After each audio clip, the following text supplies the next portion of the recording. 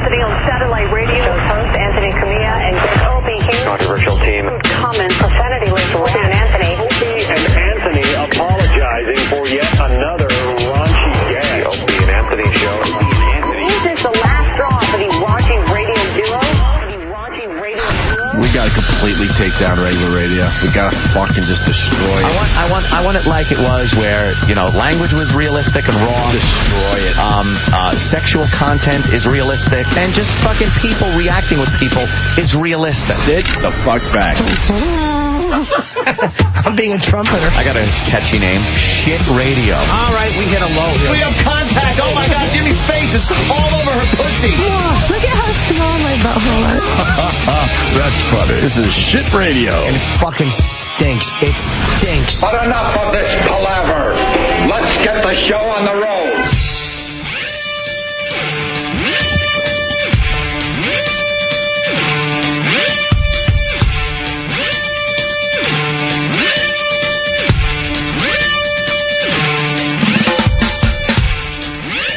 Wow. Morning, welcome to the Opie and Anthony Show, the Friday edition. There we go. We are live, January 8th, 2010. 2010. Jiminy Cricket. 2010. I go 2010. 2010 sounds like fucking the space age. I know, but it's the same shit. I know. Although we now have cell phones. Anthony's in the know, and he knows what's going on with Jay Leno, so we go to Anthony Cumia for this exclusive. Smart ass. Because we're all just shooting the shit before the show, and Anthony's like, I know what's going on with Jay Leno. Here's what happened. We were all speculating as to what was going to happen, and I had heard something on 1010 Wins on the way in on the news, and then I said what I said, and then I just said, well, that's what I heard, and Opie just goes, who are you? A guy that heard the news. But we all do it. Well, I'm hearing. That's what I heard. Next time someone comes up to you and goes, well, what I'm hearing is this, just look at him and go, but who are you? Who the fuck? Yeah, who are you? How do you know this stuff? You're hearing it, are you? We're all just speculating. You think? But I guess Leno's going to go to 11:35 as we speculate now. Yes. And then Conan's going to start at 12:05. And then what? Poor Jimmy Fallon starts at 1 o'clock in the morning? 1 in the morning, 1:05 a.m. That's what you're hearing? That's what my sources are telling me. Really? Yes. Well, all right. I know. And what does this mean for little Jimmy Norton? I don't know. I was thinking the same thing. Jimmy can't catch a break. It's like he has momentum on that show. But he has the worst luck. Yeah. Think about it. Because he's the guy that, like, and I might be biased because, the guy's hysterical and he does this show and everything, but he's the funniest motherfucker on that show. Oh, yeah. He does that uninvited guest. Absolutely. It's fucking brilliant. The last one on Tiger Woods was amazing. It's brilliant. But Jimmy had Tough Crowd, which was rocking. Yeah. Taking him places, and then that got canceled. Then he gets Lucky Louie, which is amazing that they canceled after one season, because they just should not have done that. No. They cancel that just as Jimmy's hitting. Now Jimmy's pretty much a regular on Jay Leno. And now they're getting rid of the 10 o'clock show and moving Leno back to late night. So what does that mean? But mean? only for a half hour, so is that enough time to give Jimmy a spot? What does it mean for Yemi? I'm thinking it is enough time to give Jimmy a spot. I think it is, too, but with a half-hour show, that's a lot of spot for him. God. What? Yeah, no, a little conservative today.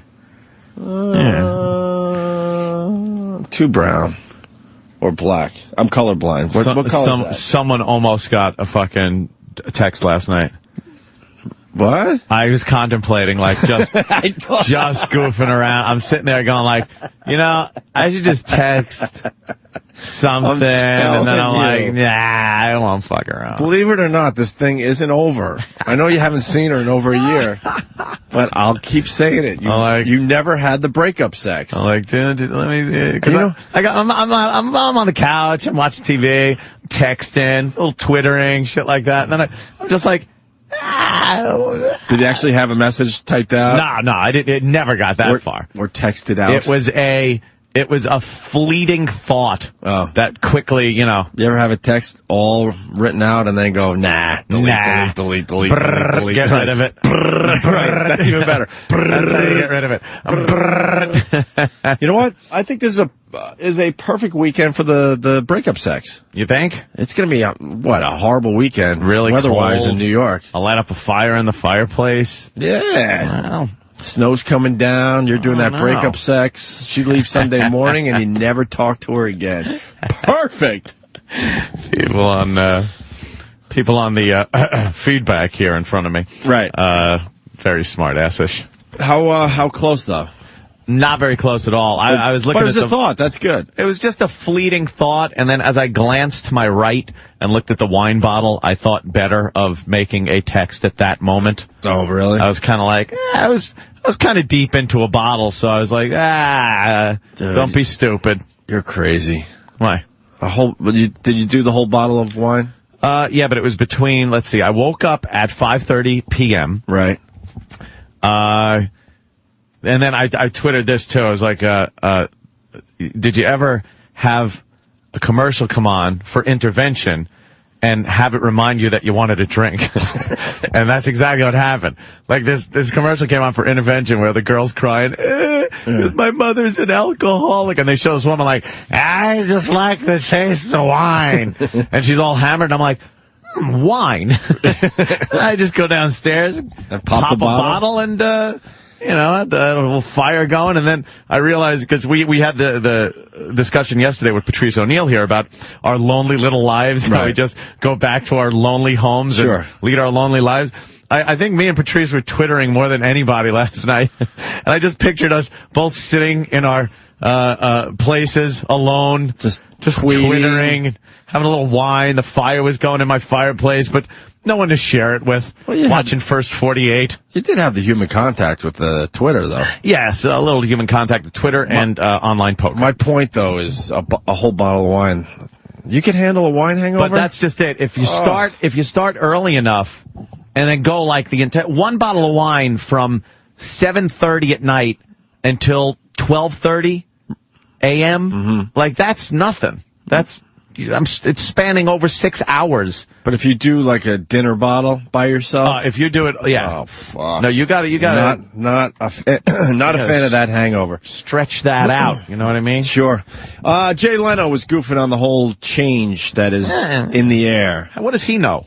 What does he know is right. This is what he did last night.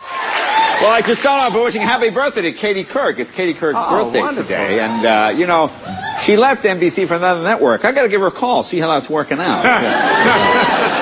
As you may have heard, there's a rumor floating around. We were canceled. I heard it coming in this morning. I heard it too. On the radio. Yeah. So far, nobody said anything to me. But, Kev, if we did get canceled, give us time to maybe do some traveling.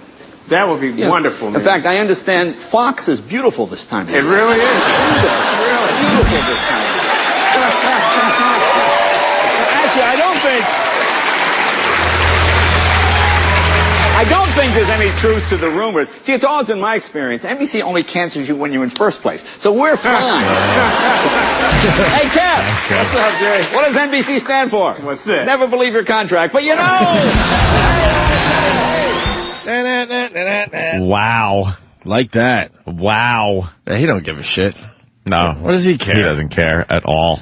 He's a commodity. He knows it, especially in late night. Like, I think that was kind of a silly move. Jesus Christ, the guy was beating Letterman every night. Yeah, I don't know what they were thinking. And then they... the whole Conan thing, it just feels like Conan fell off the face of the map, and they moved him up. Yeah, and it Like feels he had like more you're right. of a buzz and exposure when Where he he was was. later. He really feels like he went away, doesn't he? It feels like, he got taken off the air. That's what it feels like. And it was supposed to be more exposure. yeah. I don't think he's better in that later night slot. Yeah, now And Leno was perfect on the Tonight Show. He was there since Carson left, and he kicked ass for that many years, and then they decided to shake shit up. Executives are stupid. executives blow. They really just know how to screw the pooch every fucking time. They blow Trust me, they blow. All right. It's only Friday. These are just pleasantries, Right. Anthony. Pleasantries? Don't worry. All right. I'm still in the pleasantry phase in the new year. But man, do they blow. They really do. You fucking hire creative people that know what the fuck they're doing. Yeah. Just leave them alone. Let them be. Don't try to get involved like you're helping. You're not helping. Take a pencil and look at stats. Yeah. Look at a graph. Look at a pie chart. Yeah, you're the pie chart guy. Yeah. But as far as creativity goes, you hire the creative people, leave them alone. And if they're doing well, guess what? Leave them alone. No, they got to shake it up. There's got to be a guy with an idea.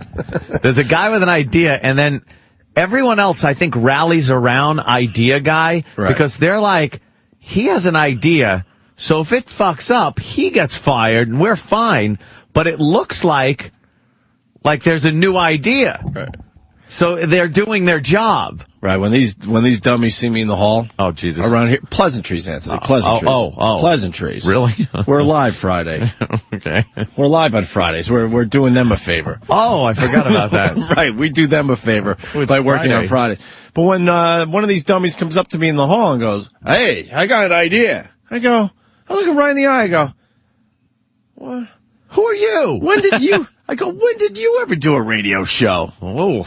Why don't you give me some tape of your radio show, and then I'll decide if I'll listen to your idea." You actually talk to them when they come up to me and go, "I have an idea." I put both fingers in my ears and go, "La la la la la la la." I don't even want to hear an inkling of the word. You're going to give me an idea? Yeah. You've never had a radio show. How about you just walk in there and go, "I got an idea about finance and how to bring the stock price up," and they'd be like, "What do you know about it? You're a radio personality." Right. Don't tell me. If I want advice on how to dress like a douche, I'll come see you. Holy shit. Pleasantries, Anthony. Pleasantries. That's pleasantries. These are nothing but pleasantries. Dress like a douche. Then you know what? Hey, I want to dress just like you, meaning a douche. Where do you shop to get that douchey look of yours? You know it's got to suck? Doing that final little jicka tug on the tie every morning. Oh, my God. When you're looking in the mirror and they do that little pull and then the knot, you hold the knot and go jicka, snug it up to your fucking Adam's apple. Mm-hmm. Every morning. Imagine that. Like, all right, a wedding, a funeral, whatever. You do that. But every fucking morning, could you imagine doing the chukka? I was working at CMF in Rochester with the great Brother Weeze, right? Of course. And they didn't really have a full-time slot for me on the radio, so I was like the jack of all trades. I did a little part-time. I did traffic reports for the afternoon girl. I helped Brother Weeze in the morning. I did some production. Traffic report? You want to go out? And they got the idea that maybe I would become a good sales guy in radio. Yeah. So for about a week. No way. I was kind of wearing. Herb Tarlick? Yeah, I was wearing a tie. And we saw me. He goes, You're a fucking suit now? I'm like, oh, no, I'm not. But I was making like $8,000 a year. So I was trying to figure out how I was going to, make my money. And I never forgot that. He goes, never become a suit. A suit. He should have grabbed you by the tie and pulled your face into his. And they, he used to sit with me and whatever, the on-air guys, we'd all sit together. Yeah. And just because I had a suit on, it was like a cafeteria thing. I couldn't sit with them anymore. Can't trust them. So then I'm awkwardly sitting there in my uncomfortable tie going, what the fuck am I doing? Good for him. And within a day or two, the tie was gone and I never looked back. And that's what they are down the hall. Suits. Dressed douchey. Just, well, am I right? I'm not going to disagree with you. Not on that one. Okay. Pleasantries. These are all just pleasantries. What else is going on, Ant? Well, if you want to check, like I said, I was twittering last night.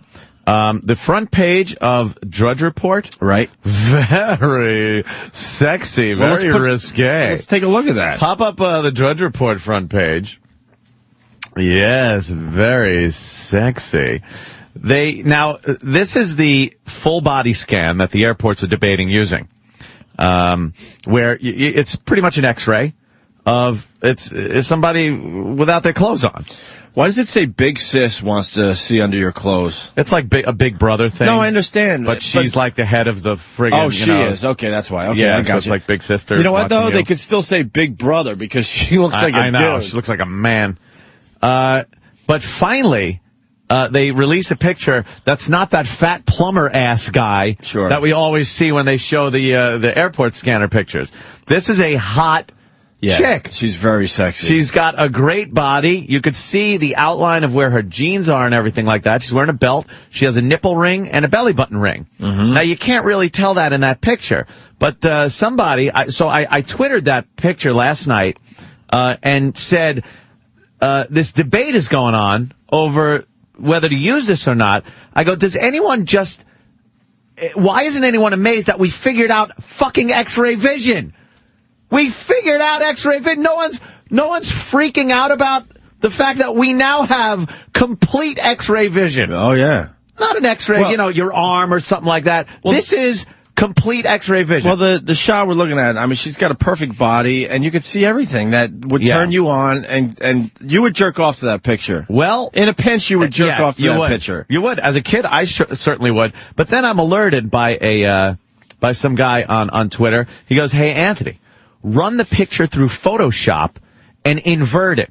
Now, when you invert it, it makes the negative a positive. It just turns it around. Is that an easy process for the regular Joe? 3 clicks in Photoshop. Okay. It's 3 clicks away. I'm not a big Photoshop guy. And I did that, and holy fuck. That's what comes out? What comes out is a picture, albeit a bit grainy, but it's that girl nude. Face is completely recognizable. Dude, don't You can see the belly button ring, the nipple ring. But don't misrepresent. That's barely grainy. I know. That is a photograph. Yep. You can see her belt. Her buckle is very, dude, she's wearing clothes.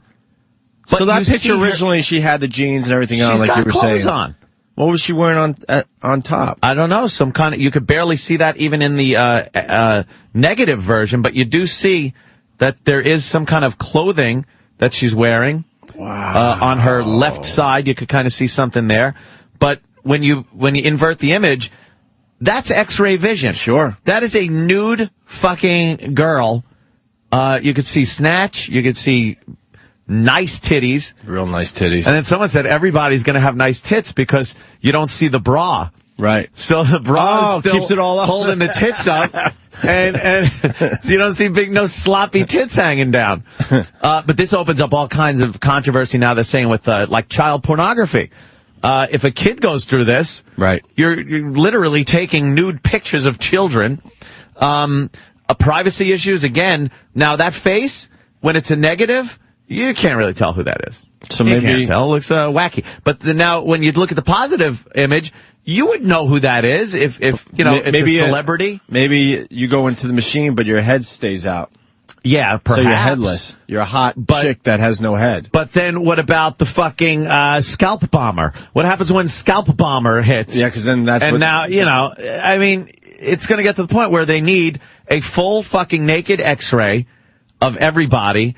Now the privacy issue comes into play. And now the old, all right, you ever hear the gynecologist going like, well, to me, it's just a job. I look at snatches all day and stuff like that. Biggest crock of which shit is ever. just bullshit. You think a TSA, a transit, fucking security agent is going to be able to sit there completely objective and not when some fucking hot, big-titted animal comes through go, dude, check this out. Of course. They're the fucking, like, degenerates. Of course. They're going to sit there and no one's going to fucking rattle a copy off, snap a quick picture of the screen. I mean, you can't keep this shit private. You gotta get this on a website because I know because you'll fuck up everybody. It's huge, yeah. Because I don't think anyone else is. What'd you do to this picture again? Just inverted it in Photoshop and balance the levels a little bit. But hey, you know what? It's so easy to do. Let's get this to our palate.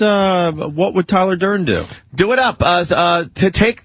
It's on my Twitter, the negative version and the inverted version. WWTDD.com. He's a good friend of the show. He actually sent us Christmas gifts. Yeah. Listens every day. I know. Very good Christmas gifts, too. Johnny Walker Blue. Hell yeah.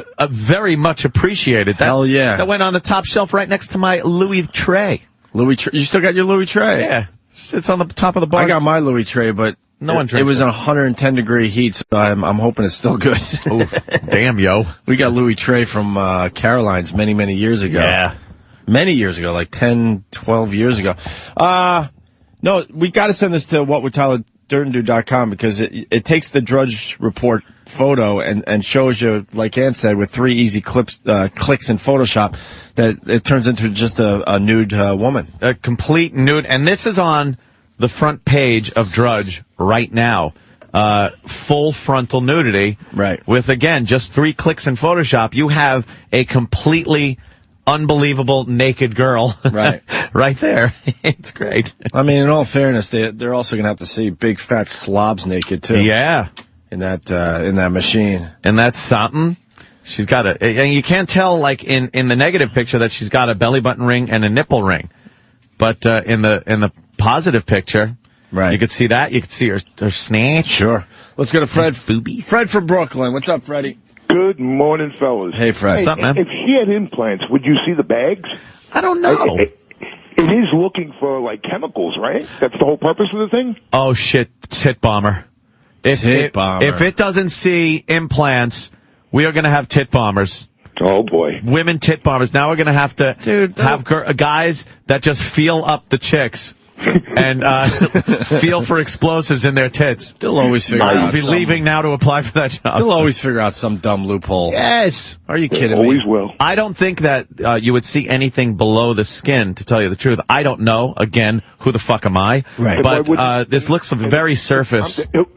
Couldn't they implant something under their skin to explode then on a plane? Exactly. That's why we're going to have to go to the other version where you just see the bones walking through, like in Total Recall. Total Recall. There you go. Yeah. We're heading that way, though. We really are. And then there'll be a bone bomber. Right. That has something implanted in their bones. We're just fucked. Hey, Fred. Yo. You came in 3rd place last night. Oh, damn. 3rd? She was loud, though, wasn't she? Yeah, could you resend that? I'm gonna retweet that, give you credit today. I'll resend it right now. Well, how do you expect to win when a walrus is sucking his dick? Right, I mean... did you see the video? You did? Dude, insane. First of all, I was stunned at the size of walrus cock. No shit. It's giant. It's like a big fucking walking stick. And that he holds it and just bobs up and down on his own wiener. Oh, my God. It's amazing. If you haven't seen it, I'm starting a goofy little thing called Tweet of the Day on my Twitter, Opie Radio, and last night's winner was Walrus Sucks Own Dick. Yeah, Walrus sucks But Fred from Brooklyn was in 3rd place. He has a video of, not a soccer mom, sorry, a hockey mom. Hilarious. Her son gets in a fight, and this woman is screaming, motherfucker! Yeah, I've heard that one, yep. Yeah, I've seen I that. always go for the audio more than the visual. I'll resend it right now. All right, cool. Thanks, Fred. Man. Have a great weekend. Yeah, That walrus. the fucking walrus sucking his dick. And he goes down on that thing. He's balls deep on himself. Dude, if you're going to suck your own dick, what, are you going to fucking play around, or are you going to get in there? And then he just drifts to the bottom of the big aquarium tank and hits his head. The commentary is really funny. The woman... I wonder why he's doing that. The guy is a complete fag, by the way. He goes, I wonder why he's doing that. And she doesn't even go because he can. And she's That's the joke. she's just really into it. And then she starts laughing because the walrus is now trying to hide his big walrus cock from her. Yes. Because he's ashamed.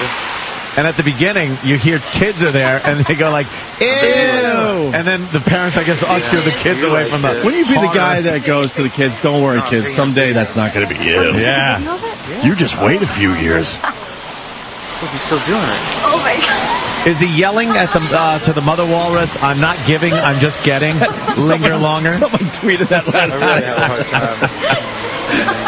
He's having a hard time seeing this. Oh my God. Why would you have a hard time seeing a walrus suck his own dick? It's hysterical. She's laughing her ass off. Yeah. Oh, like, leave me alone. I want my privacy. Oh my God.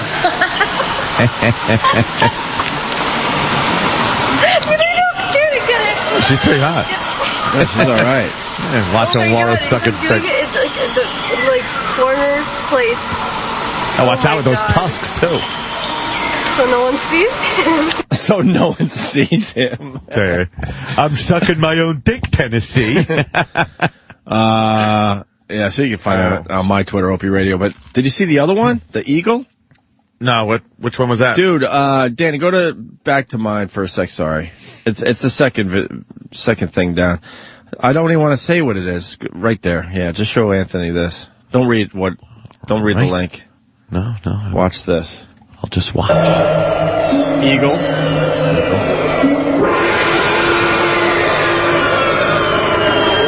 There's a goat on a ledge. Holy Eagle shit. Picks him up. Holy shit. And drags him to his death. And drops him. Watch. Drop. See you later. See you later.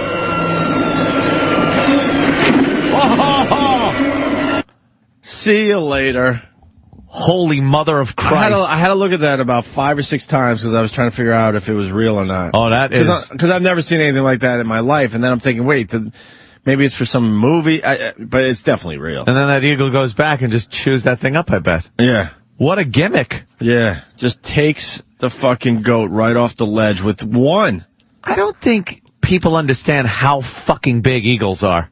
They get big. They are goddamn giant animals. Are they dinosaurs? Yes. They're dinosaurs. Oh, that poor stupid goat. And it just thuds. Look at him. It falls. Does he falls. Bam. That's it. And then you get the animal rights people. They're tweeting me going, fuck you. I'm like, fuck you, that's nature, you dumb. Right, I'm just retweeting a nature video. Relax. Oh, yeah, you yell at the eagle for killing the frigate. That's called nature. Well, that's what the beauty. they do. It's the beauty of Twitter. Ban. Wow. Ban. Yeah, exactly. Don't need to put up with your shit. Exaca-ticka-tackly. So all right, so we got a lot going on. You had that tweet you had was great. That was a tweet. We're gonna send that to whatwould-TylerDurden-do.com. He'll go with that. Yeah, that's a good one. And that'll get the country talking because no one is taking that X-ray photo and doing that simple thing you did to make it look like a fucking regular photograph. Easy, quick 3 clicks, and you're done. Also, I was twittering during watching the First 48, which, of course, one of my favorite shows. There's a murder that happens, and then they show the first 48 hours of the investigation. And I started just not even realizing if I was watching the same episode over and over again. Really? Until someone pointed out, you have to look at or listen to the nicknames of the person. He goes, did you see the one where Jerry Curl killed Cookie Head? Like, all right. Now, and that's how you tell. It's like, all right, look, Jerry Curl and Cookie Head. That's this episode. That's funny. And now I realize that. But, just, wow. I wonder why that really hasn't come up more in news or blogs, websites, things like that, where it really is just a cavalcade of black people killing each other. That's what that show is. It's the first 48 hours of an investigation of black-on-black crime. It's just drug dealers. And last night there was a 15-year-old girl that was shot outside of a party. That just somebody looked at somebody wrong, smacked his head, and decided to come out with an AK-47. Jesus. It's like, can you just relax for a fucking minute and take a breath and think about what you're going to do? That happened a lot in my hood, Centerport, Long Island. Yeah, Centerport was known for... I couldn't go to a party when I was 15 without the worry that bullets were going to come flying through the windows. So the second somebody gave me a bad look, I went to the car and got my chopper. I got the chopper, I like to call it, and went out and started slinging lead. Dude, speaking of guns, are you following this Gilbert Arenas thing at all? Oh, yeah. It's getting better and better. It's hysterical. Now he was mocking his teammate. Did you read this today? Apparently, some of it got heated when he insulted the size of his buddy's gun. He goes, look at that little shiny gun. Look at your little shiny gun. What the fuck's going on in the NBA, though? They're all going to the games. What's going on in the NBA? Well, apparently they're all arms going to the games. I've noticed some changes over the years. It's not the Larry Bird, no, versus Magic Johnson thing anymore. Now everyone's tatted up. Tattoos all the way up their necks. They're bringing guns to the locker room.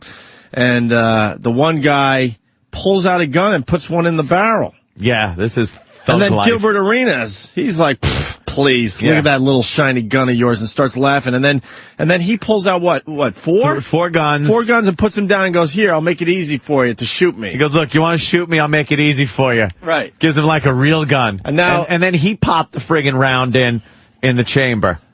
Gilbert did? Yeah, they both did at one point. And then the other guy that was just totally humiliated starts singing as he has the gun. Yeah, to defuse it, I guess they said. But, man, what is going on? You got to think that this type of thing, well, how can I say it? You got to think more NBA players are taking guns to the locker rooms. Yeah, I think I heard a tease on the news about it sounds like they don't really check that type of thing. I heard a tease on the news. It said, and so the Nets, some of them the Nets are going to be banned from doing something on their flights. We'll tell you. I'm like, oh, great. And I don't know, but I'm assuming they're probably going to ban any firearms from any of these guys as they're traveling. Which amazes me. No, it's gambling. Oh, it's gambling? Yeah, they're banning gambling on flights. Why? On flights? Yeah. How could you gamble on a flight? All right, you know what? With your what do you mean, members. just shooting dice? I'm thinking like online. Yeah. You know what, though? Shooting dice in the back of the plane? Yeah, pretty much. Are they gambling on the fucking planes? Well, that's how this all got started. Exactly. Anthony, I played a little basketball in my day. You're bored going when you're traveling. I mean, my traveling was dumb. It was on a bus to Amityville or something. But these guys are traveling all the time. Jesus Christ! And so they're no shit. Amityville. And there was a curfew when we used to play Amityville. Curfew. That's like taking a curfew for the town. That's like taking that turn off when you were on your way to Great Adventure to go to the other place. Remember the fork in the road? You could either go to Great Adventure or the other attraction. I'll leave it at that. I'm sure it's a great joke, but I don't know the joke. I know where you're going with it. Yeah. You're gonna have to tell me during the break.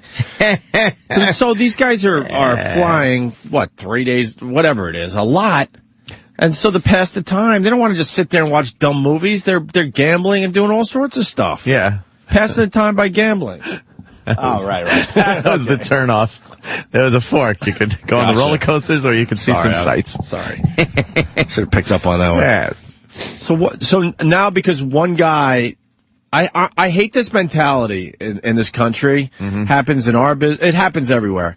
One guy fucks up. Yeah. So no one is allowed to do that fuck up of a thing. No, never. What is that mentality? It doesn't make sense. The gambling that these guys are doing is passing the time, keeping them relaxed. And they're enjoying themselves too. Yeah. So one guy fucks up with his online poker and his poker playing in general. So now no one should be able to do it. They get up to like $6,000 though that they owe each other and shit like that. And $6,000? He wasn't paying. I think it was like $6,000. What was it there? 60. Yeah, I think it was higher. higher. Are you kidding? It was 60,000. Yeah. I was like $6,000 was a lot if you're just having a fucking get $60,000. They're fucking they're with throwing each some other? money around. Holy shit! So now the No wonder Nets he busted out the gat, yo. So let's slow down and follow the trail here. So now the Nets, who never had a problem with their players gambling while they were traveling, now they're not allowed to gamble because of this guy's fuck up. Right. I hate that mentality. Yeah. Always have and always will. Because some people can handle shit. You know why? Other people can't. You know why there's no insertion policy at Sirius XM? Because one dopey DJ fucked up because he's irresponsible. So we all have to suffer because of his dopiness. Yep. That's what happens. But that's, it's a dumb mentality. I don't know how follow. I don't know how these guys, and who knows how many more, are traveling around the country with pistols. You're not allowed. You can't do that. You got to think this isn't a isolated incident. Yeah, I'm assuming a lot more of these guys are packing heat. Sure. And you might be legal where you live, but then the second you leave, you got to start looking into some of the reciprocation rules that they have with firearms. But they travel differently. They're not going through anything. Yeah, I know. That's just it. Where's your bag? Oh, over there. Okay. Some dude throws all the bags on a plane pretty much and they go, right? But the second you leave, your state, depending on where you're landing. Yeah, but you're landing illegal. and no one's checking you when you land, obviously. Yeah. So if you got to then use your gun for self-defense or something like that, you're going to get busted and end up like Plexico. Who can't get his little work release? Can't get a work release. Why wouldn't they give him a work release? I don't know. Like, that seems a little odd. Like, he doesn't seem like a risk. How many months did he do already? He's been in there 2 or 3 months already? a couple of months. He's got 2 years, though? Yeah, he doesn't seem like a flight risk. He's not like one of these guys. He fucked up. Probably because it was high profile. But so they probably want to have him sit in jail a little set an longer. example a little bit. A little bit.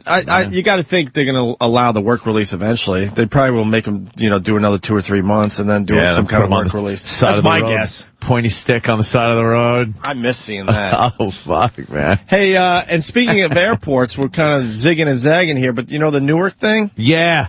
They got the video of the person that broke the security thing. Yeah, went in through the outdoor. Thank you. The video, this is enraging. There's a girl. She goes like this. I'm doing the come here Come to hither Anthony. with the finger. She does this to her boyfriend. The boyfriend just lifts up the rope or whatever, or the thing, and ducks under and starts walking with her toward her flight. Yeah. And that's why they shut down the airport for 6+ hours. What does he think it is, 1972?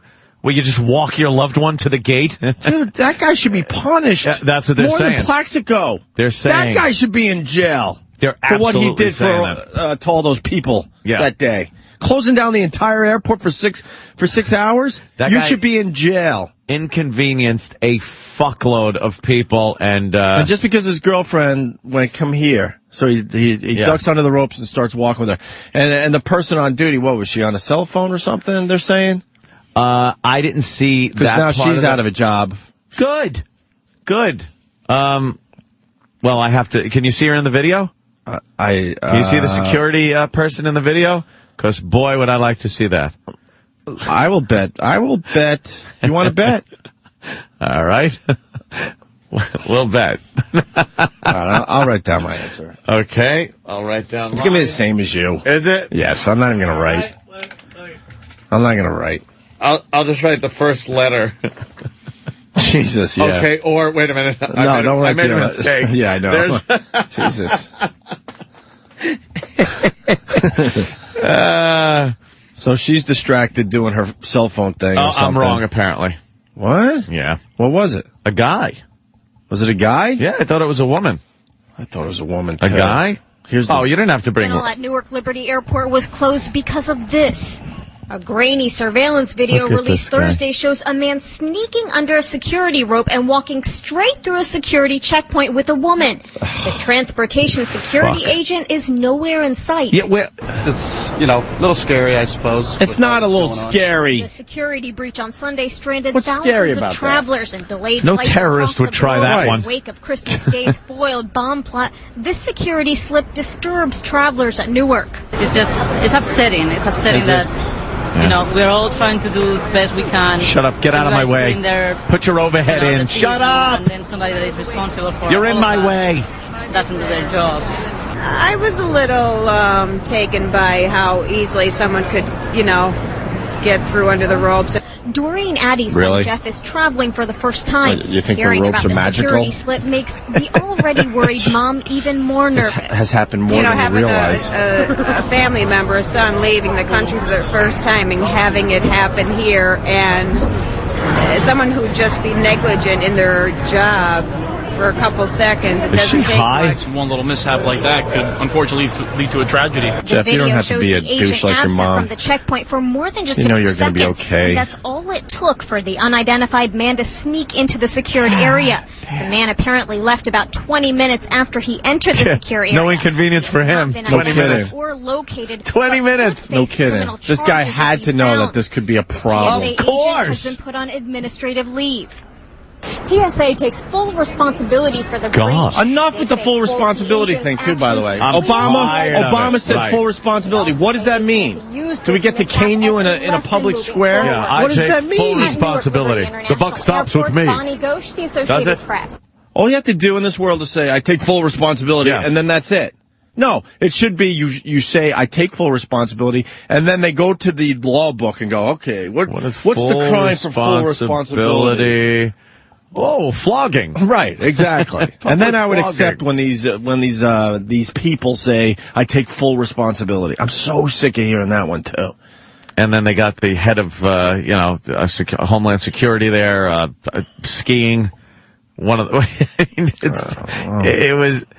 it's a clusterfuck. I can't wait for the Republicans to get back in there so I could go, see, it's both sides. Same thing. It really is. Same thing. Same crap, just different skin tones. I'm just amazed in a year how much skin tones. You know, if you put Obama in Photoshop, within 3 clicks, I'll have a president I won't mind. Right. there you go. You just have to invert it, right? Just invert. But you know what? That guy that held up all those poor people for 6+ hours? Yeah. That's a real crime. That's fucking terrorism. The Plexico thing, who gives a crap? Didn't inconvenience that many people. Gilbert Arenas, who gives a crap? That guy, I want to talk to that guy. Yeah. He needs to be dealt with. Absolutely. He needs correcting. Absolutely. Arenas makes $150,000 a game. So 60 grand isn't that much, really? Really? I do okay for myself. I would love 60 grand. 60 grand's pretty nice. 60 grand is nice for everybody listening. 60 G's. It's nice for Donald Trump. Yeah. What do you got, Matt? That's all you got on that? Yeah, pretty much. And Yep. I got my bucket in. Ooh, fuck. I didn't get my bucket in. Ah, damn. Bucket in? Nah, I didn't get my bucket in. All right. Damn, man. Well, that's a good start. What do we got today? Patrice coming it's back? It's going to be a loony house in here, if I may say loony house. Honestly, not too bad, because Gallagher comes in at 9. Oh, he does? Yeah, Gallagher's coming back at 9. People still talking about his appearance a couple 9 days tonight? ago. 9? Oh, unfortunately, it's this morning. Why are you saying unfortunately? I'm exhausted. He's just going to...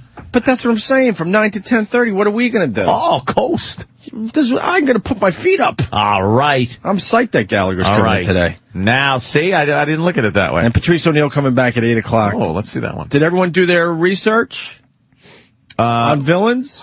Oh, shit, I didn't do my homework. This is like real school. It's getting like that. I totally didn't do my homework. It's getting like that. Please do that.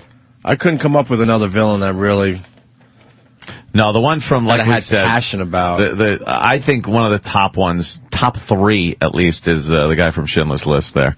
I pardon you. Yeah. He was that was a good just one. fucking ruthless. And Hannibal Lecter. Yeah. Number 1. Hannibal's pretty ruthless. Is he really number 1? I don't know if he'd be number 1. Maybe other people did their research. Wait till Patrice gets here, and then we'll discuss that and other things. Cheeky. Yeah, he was twittering last night about the game, the big game. Mm-hmm. And then people go, why are you watching the game? It's like, well, I watch college. I'm not going to watch I know it's a big thing. I know it, believe me. But for me, nah. Well, Alabama. Photoshop X-rayed girls. Alabama man. Oh, wow. Alabama man. Alabama beats Texas 37-21. Bama. So... Did Forrest Gump run? Was he the guy running for Bama? I'll be honest. He was playing for, right? In Forrest Gump, he was playing for Alabama, I think. How weird is that? You don't really give a shit about sports or college football, but you know that a tidbit. That little tidbit. I watched that movie a lot. I didn't watch it, actually. I have a tough time with college football. I should get more involved with it, though. You know, I am going to have to just crank up Photoshop a little more often. Apparently, a lot of celebrity pictures are easily manipulated to see what's going on underneath. What's going on underneath a little better than they show them. You know, when you could kind of see nip, you could kind of see, on those tight-fitting shirts and dresses. You'd put that in Photoshop. You'd manipulate levels a little bit, contrast. Are we looking colors, at J-Lo's nips now? And you can just pretty like that? much get a nude version. Right on. It's pretty good. When we get back, Larry King. Wow, did he have a fuck-up. Really? Wow, Larry? did he have a fuck-up. But he never does. One of the best ones ever. Stop it. One of the best ones ever after the break. And Jim Norton, we got a voicemail from Jimmy addressing the rumors about Leno. Oh, wow. We'll do that right after the break. Now he's a guy in the know. I was writing him. Me, I just talk out my ass. We'll see what he has to say. Jimmy's in the know. And he's going to be at the Addison Improv all this weekend for everybody in the Dallas area. Yes, Make sure you go check out Jim Norton. We'll be back. Stay there. La, la, la, la, la. Opie and Anthony for Friday. Hi. Hey, let's get right into the Jim Norton voicemail. So Jimmy's down there in Addison, Texas, Dallas area, playing the Improv down there all weekend long. And, of course, he's a big part of the Jay Leno show, and the rumors are flying. They're everywhere. What's going to happen? Yes. I think it's becoming pretty obvious that Leno's going back to 11:35 after the Olympics, by the way. He's going to go on hiatus February 1st, so we're going to get Jimmy back for a while. And then when he returns, he'll be on at 11:35 to only 12:05, it looks like. Yeah. And then you're hearing that Conan goes 12:05 to like 1:05, and then Fallon at 1:05. Fallon gets the real late night boot in the ass. Because they got to pay everybody. And they're all talented guys. Yeah. I mean, we said it earlier that it seems like Conan kind of fell off the face of the map, but the guy, you can't argue that he's a very talented guy. I enjoyed... And has had a lot of success over the years. I enjoyed watching his show when it was on, later at night. A lot of people had the same argument with Letterman, though. Like years ago, Letterman was doing the late night thing. Mm-hmm. And then they finally, moved him up, and people were like, well... He kind of worked better late at night, that quirky humor. Because if you recall, he really had a quirky-ass fucking show. Now it's more a standard talk show. But he was weirder than Conan ever was. It's kind of weird to say that, because I always felt like it was just Letterman. I guess I'd have to really think about it. He used to and we were a lot younger, so when you're younger, quirky is normal. Larry Bud Melman, when he used to bring him out and shit, that was just quirky? Weirdness. Yeah. God, to me, I just thought that was you just normal. No, but that shows our age. I think. Yeah. I think when you say quirky. Yes. When you say Kirky. Kirky's going to be in on Tuesday. Captain Kirky. I can't wait to talk to Captain Kirky. I know. Might as well have fun with my faux pas. All right, yeah. But when you were growing up and you were watching, I don't know, Monty Python and all that, that would be considered quirky, right? Yeah, definitely. But when you're watching it as a kid, it's just normal to you. Yeah. You look back, though, at Letterman, and, I mean, look at he was a young man back then. Mm-hmm. And Larry Bud Melman. He would just do like skits and be involved in sketches and things. And Larry Bud Melman's been dead for years. I know. Well, David, where did he find this guy? I don't know. But that was that was kind of a Conan-ish thing where people were saying, I don't think you'll be able to move him up. Mm-hmm. He's a little too weird. And he kind of got into that thing of doing a regular, talk show. Right. He gets people on, he interviews, and that's pretty much it. But Conan hasn't kind of hit that yet. So, and I don't think they give people as much time anymore. That's for sure. Fucking no. They used to give them years to fucking succeed, especially in late night. It's like, all right, we'll just stick them there, pay them, and hope for the best. Now they just they'll pull you right off. They won't even give you a year. Well, it's the nervous executives. Nervous Nellies. Dumb, whatever. Oh, here's Jesus. what Norton has to say about the whole thing. What? He left a voicemail late last night. Hey, it's Jim. I've been getting a lot of emails from a lot of you asking about, obviously, the rumor on TMZ. Is it true, is it not true? And as far as the rumor, if it's the rumor about me going back to Cleveland, to the House of Blues on February 26th, that is in fact true. And I will have my tickets going on sale tomorrow morning, Friday, January 8th at 10 a.m. at livenation.com. I tend to sell out very quickly in Cleveland, which means it's going to probably go clean very quickly, as we say. So get tickets early. And that's a big, exciting announcement that I have. And I heard about Artie. If it's true, if that's what happened, if Artie really did do that, I hope he's all right. If anybody has been in contact with him, please pass on my... I almost said thoughts and prayers like Tony Danza. I really am an asshole, but, I hope he's okay. And right now I'm in fucking Dallas and it's 30-something degrees. And people are obviously asking about the Leno rumor. I've got a few emails. Is it true? To be very honest, I'm not at liberty to say. I mean, I talked to Jay. He called me this morning. And to listen to messages from this person, press 1. Fucking Jimmy. He's a douche. Jimmy's going to be all right. Leno loves Jimmy. Oh, yeah. So I think if Leno does only a half-hour show, I think Jimmy will be a part of that. Yeah. That's my gut feeling anyway. Yeah. Where's Sam? The Larry King thing we got to get into. Yeah, I want to hear this Larry King, because you selling it like you did before the break, Opie. That's a tall order. This is the best Larry King. I think this is the best fuck up. Wow. You can't even name any of the old fuck ups at this point, right, Ant? How important is the board? How important is the board is way up there. That's up there because the skateboarder guy. That started the whole how important is the. Right.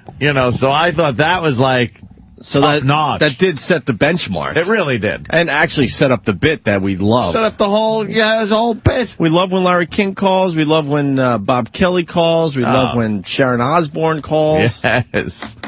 You get all the celebrities. Sam, is this the biggest fuck up yet? I mean, this is much more of a fuck. Like, that was just a stupid question. Like, this is like what are you talking about? Wow, like, really? What? Oh, good. Like, how douche chills involved? I mean, douche chill. Like, this is the type of thing where you would want to return your television set to the store. Wow. Because it's like, what? This is a really bad one. Okay, that's bad then. Like, you think, like, how could this even happen? Like, it's not like even poorly researched. It just doesn't make sense. Is it as bad as, I don't remember exactly how Larry put it now, fuck. What did he do with the groceries? Was that the, God. Was that the line, or? That was a good one. Yeah, when the guy broke into the woman's car to, like, whatever. And to rape her. To rape her. You don't just say to whatever her, Sam. I didn't remember if it was a rape murder. No, there was a horrific rape going on for hours in some kind of warehouse. Because he was holding the groceries, and Larry asked. Right, what happened to the groceries? She was just dumbfounded. The groceries? The groceries? Who gives a shit? I'm being pummeled over the head with a monkey wrench. And he's sticking things in my hiney. Yeah. You want to know what's going on with my groceries? Stop. But again, this is more of like a, it's not even, it's insane that anybody would even think this. Okay. That's crazy talk. It's time for him to just step down. It is, yes. This is it. This should be the final, like, CNN should come to him and say, look, we have to let you go. Please stop doing the show. And I saw, and you've suggested perhaps Anderson Pooper goes into Anderson that spot. Pooper is, they're grooming the Anderson Pooper Are they guy. grooming him? Because now he's everywhere. The other day, I tune in. Not a fan of the Pooper? Anderson Pooper 360. And he's doing an interview. By the way, I wouldn't be calling Anderson Cooper Anderson Pooper. Why? Fucking guy has some guns. Well, he will I kick bet he your does. ass. I bet he does, and I bet he would. Oh, I bet he would. He was talking with. I turned him on. I turn on Anderson Pooper 360. Yeah. And I see he's interviewing an interior decorator. They're talking about flower arrangements, and the guy he was talking to was on fire, flaming. Really? Just, yes, you need the proper window treatments. It was, and I'm going, there's a lot of news going on these days. A lot of big stories. Why is Anderson Pooper talking with an interior decorator about floral arrangements and window treatments? And bam, he lost me in 2 seconds. I was out. Oh, wow. You think he's going to turn? Turn? No, well, what? Okay. But turn the Larry King time slot into some kind of fabulous show, I would say. I think his show would be fabulous. Does he talk straight? Yeah, completely. No, I mean not actual. Like can he relate to the straight audience? This Anderson Cooper. I don't see why he wouldn't be able to. Opie, what are you implying? I'm just asking. The window treatments, does he talk about No, it was kind of like I couldn't even get into it as far as thinking maybe I could, Dude, Larry King, laugh at this or at something. This point. Well, we watch because, we know why we watch. Yeah, if you're a fan of the show, we all know why we watch. It's awesome. Yeah. Yeah, Larry's, we're watching someone lose their mind on television on a nightly basis, which is just amazing. How you don't really get to see it. It's like a reality show. It's him. He thinks he's doing a talk show. It's actually a reality show of watching someone lose their mind. I feel like it's the new Kids Say the Darndest Things. King says the darndest thing. Wow, that would be good. All right. Did you guys notice that I have a horrendous haircut? Do you? I think you look fine. I didn't. And it has, and it's, and it was a gay thing. What? Yeah, don't worry. Travis has that. What happened was, I got into some, in the middle of some, bitch fight, I guess, that was going on. Not me, at the salon? Dude, I've been going to the same person to get my hair cut. Yeah. And been very happy with how he has cut my hair. A man? He's a man, and but he's also, actually, he is a friend of mine now. Wow. After all these years. Oh. But he wasn't available. So I went back yo. So I went back to his old shop, because he moved from the place I used to go. Yeah. One of these things where you have a haircutter you like, and then they move on, so you follow them, all right, I'll go to your new place. So that's what I did. So he wasn't available, so I go to his old place. And I casually mentioned who cuts my hair now, and this guy obviously doesn't like him. Well, and used to be his would he? boss, and is mad that he left this establishment. Wow. Next thing you know, he's taking a scissor to my hair and taking it out of my head. Yeah. I'm like, what the fuck? You dropped the wrong name. I just got involved in some kind of bitch fight. You went in. Why would you think, if it's his old place, that he left on good terms? You speculated. Well, you did a coin toss on your hair. Well, I'm sitting there, and the guy's, the stupid small talk that I could give a shit about. Just cut my hair. I know. He's like, I said, I used to come here. No, what happened? Well, I haven't been here in a year or two. Why? Well, I'm like, well, because the guy who used to cut my hair, he moved on, and I did the right thing, and I go to his new place. Is there a big sign, Bruce is back, or something like that? I used to hate those. You drive past the salon, it's like, oh, Bruce is back. Cares. A little thinner, but he's back. Oh, shit. Oh, damn. Watch yourself with those scissors, pal. Don't poke yourself. Right. And, so I go, I haven't been here in a while, and blah, blah used to cut my hair, and he used to manage this place. And this guy goes, blah, blah. Blah, blah didn't manage this place. I was his boss. He's getting all mad at me. Shit. I go, well, and then he goes, did blah, blah tell you that? I go, no, blah, blah didn't tell me that. That's what I assumed. Well, like blah, blah. And then he goes, you assumed wrong. Now I'm in a fucking thing with this guy, and he's got scissors. Next thing you know, he's just taking it out of my hair. Edward scissor handing your hair. I think, yes. His hair flying all over So the place. I'm close to just shaving my head and starting over. I think it's better than you think it is. But it's that bitchy thing. Yeah, I got in the middle of some kind of bitch. You got in the middle of two bitches. Something was going on between those two, and I got right in the fucking middle of it. All I wanted was a goddamn haircut for Christmas. Maybe it wasn't just the boss employee thing, if you know what I mean. A lot of times, sometimes things go a little awry. Maybe a little scornage. Who the fuck knows? But what does bitch fighting like that have to do with Anderson Cooper? Well, because he's a bitch. Okay, thanks for clearing that up. See, this is how easy this show is. Anderson Cooper bitch, and then you go, oh my God, yeah, the bitch thing I was in around Christmas. Bitch haircut thing. And you do a little off-roading, then you get back on the road, and you just say, all right, enough with this Anderson Cooper thing, and you get to Larry King. Right. You want the Larry King clip now? I'm dying to hear it.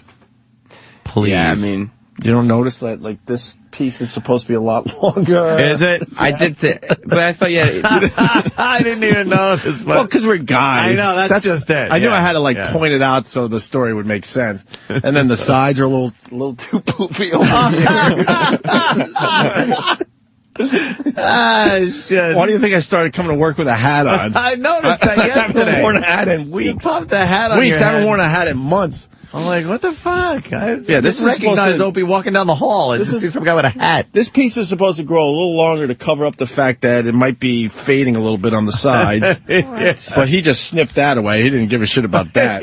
he could give a shit. He's like, oh, you went to blah blah, did you? Dude, he's all snip. He's all pissed off. I'm like, dude, I just met you. Yeah. Don't put me in the middle of your bitch fight. The gays are exhausting. They are so full of energy. They're exhausting, though, right? Yeah. There's always drama with gays. The gays are exhausting. The gay always has drama. There's something always going on. And you don't even know when you're going to step in the middle of this. Exhausting, you're right. Well, you don't want to step in the middle of it. All right, let's get to Larry King. Please. So Larry King asks Deborah Tate. You know who Deborah Tate is? Why was she on Larry King? Larry Tate's daughter. They were doing a Roman... Whoa, hold on, folks. I actually had an image of Jimmy's face in my head. You know what he would have done, how he would have looked at me. I would defend that. That's some TV knowledge right there. I would defend you on TV knowledge every time. Sharon Tate's sister. Oh. Yeah. What, she got a book or something? They were doing a thing about Roman Polanski, and so they were getting people... Oh, no. Okay. I'm not going to say a word, but I am conjuring up a horrible, horrible thing he could have done. No. They were doing like a Roman Polanski, so they had a few people who related to Roman Polanski on the show. Hold on, I gotta go. I gotta go to Stony Brook. Oh, no. We're still off-roading, Sam. I'm sorry. Okay. No, it's okay. Stony Brook, what do you got? Ooh. Hey, what's up, boys? How we doing? Pretty good. Good. New barbershop opens up next door to me. I go in there for a haircut, sit down. The guy who's cutting my hair gets in a fight with somebody else in there, and he starts taking it out of my head. The other barber storms out of the place. I'm sitting there just getting my hair cut, and there's nothing I can do because the guy's got scissors. So I'm left with this, and like you, I'm wearing a hat also. Yeah, now I gotta cut. I was trying to grow my hair just a little bit. Now I gotta cut it all off again. You guys got to just stop getting haircuts altogether. Dude. Let your freak flag fly, man. I'm on to something, though. All of a sudden, you get into a situation. I'm like, I don't want to be in a situation. I just want a haircut. Oh, the gays. So I look good for the in-laws. Drama. When I went down there for Christmas. No more gay barbers. No. Where have you been? I haven't gotten a haircut. They give you the best haircuts. I guess. I don't know. You got to deal with the gays if you want a nice haircut. I always went to an Italian Dude, barber. the hotter the woman. Oh, really? Like the old school fucking, the little swirly pole in front? And instead of the pole in... You should go to a black barber shop. Oh, they don't have any gay black barbers. And you will hear some stories. Yeah. I don't want graffiti in the side of my head. Why? What the kids are I don't doing? want graffiti. Fucking go to the barber shop, yo. I don't want to the barber shop. There's a barber shop in my town called Macadocious. Yeah? I was thinking about getting my neck cleaned up at Macadocious. Getting your neck cleaned up a little bit? Let's, you know what? Next, you done. Next time Nicole from the Morning Mashup walks by, have her come in here. She'll notice how bad this hair is. Okay. Yeah? Okay, she'll notice. You'll have to say something. That's she won't a say. And I'll have a new haircut when I meet everybody at the Borgata when Jimmy's down there next weekend. I will be all short hair. How quick's that grow in? I got to go short. Wow. I got to take it all off. Hoorah. And look, I mean, Aunt, who cuts your hair? I go to John Sahab. Is it a dude? No, it's a Japanese girl. Oh, see that's throwing a curveball. Yeah. Because when you walk into a place to get your hair cut, you know what's going on. If you got that hot girl with the big tits, you're going to have a nice hour, but you're going to have a horrible haircut in most cases. She's been cutting my hair for a long time. But Japanese... Yeah. They take their jobs pretty seriously. She does. Oh, she does. And then it's always a girl that shampoos my hair. Once it wasn't. Once, and I've been going there for forever. So, and I do not enjoy the guy hair shampoo. No. I don't want the guy shampooing my hair. When it's like that one time, a guy comes over, he's like, all right, come with me. We can shampoo your hair. I'm like, oh no. And you can't say, hey, dude, you know, nothing against you and everything, but that massaging of the scalp thing, like... I can almost deal with getting my hair... Like if it's the army and some guy's just like, okay, next. But like, when they start massaging behind your ears and the back of your neck, and it's a guy, a little too touchy-feely with a man. Dude, I don't need that. I was going to a pretty nice place on Columbus Avenue, and this like older Italian broad, but she still had it together. She did the shampoo, and then she did that massage where your whole body starts tingling. And she's only messing, like you said, with under the ears and the back of the neck. It's great. And the scalp. I was so like, what the fuck? And then I turn around. She actually winked at me like, if you like that, Well. And I'm single, too. I should have taken her up on it to see what the fuck the wink was all about. Must have been before that haircut. No, this goes back, but she, I mean, just that, she was like advertising, like, this is, really? I only do this during the day. If you want to see what I could really do. Yeah, below the neck, right? Because something was going on. Because I was like, that's more than just a nice little, like, I'm going to get you relaxed for your haircut, neck pretty massage. good at that shit, huh? I was like, what the fuck? God damn. Let's go to Jim in Connecticut. Jim. Hey, good morning, Jim. guys. Hey. I got a quick story. A couple years ago, I went to get a haircut at the local barber shop by the side of town. And as the guy's cutting my hair, he's right in the middle of cutting my hair, he starts telling me how all his friends come over. I'm like, yeah, okay. He goes, you want to be my friend? I'm like, it's my first time here, but okay. He goes, well, if I offered you a blowjob, would you ever come back again? Now, he's right in the middle of cutting my hair. I'm not going to say no. Oh, my God. I'm like, yeah, I'll come back again. No problem. You know what? Can I suck your cock? You know what, Jim? I'm kind of with you because we all care a lot about our hair. You we don't try. wanna, yeah. We make believe we don't, but we do. Yeah. You don't want the guy fucking up your hair if you say no to that question. I don't want to be judged. So you kind of got to lead him on until the hair is done. Oops.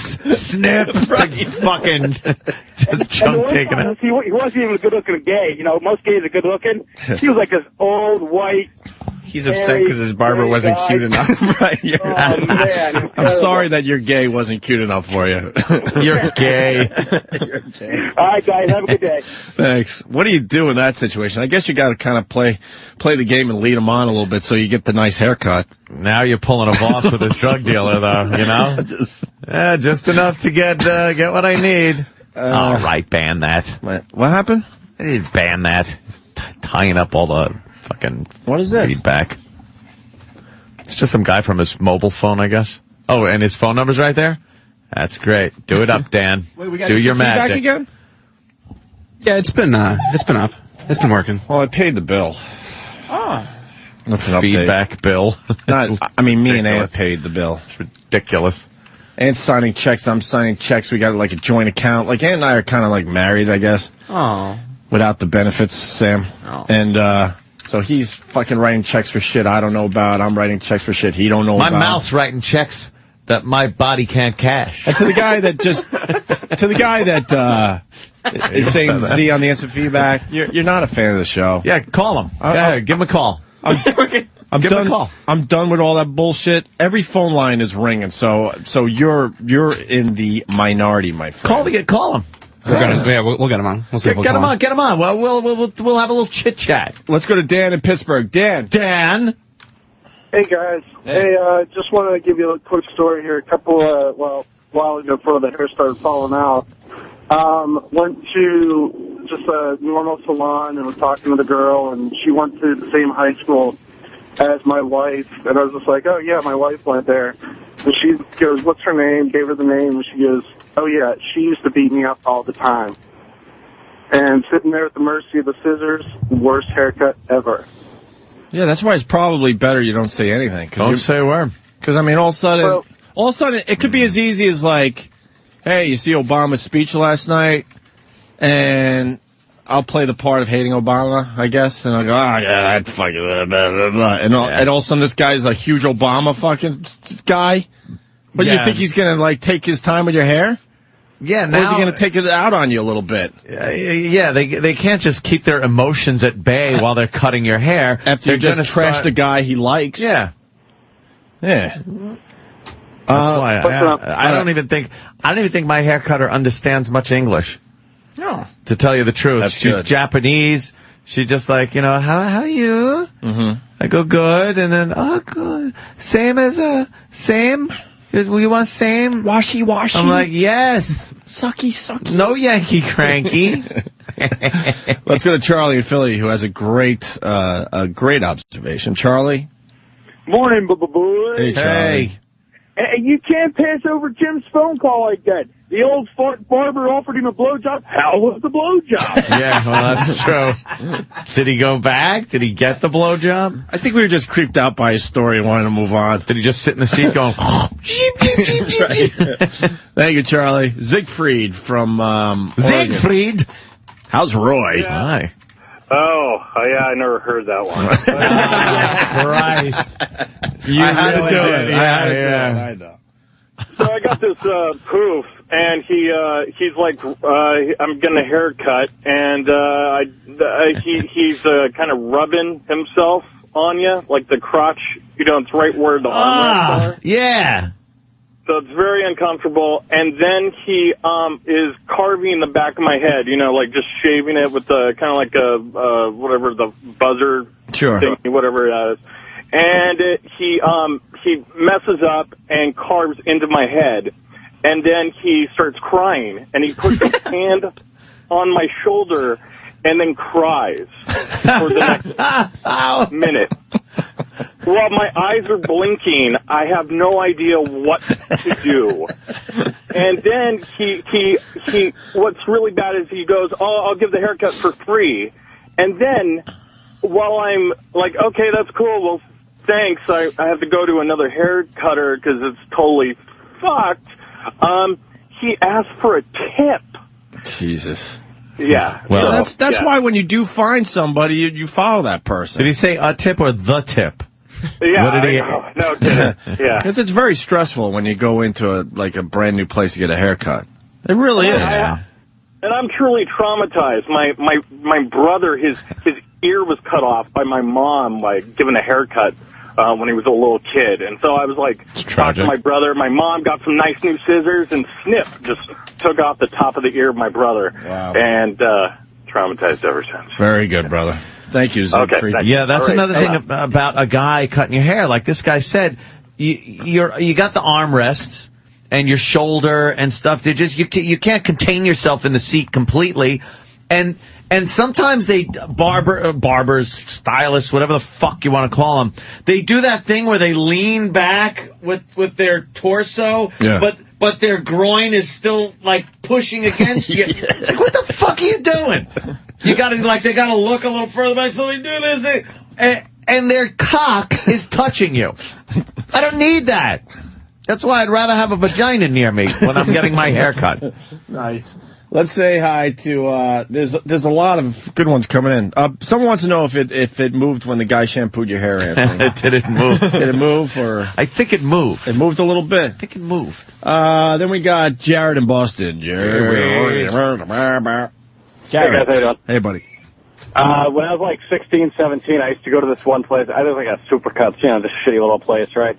But they had really Subway sandwich guy. Yeah, I never heard that. Anyway.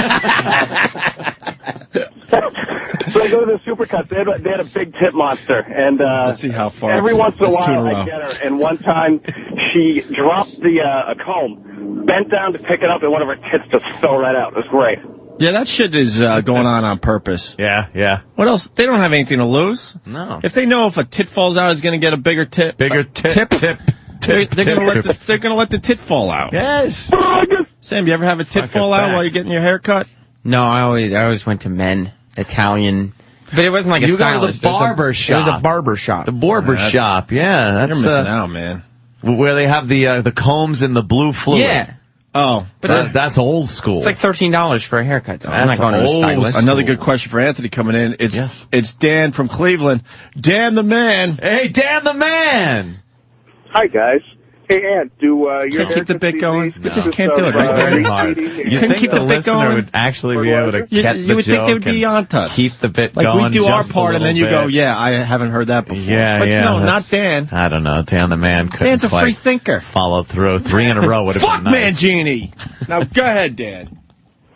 I'm just wondering if Ant's haircut these days consists of reseeding and fertilizer. No! It's not Lawn Doctor, you dummy. That would be hilarious. No? Very good. You didn't even get the Dan the man fucking response line. Here's a question. Well, now we're going to give advice. Dr. X is on the phone. Dr. X. Got one for Dr. How X? you doing, boys? really. Here's the situation. I go to this real old school guy. Guy's probably about 60. Cuts hair, great. Gives a badass back rub. Pops your knuckles and your fingers on your hand. Rubs the arms out a little bit, massages. Hold on. Hold on, Sam. You don't understand. The haircut has really evolved into a lot of things going on. I don't understand what's he talking about. You getting your knuckles in a... I went to another place where they gave you a hand massage. Why? Which felt great. But you're getting a haircut. Yeah. They massage your upper shoulders and your scalp and your neck, and then they massage your hands a little bit, and then they go, would you like a cup of coffee? What? As I show you to the station. Yeah. It's all nice. I get offered that. I go, got some club soda with a little lime, twist the lime. Yeah. And they're like, certainly. And then they bring that over. They go, can I get you something else? Oh. You guys get fancy. This is old school. Wonderful. Yeah, go ahead, Dr. X. So you're getting the blowjob from the guy. What happened? No. I'll tell you how old school this is. You'll appreciate this, Anthony, because you were around. They have that old steamy thing where they pull out the towel and put it on Elmer Fudd's face. Oh, right. That's how old school this joint is. And they got the old 1950s pictures on the wall. You say, give me the number 1, the number 2. Oh, right. The old haircuts on the wall. He does the nut rub. And I got to go back to this guy. And I put my shoulders in. I put my hands to the side. And I still get the nut rub. Wait, how does he can't get in the seat enough, and he's still able to rub his nuts on you? Yeah, you're closing yourself like an accordion, and he's still finding the nuts. How does he rub your nuts, though? Well, no, his nuts, not mine.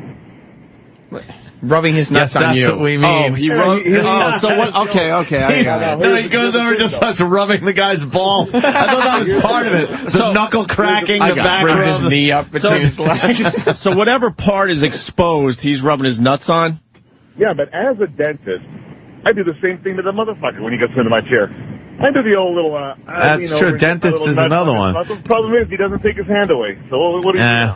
Anytime you're involved with a chair, where you got to sit in a chair to do something, and somebody's working on you for something, the nuts are going to be there. They're right there. That's what they're putting in the front.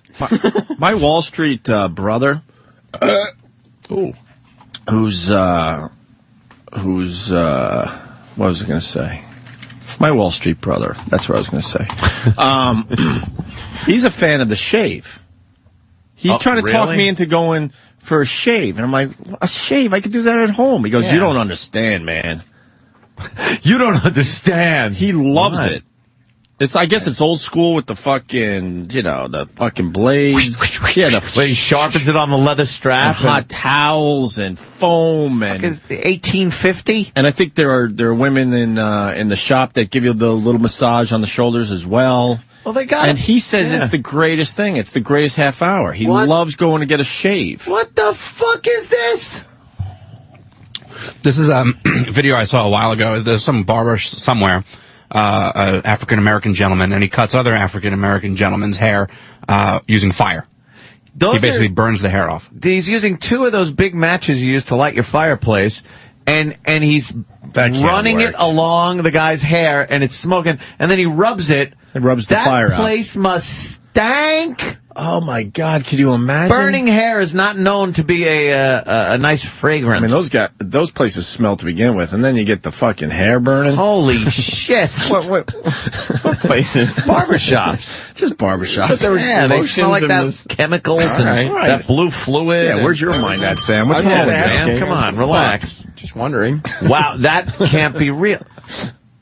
What the fuck? It's just a gimmick to get on TV. Everyone has their gimmick to get on TV. I don't think that's strictly African American because your hair you ever burn your hair? It kind of curls up like that. Well, I mean, it's on the wrong. Kind of looks like you. Yeah. Dude, I was just telling my dumb story, but the phone's still on this topic. People love haircuts. All right, let's do a few more then. We're going to get to the Larry King call in a second here. Jim in Los Angeles. Jim. Hey. Hey, Jim. What's happening, boys? He's dead, Jim. He's dead, Jim. What's up, Slim Jim? He's dead, Jim. What's happening, What's guys? the slug Nobody. Jesus. You would think this guy would learn from what we said about the other guy, but no. What's up, Jim? What's happening? I'm stupid. Anyway, I got a main guy. He's great. He gives you the best haircuts. He told me once he's Guatemalan. We were talking about where he's from, whatever. He's Guatemalan. I go in one day and I'm like, and we're talking about stuff, and I'm like, hey, well, you're Venezuelan, right? Oh boy, that was a mistake. Apparently, the Guatemalans hate the Venezuelans and vice versa, and worst haircut ever. You're supposed to know, that's all it takes. World politics. But that's all it takes. So you don't get a fucked up haircut. Right. It doesn't matter. Los Angeles, it's impossible. You can't refer to anybody as Mexican because none of them are Mexican. They're all from Colombia, Guatemala, wherever the hell. They don't like being called Mexicans, yeah. Yeah, they're all from somewhere else. I They all hear hate you. each other. Because they're not from Mexico? Is that why? Same reason I don't like being called German. I'm not from Germany. You know? That's because you're black, I wouldn't mind that. Yeah, because you're black. Sam. Well, that's true. You said it. Let's say hi to George. Hey, boys, how's it going? Are you in the jungle, George? Which way did he go, George? Which way did he go, George? All right. Let's say roll tide one time. Hey, did you watch? No one. Did you watch the big game, George? I got to listen to part. I watched half of it. I was working third shift. George of the jungle. I've never heard that. But anyway, You got to sing it. Oh, okay. I wasn't sure if you were listening or you. No, I heard you do it, but I figured if I sang it, he might catch on. All right, gotcha. Anyway, I went into this little barber shop, first time ever. First clue should have been there was no cars there. I go in, and the guy's about 80 years old. He's an old veteran. And I served in the military, so we're talking about it. Well, he pulls out the clippers, and he's got to hold his right hand with his left hand. He's shaking so bad. Wow. And Parkinson's? he's a nice guy, but he's skinning my head up. I know he is. I can't see it.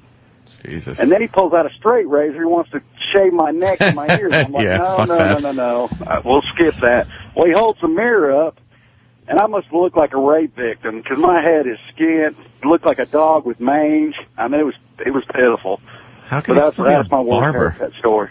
A barber. Hey, guys, love the show. Hey, thank you, George. I appreciate it. You know, that's where I'm tormented because a lot of people call me the Destroyer. But if I went in and the barber had Parkinson's, I would sit through a Parkinson's haircut.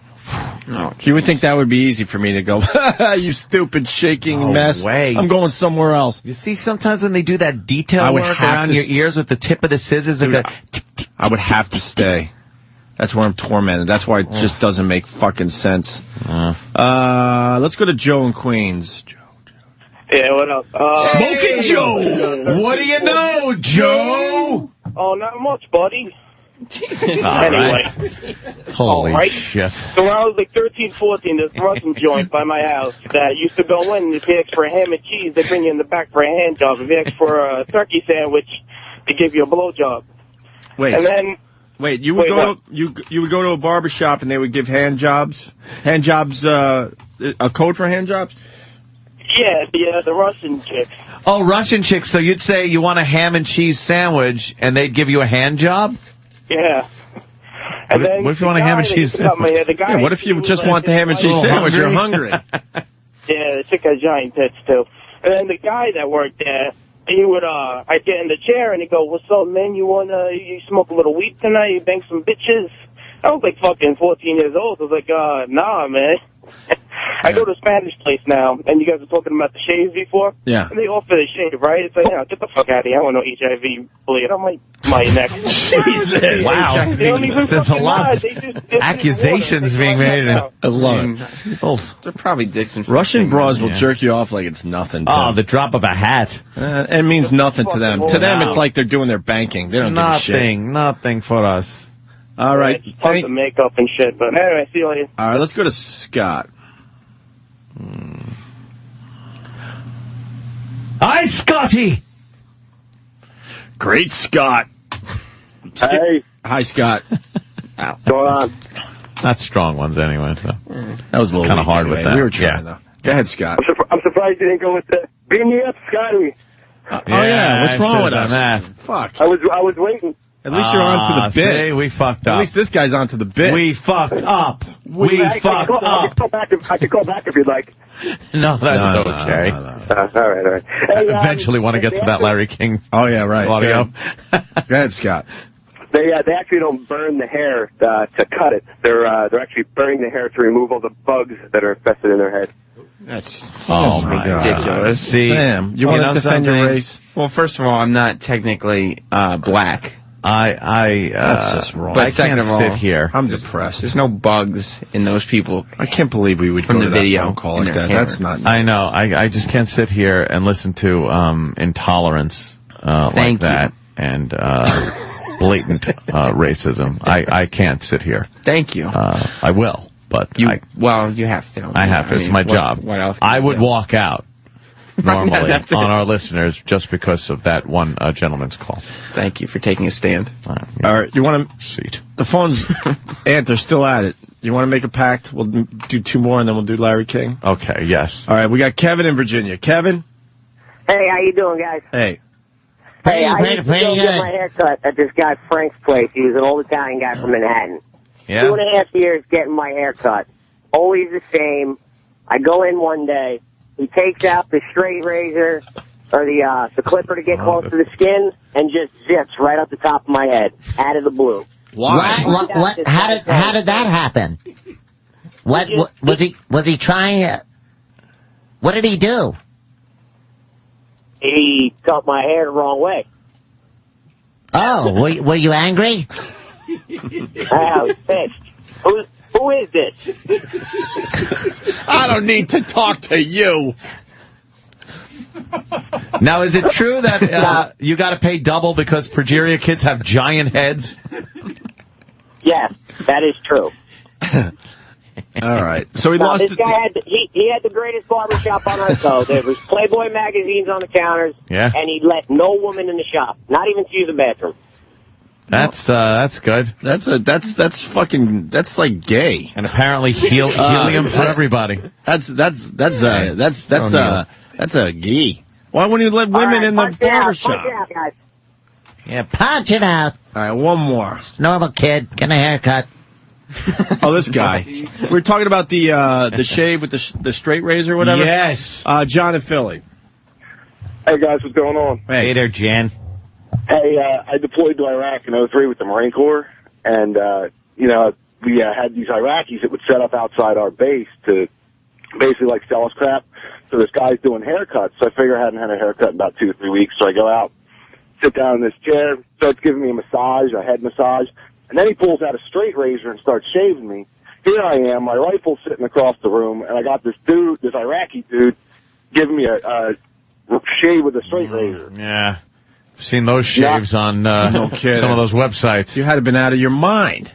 I was sitting there thinking to myself in this chair, like, what the hell am I doing? Like, this is insane. And there was nobody else in the room. Right. So I'm like, luckily, I mean, we had like 10 dudes outside, so they would have messed them up. But I have a buddy right there with a 45 to his head as he's doing that. Hell yeah. Yeah. It was like one little cut, and it would have been over for him. It would have been done. Unbelievable.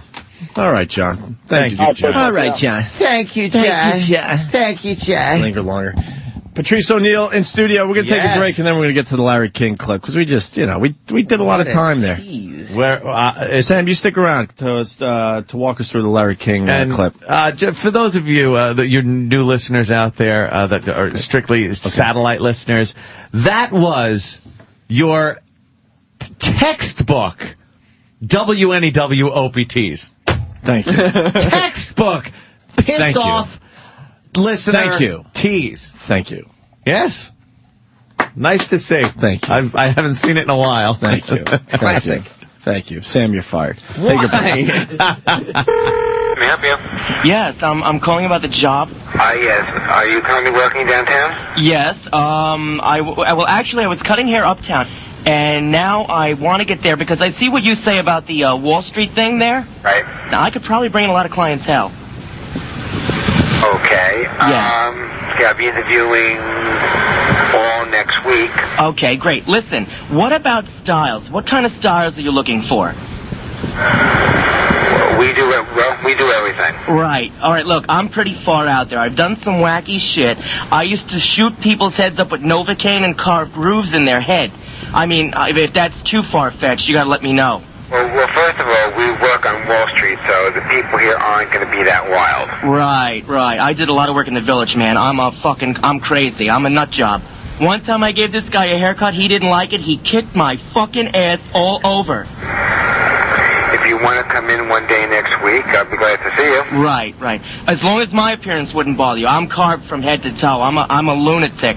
But I'll come in and we'll shoot this shit, and you can see some of my work. Okay? No problem. If you want to stop by one day next week? Whatever's fine. Listen, I'll bring my children down. I carved the shit out of their heads, too. But it looks good. It looks good. You never heard of that before? Excuse me? Did you ever hear of that procedure? Yes. Is that something or what? I don't don't think anyone down here would want that done, so I wouldn't worry about it too much. All right, great. Well, I'll come down and you could show me your shit and maybe kick me around the office a little and we'll throw ideas back and forth, okay? Very, do you want my address? Yes, please. All right, we're at the Trade Center. Oh, holy shit. All right. Okay, I'll see you then. I'll see you what, Wednesday? Next week. Wednesday's fine. Okay. I'm so happy. Bye-bye now. Okay, see you then. Right.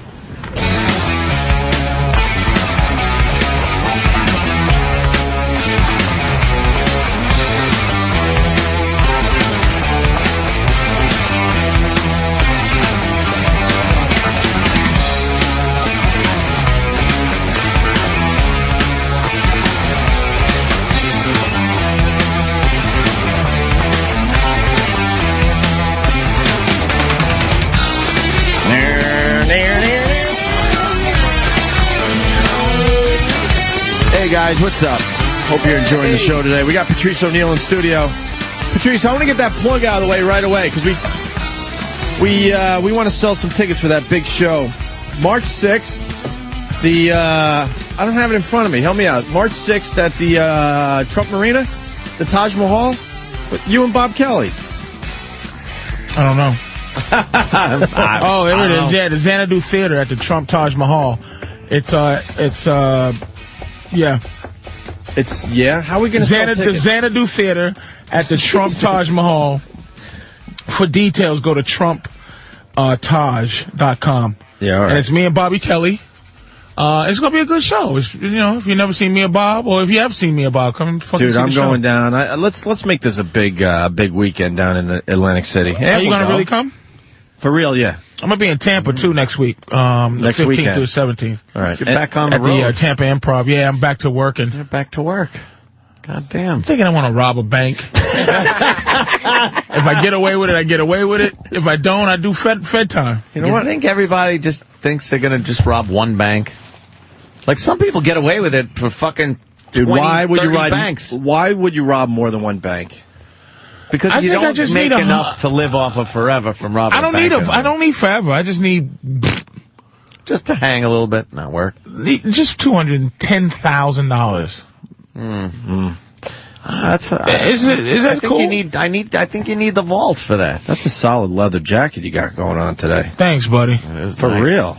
Appreciate it. They're going to pop that fucking red dime money in your bag and you'll run out. And, do they do that anymore? I think people are just too scared to die. If I looked at some fucking goofy Puerto Rican girl and said, if I get die, right, I want to fucking come back and kill you. He's got it all figured out. If I get die, you're fucking dying. Patrice, but you got to get Mars, because I told these guys what happened right after the break. But before that, Patrice was checking out some college football last night. I was following you on Twitter. Big Mama Pods. That was a great game, man. That's too bad you guys don't like fucking sports as much as you should. Yeah, you should like sports. I got a long way to go, but I'm finally getting back into sports in general. Long way to go, but I'm getting college football. I know genius, college football is where it's at. I really do know that. And a guy made a point, because I'm a big playoff guy. But some dude made a point about why you shouldn't have a college football playoff, and it made me think is that in college football, every single game means something. Matters. Not just matters. If you lose really one, matters. I mean, and when you make that point, like if there's a playoff system, then you start doing like what the fucking Colts did, and you got to rest this guy because the playoffs are coming, and it doesn't matter as much. But fucking college, if you lose in week 3, you're fucked. If you come out as Texas and you're like, we got national championship dreams. If you lose, you can't even lose a game. You got 7 more games that you go, fuck. You could really, dude. You could be undefeated and still be ranked 7th in the nation or whatever. Boise State. Not only do you have to win, you have to win impressively. How the fuck is that? Because at the end of the year, then they're like, okay, all these guys are undefeated, but who won more impressively and took on better teams? It's this whole. If you're Florida and you play Coppin State and you don't beat them 75-3, they judge you for that. They do. Really? Is that it? Ain't like the pros where a win's a win. Is that good? Yeah, it just because the competitive level, you know why is always so fucking high. You know why it's good? Because if you're beating a team, I love beating a team badly. Now there's this sportsmanship in the NBA and every fucking sports league out there where they rest everybody. Kobe sits because, there's a 30-point lead going in the fourth quarter. Fuck that. Not college football. No. It's, 52-3 at halftime, and the stars go all the way to the end because they have to win impressively. I mean, I didn't realize... That's a very good point. I never thought of that point until today, Patrice. I never thought of that point until some guy was... I kind of like what you're saying. I didn't agree. I was a big playoff guy because I don't like this fictional national... Basically, Alabama is the fictional national champion. Yeah. Because essentially they played a team that was undefeated last night. Now Texas is one. Boise State and TCU are lower level schools who don't get a chance to even play. Like Boise State didn't get a chance to play Alabama because no one wants to fucking see it. So to give Boise State a chance, like in college basketball, North Carolina plays North Carolina AT&T, and AT&T, who are going to get smoked, they do get a chance to say, hey, I know we're a small school, but we can play just as hard as the next guy. But in college football, it's a guess. It's a guess in the beginning. It's like, well, it's arbitrary. So you just go, I think we're going to make Florida number 1. And Michigan State, we're going to make them number 5. What do they base that on? Nothing. So if Florida who is number 1, right, loses, they bump down to like number 4. But they still can go to number 1, back up to number 1. But a team who's 8-0, who started off 25th, they don't get a chance to move up to 1. Seems shitty. Yeah, that's the other problem that's the other side of the argument. There are teams going into the season that don't have a chance at ever being number 1 or playing for the national title. So, and there's players out there, high school players, they're not going to look at those schools. They're going to look at the schools that are in that kind of group of schools where okay, any one of these schools could be ranked number 1. And then there's a whole bunch of them that have great football programs but will never be considered number 1. 3 days ago, I think two or three, the Boise State TSU played in the Fiesta Bowl. Boise State has been winning for a while, and TCU has been killing people this year, but they're both middle act schools. So they were undefeated. That was a big bowl, but I called it the who gives a shit. Like I was twittering, this should be called the I want some respect for my shitty college bowl, because that's what it is. It's basically like, we're good, but here's what happened. That makes people who traditionalists go, see, the game stunk. It was a stinky game with 2 stinky schools. And that's why they do it that way. It was 14-10 or some stupid shit. It stunk. What's the worst bowl game every year? Well, see, you got the biggies like the Rose Bowl, not and the Sugar Bowl. There used to be biggies. The only game now in town, it used to be. I'm a traditionalist too, a little bit, because you watch on New Year's Day, you watch the fucking games. That was it. It's like Thanksgiving. That's true, like you just keep having Detroit on, but they go, why don't you have a good game? But it's like Detroit plays and Dallas plays. Right. On New Year's Day, you watch football all day. The Fiesta, the Rolls. Now they all have their own day, and it doesn't mean anything. The only game that means, they had the GMAC Bowl with Troy State and Southern something. Central Michigan. The day before the GMAC Bowl, which was a great game. It was 41-34. But who gives a shit? It means nothing. That's what the BCS Bowl, the championship BCS Bowl. It's last night was the only game in town. No one cares about any other. The Orange Bowl was Iowa, and it was Iowa. See, I don't even know. Iowa won. Georgia Tech in Iowa, like how I just for no fucking reason. For no reason. Why do we want to watch that besides people from Georgia and from fucking Iowa? It's stupid. So that's where playoffs come in. The playoffs come in like, come on, man. Give at least the best 6 teams play or something, the 8 teams, the top 8 teams, gotta play 2 more fucking games. Or whatever many games. Oh, wow, really?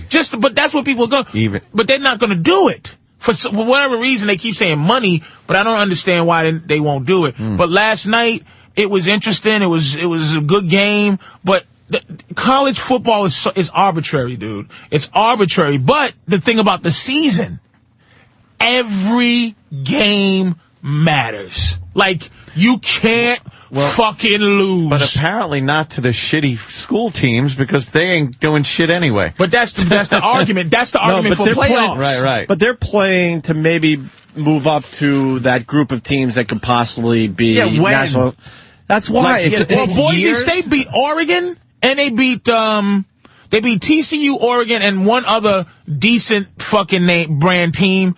Oregon went on to win the Pac-10. So Boise beat the Pac-10 champions, which consists of UCLA, USC, Washington, fucking Oregon State. It's a good fucking league. Okay. They beat the champion. Hold on. But Boise State gets to play TCU. More importantly, I really did want to know what the worst bowl game was, and I think Richard has it. Richard? Yeah, it took place in Nashville. It's called the Gaylord Hotel's Music City Bowl. And it used to just be the Music City Bowl. Yeah, I would assume. Everything needs a sponsor now. Now that has to be the worst bowl game. That does sound like a horrible fucking... That's great. But so the game was good last night? Oh, it was genius, man. Good game. Because Colt McCoy went out. Yeah, I saw you tweet that, which made me take a little bit of a peek. Well, yeah, Colt McCoy is to Texas at this point what Peyton Manning is to the Colts. So he went out the first couple of plays, and you can just know Texas everyone in Texas just wanted to die. They put in a freshman, Gilbert, who at the end of the day, he's going to be a good motherfucking player because he's a big boy, but he came in horrified because Alabama's defense is just 11 fucking like Cleophas Johnson with dreads and one white boy named Blake for some reason. And they fucking are mean.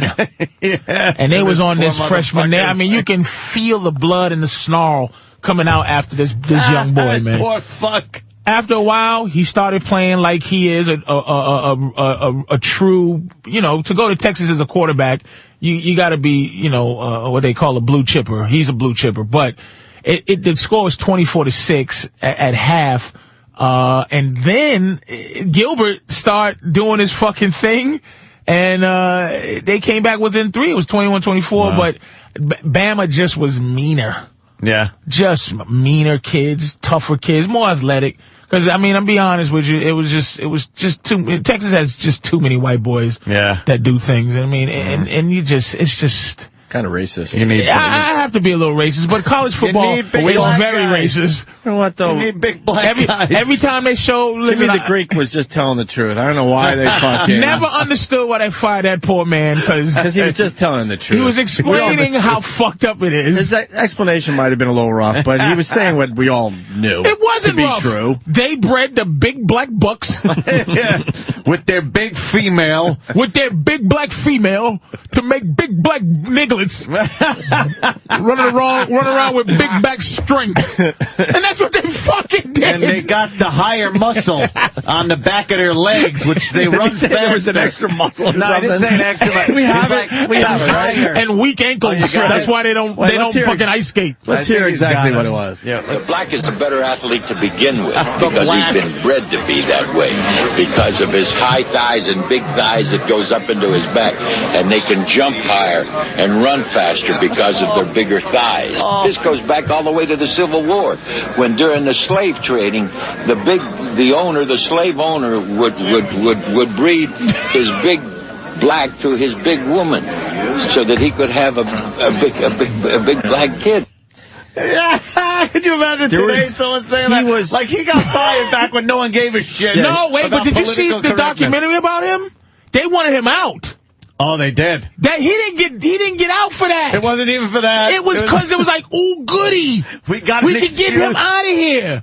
He was starting to not be the dude that he was. I mean, Jimmy the Greekomania for a minute. He was like Mr. T for a second. And then he started dipping, and he did that. Yeah, he was the handicapper for like everything. They would call on him for every fucking game. What does Jimmy the Greek think about this? Well, I'm going to take Atlanta, and I got it for everything. And then he said that off the face of the earth. One of the owners of football was like, black people aren't smart enough. That's why there's not black quarterbacks and black GMs. I wouldn't hire one. An owner of a team. You can't force teams to hire blacks. Yes, you can a little bit. Come on, in the coaching ranks, it should be the best guy for the job. True that, but this is why I love NFL. All I want, and this is my dream, is that mediocre black people can get a chance to get fucking jobs. That's it. I don't want to have every black person be spectacular. Yeah. Fucking Mike Tomlin is a genius coach, man. This guy is a coaching prodigy. If he was a white guy, I'm telling you, he'd be carried to the field on one of those Roman things. He's that good of a coach. But the fact is, there's been enough black coaches and enough black quarterbacks who sucked.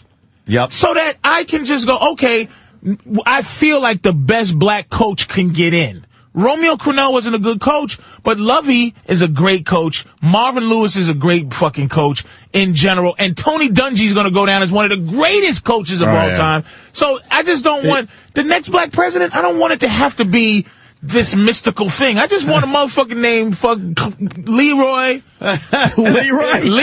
Johnson to come in and go, I want to run for president, and he has a possibility to win. That's it. I just want a non-spectacular, just as many mediocre white people that get to have great jobs. That's all. That's fucking it. Just equal footing. That's it. The other thing about the coach last night, you were saying during the break, and then we're going to move on to Mars. You said with the Gatorade or something? Oh, it was two things. One is a little thing I noticed is that when they show the background of some of the players, like the top players, it's always you show the top white player a concerned white parents. It's always a concerned white, no matter how good he's doing.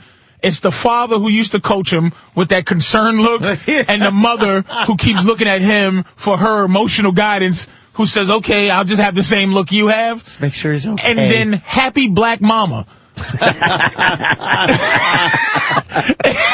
It's just happy black mama. And somebody tweeted happy black mama with a different last name.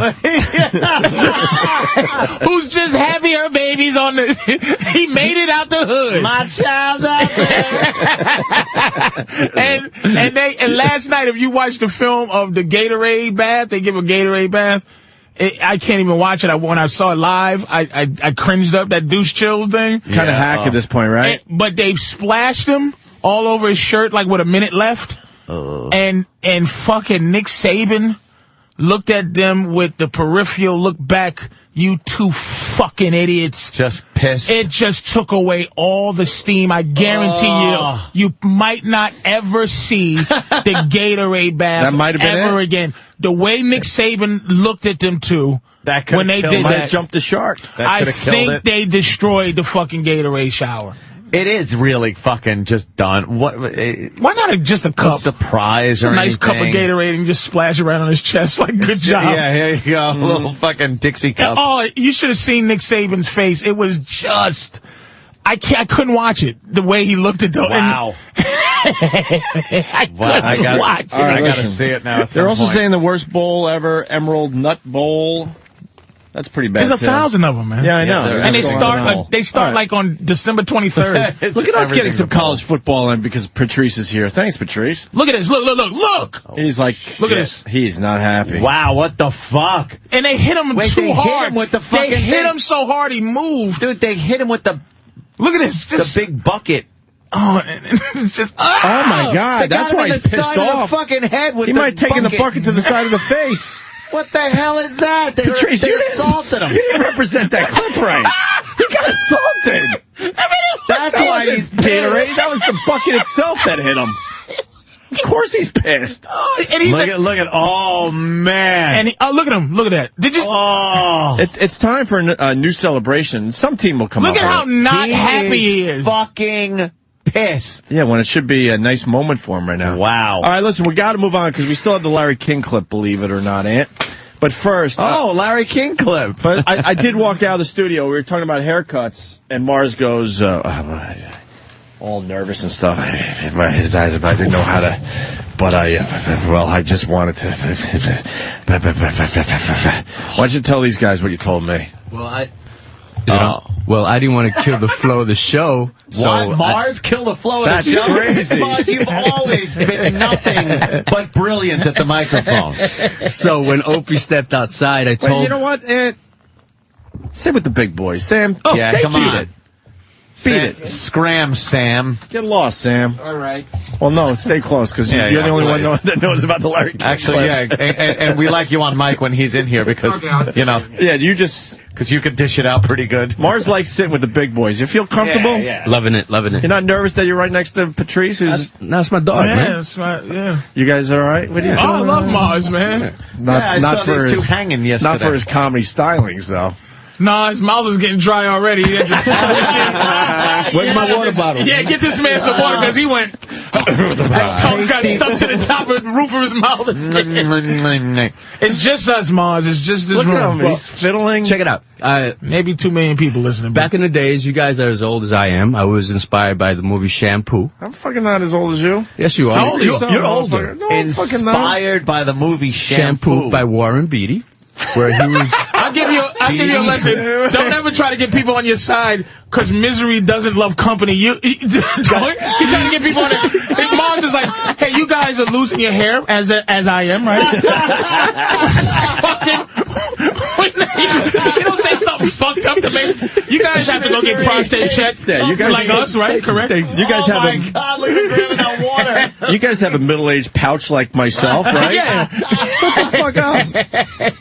Warren Beatty. Yeah, Warren Beatty. So because we're all of big fans of Warren Beatty. Yeah, or whatever. Yeah. Well, if you remember that movie, he was fucking everybody under the sun. Apparently female. in real life he was too. Was he? Big stats just came out on Warren I'm just Beatty. remembering Shampoo as he's saying it. Okay. Yeah.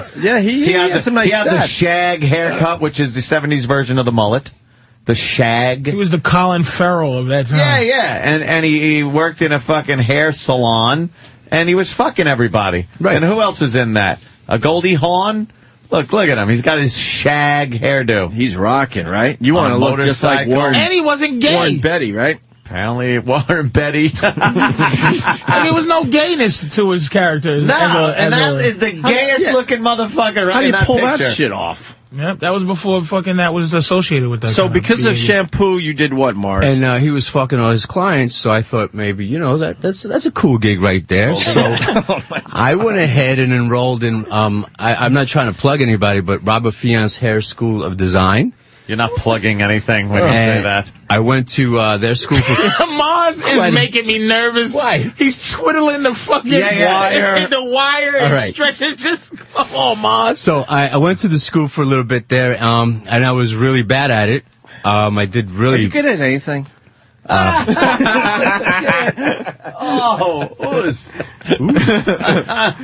gonna kick my ass. So I gave it a try. There was things that you had to do with the mannequin, put little curls on it, weaves and stuff like this. You fucking went to beauty school? Yes, sir. What? Why? I just told you. Dropout. Shampoo. Because of shampoo. Don't you realize, that was fake? It's a movie, Mars. It's a fiction. movie. It's a guy that is straight in a fucking hair salon. Has a movie never inspired you? Have you never been inspired to hunt for sharks? Not a shampooing movie. Yeah, like zombie Or movies. shoot people. Zombie movies. Shoot people at the tolls. You've never been inspired. My second salon where I worked at, everybody was straight. All the guys were straight except one individual. Yeah? Yeah. So there's... And that was you. How'd you find that out? All straight, huh? Yeah, everybody was straight. And they were, they were doing their thing, and I, wanted to emulate, but I failed at it because I was really bad at. You look like a coach giving signals. What do you fail at? You are touching your chest, your shoulders, your arms. Whatever I do, you guys are just gonna jump on. So what do I? Opie, try to lead him into the part that made you come in here with so much excitement. Just the fact and that Opie was fucking happy as hell to tell this story. Because I knew this would be really fun to watch. Look at him. He's a nervous mess. Okay, so... we love having excuses to get Mars on the air. So, because of shampoo and Warren Beatty. Beatty.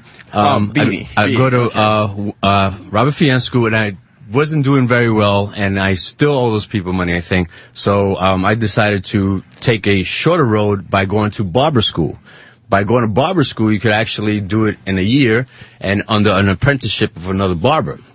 Yeah, but barber school only has you cut men's hair. No, you don't go to barbers? You could still have a barber's license, and I could still cut a woman's hair. That was the. I've never seen a woman except for lesbians get their hair cut. Yeah, you can cut a woman's hair, but no woman would go to a barber shop to get her hair cut. Okay. Yes. Right. So you get the barber license, and then you go to a hair salon and work there, because that's allowed. Under the tutelage of what? One of the stylists? Then why would you go to beauty school? Because you could just go to the barber school and work at a salon. I didn't know that at the time. Why would anybody go to beauty school? Why would anyone go to beauty school then? If you could just go to the barber school, cheaper, a year. A lot of people don't know that that's like... Because they teach you how to cut, the other shampoo and conditioner, I guess, and big curlers and... All they teach you about is the blue weaving and straightening hair out, relaxing hair, used to call it, all that good stuff. Tinting hair. Where are we going with this, Mars? Well, I was letting you know that was a job that I had, and and I told you about it. I used to work at 56th Street. How did he say it to you in the hallway? He said he was really bad at it. That's the punchline here. You were really bad at it. I made women cry. I used to.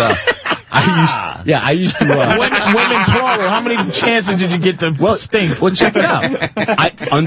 I was an assistant. All right. I used to wash a lot of hair, which I enjoyed very much. Hold on, Steve from Bayshore. This story is fascinatingly boring. on the highest level. That's a great way to look at that. Fascinatingly You boring. are enjoying yourself, though? Because I know Mars, but I'm also, sometimes I pretend I'm in a car driving to work. And this is the part where I want to be in the tunnel. Yeah, you never want to be in the tunnel. I'm going to tell you, the Larry King thing coming over here, I'm like, fuck, I don't want to miss this Larry King thing. We're about to play that right after we get through this Mars thing. So you're really bad at it, but you like shampooing the girl's hair? Mars, He's gonna swallow his tongue. Someone get a spoon. You have to do that being an assistant. So you do all the stupid little things, washing the hair, getting their robes, getting them to change into the robes, getting them coffee, wine, and all that. And at the same time, I'm getting tipped. It's called a ghee. Okay. And there were a lot of women around. So occasionally these salons offer free haircuts. Right? How would they make any money? They do. Let me tell you what just happened. He goes, occasionally salons offer free haircuts, and then he goes to me, presents his hand, and goes, right? Like I would fucking know. Why would I even know that? That's not me, by the way. Oh my God. Such an asshole. That's man. like when I used to smoke like a whole joint by myself, and I was too lazy to get up and get a drink, and you're talking to your friend. And just the lips sticking together. That makes me sick. It sounds like he took a mouthful of Pop Rocks and he's talking. Oh, God damn it. Mars. So on these days when they offered free haircuts. Does your story have a point? Not really. This part is not going anywhere. Usually when you tell a story, it leads to a point. Or a punchline, a laugh, something. Let's let him get the free haircut story out. This is going to be good. Right. Free haircuts. So they offer free haircuts, and I should know about that. So on those free haircuts, those are the times that I used to actually go ahead and get a chance to apply my newly learned techniques on haircutting. Why is he telling us? Now go home and get your fucking shine box. And he tells the story so slowly. Like, he just says the words slowly. That's fascinating. Yeah, no, please tell the story. For real. We'll let you finish. So on these nights of free haircuts and blow dries, I used to blow dry hair as well. I made many, many women cry.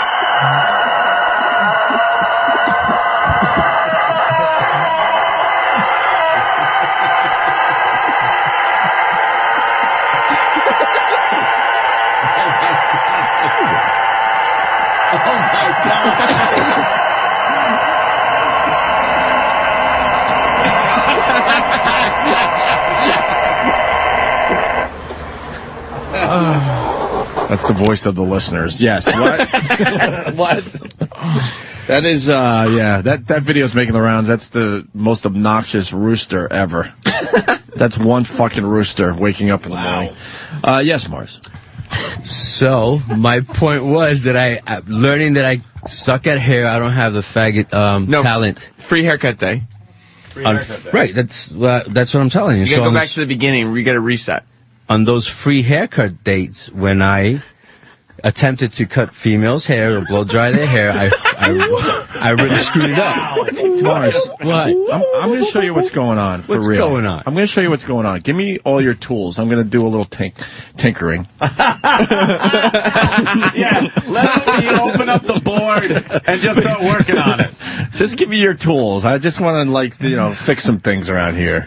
Well, I didn't go to you and say, hey, I have a fascinating story. I just said that I did it at one time. You raced down the hall with me. But you know what the thing is, Mars? Here, I'll be honest with you. The story itself could be interesting. Mm-hmm. It's like let's say anyone else in the room, Danny, let's say, went to beauty school and worked at a salon for a little while. He could convey that in a humorous fashion, interesting, something like that. It's not the story. It's you. I mean, he has the added benefit of saying he was inspired by the film Shampoo, which is a hilarious detail. Yes, that's a great detail. No one is inspired by Shampoo. I think we fucked them too. I'm gonna tell you why. We fucked them? We left Mars to figure out what was interesting about that story on his own. And I think if he had it, we just went, I went to school, as if he just didn't want to say it, but he came in like, once upon a time. One of the jobs I like Shampoo. One of the jobs that Anthony and one of the jobs Anthony and I have is to kind of like lead you and kind of like nah, and then no, over here, go here, nah, not there, Yeah. We decided to let you just try to figure it out yourself. Always, and I always fuck up. Yeah, you do. Good point. I went to Opie as a homie, say, hey, I didn't want to say this on the air, but, I used to cut hair. You're so excited. And then he betrayed your hominess? Yes. He came in and made you have a personality? He goes, what, you just start working for us this week? Did you do her hair? You missed that fucking lady's stupid knot. It was the worst hair fucking do ever. I got a question for you. Let's say a woman comes in, kind of has like medium length hair. It's kind of curly, but she doesn't want to cut. What could you do for that lady? She doesn't want to cut you. But she's in your shop. What could you do for her? Or what would you do in that situation? Used to be like a blow dry. Blow dry her hair. And then what? You style it that way without cutting it. You wash your hair and you use a blow drying technique. I'm going somewhere with this. Let's do it. I want Mars to fucking style Sam's hair. Oh, shit, get a blow dryer and a fucking brush. Do we have a blow dryer? Well, I mean, we don't have a blow dryer. Go to the drugstore. You buy one of those $800 blow dryers at CVS. Sam, I'm sure Mars knows the beauty supply stores in the area. Sam, I still have my tools. With you? Not with me. Wait a minute. What are you talking about? Your tools. I want this done today. One of these slits here at Sirius XM must have came to work with a fucking blow dryer. Or some of the young ladies. Pleasantries, Anthony. Pleasantries. Pleasantries. What about Nicole? She looks like she fucking blow dries her hair in between breaks. Yeah. I mean, I think she probably blow dries it before the show at home. Where's Troy? Troy's listening. Troy, run around and try to find us a blow dryer. Troy probably has the hairstyling products himself. Have you seen that do he has? What would you do to Sam's hair? That's what I was getting at. I would straighten it out with a round brush, straighten it really nice, and make it fall down towards his neck there. You can make, as opposed to where? I could make it fall down towards his neck. You can make Sam's hair straight, for real. And yeah, it takes some doing, yeah. Can you make Steve straight? Not. I would just straighten him. Can you blow dry? Oh my God. This has to go down. Sure. I would love to do it today, though. Because by Monday, we're not going to give a shit about you and your stupid inspiration. By Monday? By fucking... What time is it? That's why we got to do this immediately. By now day. Sam, you run around and figure this out. We got to get this bit done today. Well, today. What do you need? What do you need, Mars? I need a blow dryer and a round brush, big round brush. Nicole has a big round brush. I bet Nicole does have a big round brush. Troy's hopefully running around trying to find a blow dryer. He better be. Someone has to have a blow dryer around. Are you going to wash his hair? His hair needs to be washed. I wash my hair. Are you going to wash it in the fucking fountain or what? In the sink over there in the bathroom. Mars is not going to wash my hair. Yes, I am. I will. Like the movie Shampoo. I'll massage it and everything. Come on, he's got to. I mean, yeah. He's got to. This is not a part of his past. Who? This is a part of his fucking his existence. He still wants to be doing this. He still wants to be Warren Beatty. I wish you watch HGTV all the time, right? Occasionally. They took What it do you off watch? the What shows do you watch? You watch Style Network and whatever, all that? Serious. No, man. What do you watch to get your fix on the hair thing? On the hair thing? Where you enjoy watching people get their hair done and stuff. You gotta be. I don't like doing it. I hate that. What are you talking about? Then why are you so eager to shampoo me? I mean, really, your fucking attitude towards shampooing him. You have a high level of... He started smiling. Yeah. He said, I can style his hair. You're really interested. Yeah, you're into this. I have nothing but respect for Mars now. I'll do it. Because, you're going to do the job properly. He's going to do the job properly. I'll definitely do it. So, all right, we just need a blow dryer and a big brush. Right. And, give me fuck, if we got to pay for it, we got to pay for it. Give me a fine, not a fine tooth comb, but a comb. Steve's coming in. See, there's no blow dryer through my hair. Steve, we need a blow dryer, though. That's gel. I'm just getting ready. We've got a few hair care products. That's the opposite of what Mars is asking for. He's asking for shampoo and blow dryer. We're going to get all those. My Nana used to use Aquanet. She'd spray it like a football helmet. We have a handful at our disposal. We'll get I got to see Sam with straight hair. That'd be hilarious. I wanted to say there's no blow dryer hot enough to make Steve straight. You should have said that before when the joke was. See, because the joke. Usually the Steve material kills. Gallagher's wandering. Here's what you have in your. Here's what you have in your. This is gonna be a weird day. Here's what you have in your palm of your hands. By the way, I know. It's the new virus who's willing to try to say jokes. Oh, no. So, someone on instant feedback's calling you Master Mo. That hurt. Master Poe, but gay. It's you, Mars. He could kill you. Now he can't. All right, let's get that blow dryer. All right, Mars, thank you. Get a blow dryer, and we're going to do that. We're definitely doing this. Little blow dry, a round brush. Don't you guys think he's got a shampoo in here? Can't you shampoo over a garbage pail or something? Sure. Oh, geez. With a bucket of water? Oh, yes. yeah. Well, we can't bring a sink in here, but for the radio, we got to try and do the whole... Yeah, we'll get a sink. We got to do everything in here. Okay, we could do that. All right? We just need a bucket of water. Bucket of water. This is going down. Shampoo. Yeah. We don't want to interrupt Gallagher's time. Sam, give me an update after the break if we got the hairdryer and all that. Oh, but first, let's do the Larry King. Yes, please. It's a good clip. Oh. All right, Larry King. I don't know. We already set this bit up an hour ago. Just listen to the replay if you're just tuning in. Basically, Larry King had another massive fuck up last night. Massive. One of the greatest of all time, and it's more than just flubbing or something. It's not just a stupid question. It's he had Deborah Tate on, who's Sharon's sister, who... Sharon Tate, who was, murdered. Horribly murdered by... while she was the Manson pregnant family with Roman Polanski's baby. Right. Baby cut out of her belly. Okay, we didn't... I mean, I don't know. One of the most horrific fucking... Yeah, it was pretty bad. Whoa, Terrible. Hold on, E-Rock, very excited, has something to add to the Mars I'm a faggot bit. E-Rock. Come on, scroll.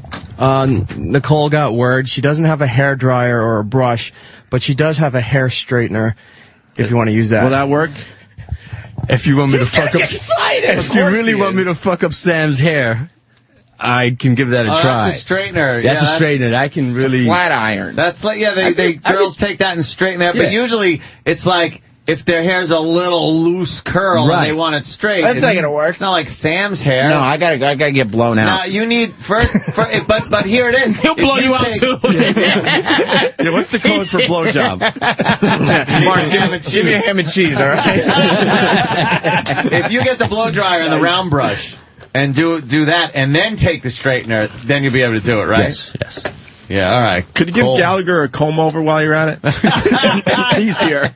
Gallagher's playing with his hair. All right, listen. Jesus. This is going to be another stupid show. The Larry from the Three Stooges. I was about to say this is going to be another great show, but no, it's going to be another stupid show. So Larry King with the big fuck up. Deborah Tate, Sharon's sister, talking about the Roman Polanski thing. Is he still in jail overseas? He's under house arrest. He's got an ankle bracelet. Right. They're waiting for something. I don't know, some kind of deal. Look at that ass on Rihanna. Pretty nice, right? Well, you get a little look at that? They got naked pictures of her. Yeah? Yeah, I remember that. You do her, Anthony?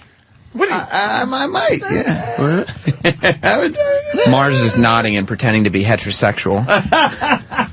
Mars, kill him. You can tell, too, when a guy's trying to be like, I'd fuck her hard. Mars.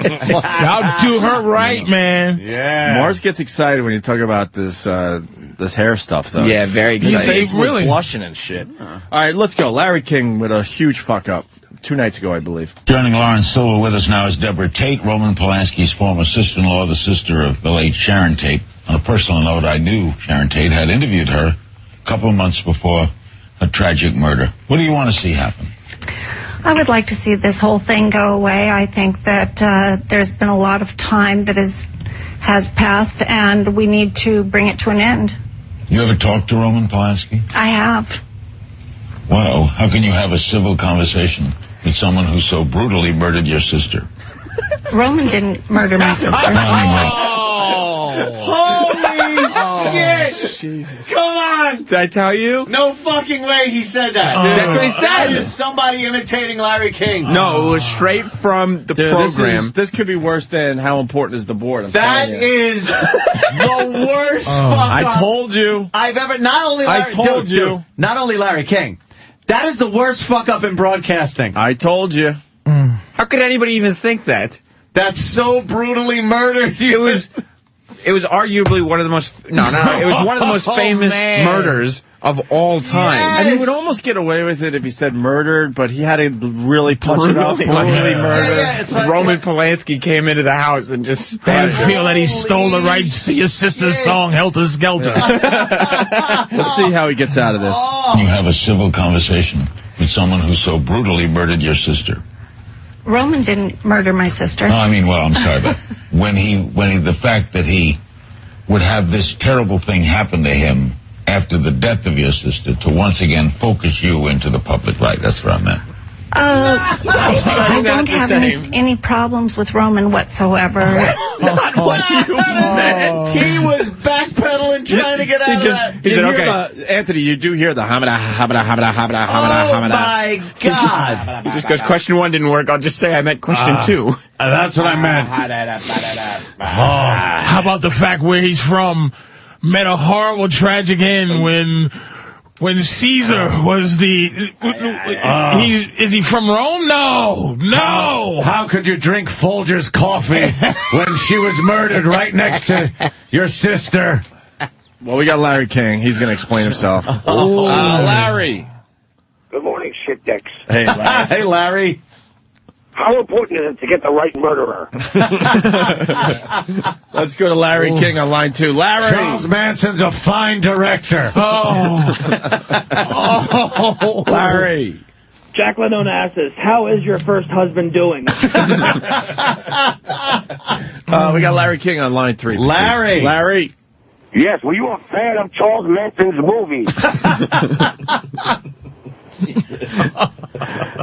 I cannot... Dude, that froze me. That made me freeze like, no, that didn't happen. Couldn't have asked that question. Look, we might have teased it for over an hour, but, man, there's your payoff. My God. There's your payoff. Is your sister's scar healing correctly? Yeah, how's the baby? Who's raising the baby? Who has custody of the baby?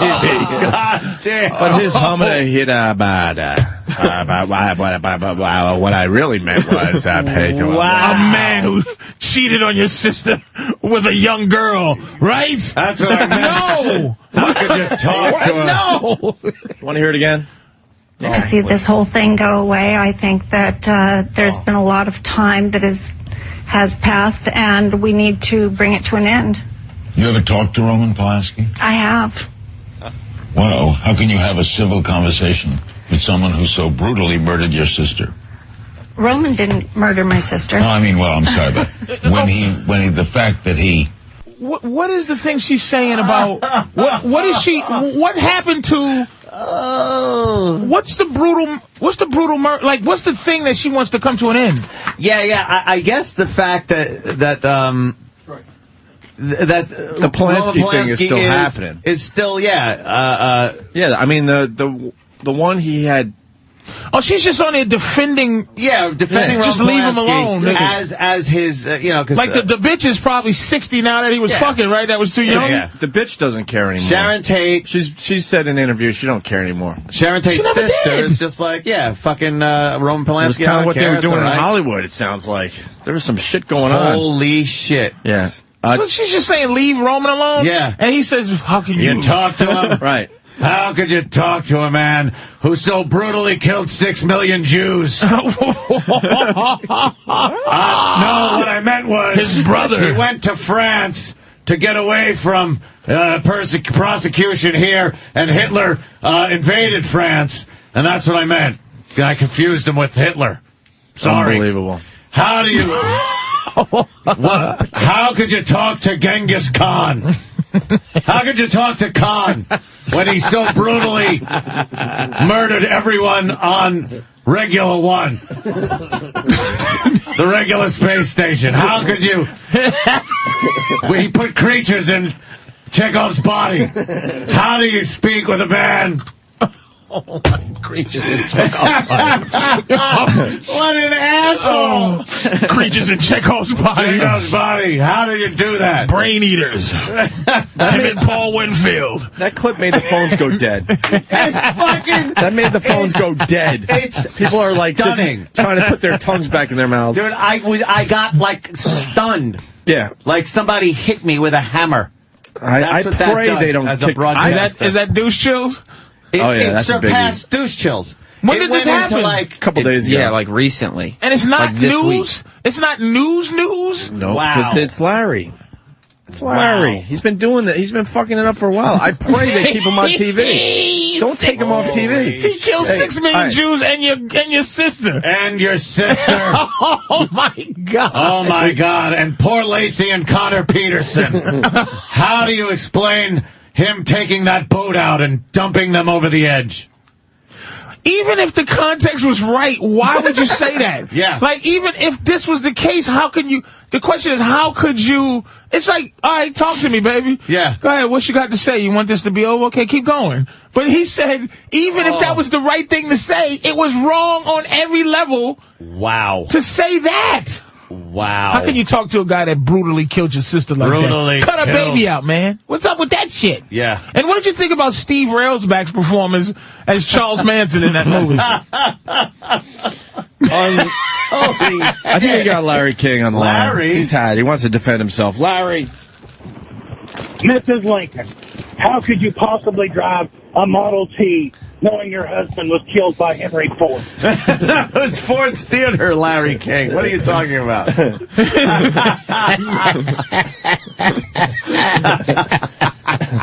Let's go to Larry King. Larry.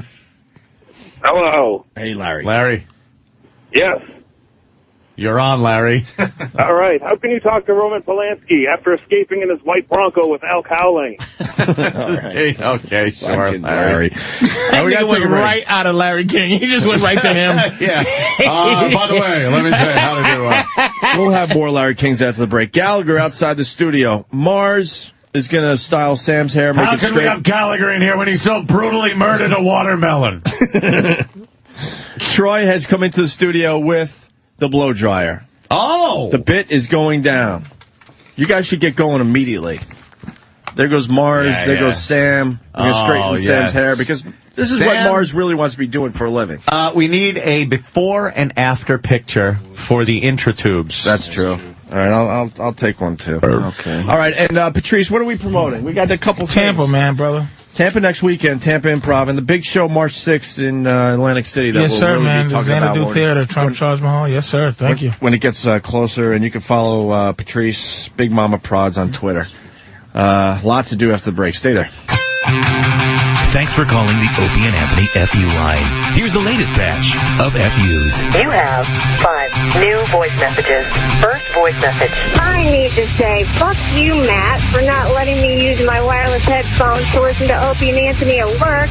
You can just take your little transmitter thing and shove it up your ass. Fuck you. Next message. Hi, this fuck you goes out to Mr. Anthony Cumia. Anthony, because of you, sir, I have been totally fucking doing to every goddamn song on the radio for the last week and a half. I even got my entire family doing it. So fuck you, Anthony Cumia. Next message. Yeah, I'd like to give a big fuck you to my uncle and his girlfriend. Thanks a lot for letting me live in your house and telling me after 6 months to fucking get out. All I'm trying to do is get myself back on my feet after I lost my job. Fuck you. Next message. It's a big F you to my boss and my company. I lose a finger on the job. I've been off for the last 6 months, and you fuckers haven't even bothered to call me to see how I am after my surgery. You can all kiss my ass. I hope you all fucking die in a tragic car crash. Asshole. Next message. I wanted to give it F you because a little boy across the street tattled on me yesterday. End of new messages. Call the Opie and Anthony FU line. 866-FU line 1. That's 866-FU line 1. Thank you and goodbye.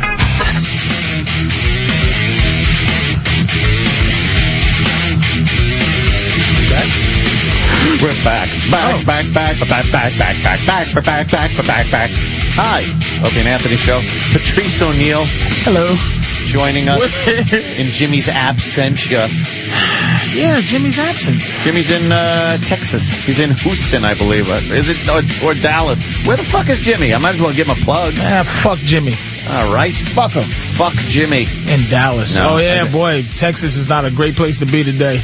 No. After they got fucking smashed.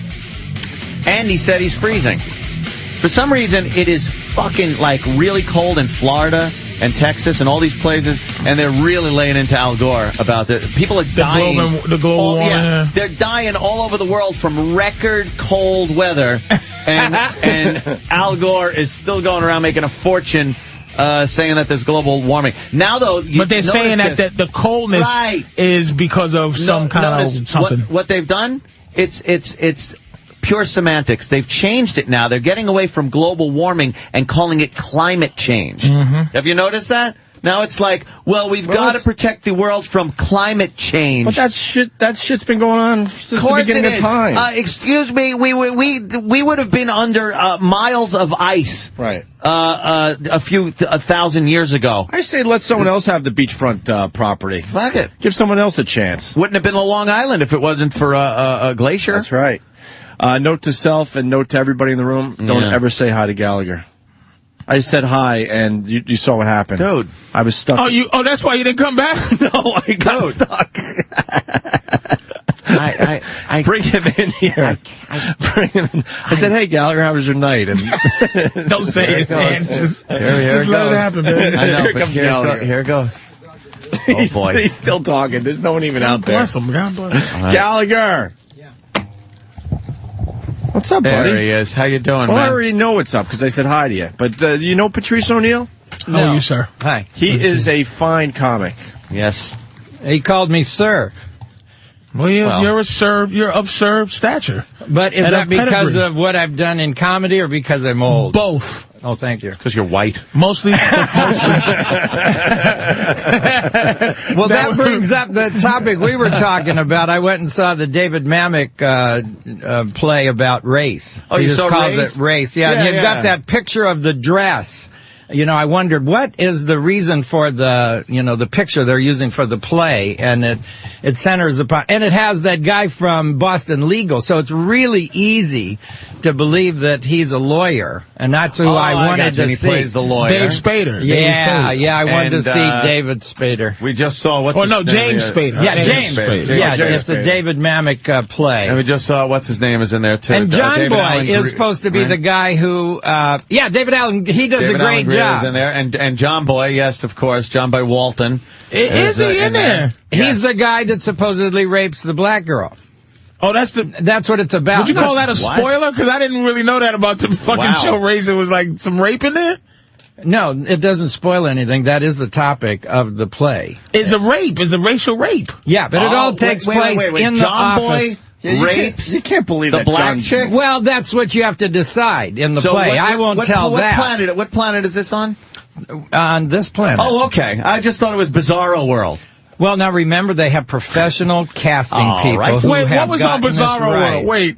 That's where everything's backwards. Wait, that. Oh, it's this Bizarro play. Fucking cocksucker. Bizarro play. Isn't it usually the other way around? That's great. Oh my God. I want to see the same people that did that production do. Well, here's the first problem: 48. is that there's and black watch people a bunch in of the black audience. cops chase white murder victims and suspects. Well, you just don't sit down black people and white people together in a theater and then make outrageous racial course you don't. stereotypes or comments because it makes everybody uncomfortable. It At least certainly does. I was. I don't know. There was Were like, you uncomfortable watching this? Yeah. So it starts out with a rape? No. This all takes place in the Ladies and office. gentlemen, You only discuss rape. it. You only discuss it. You don't even get to see the red dress with the sequence. You just hear all the orchestra warming up. Rape. No, there's no. Ladies and gentlemen, There's no orchestra. No, I give to you musical. rape. He could have called it that. He could have called it rape. But Was it nudity? Was Kerry Washington naked? Oh. There's nothing. It's only discussed by lawyers in a room with books. What a bore fest. Discussing a white man's. I'll make this shorter. Not guilty. He gets away with the crime. He just not guilty. Let's go over the case. White guy rapes black woman. Leave that book on the shelf. There's just no need to even go through this. Ladies and gentlemen, we're going to pass around a hat for AIDS and HIV. Thank you for watching the show. Call one of the motherfuckers and go, hi, here at James Sokoloff and Company. If you've been raped, here at Schuster and Schuster, if you're tired of not going, motherfuckers, white boys not going to jail for raping you, call us at 1-800. Are you saying you could write a better play and it'd be more pertinent and it'd be more realistic? Yeah, fuck yeah, nigga. Well, We'll why take don't care of you your rape. Why don't you write a Important play? things to worry about. I'll hit a bitch's pussy with a hammer like that watermelon at the end of It starts off with me hitting a bitch's pussy with a hammer. But what about David Allen Greer? If it wasn't correct for race, don't you think David Allen would have something to say about it to the author of the play? He wouldn't want to be a part not of necessarily. something. This is Hollywood, Gallagher. Yeah.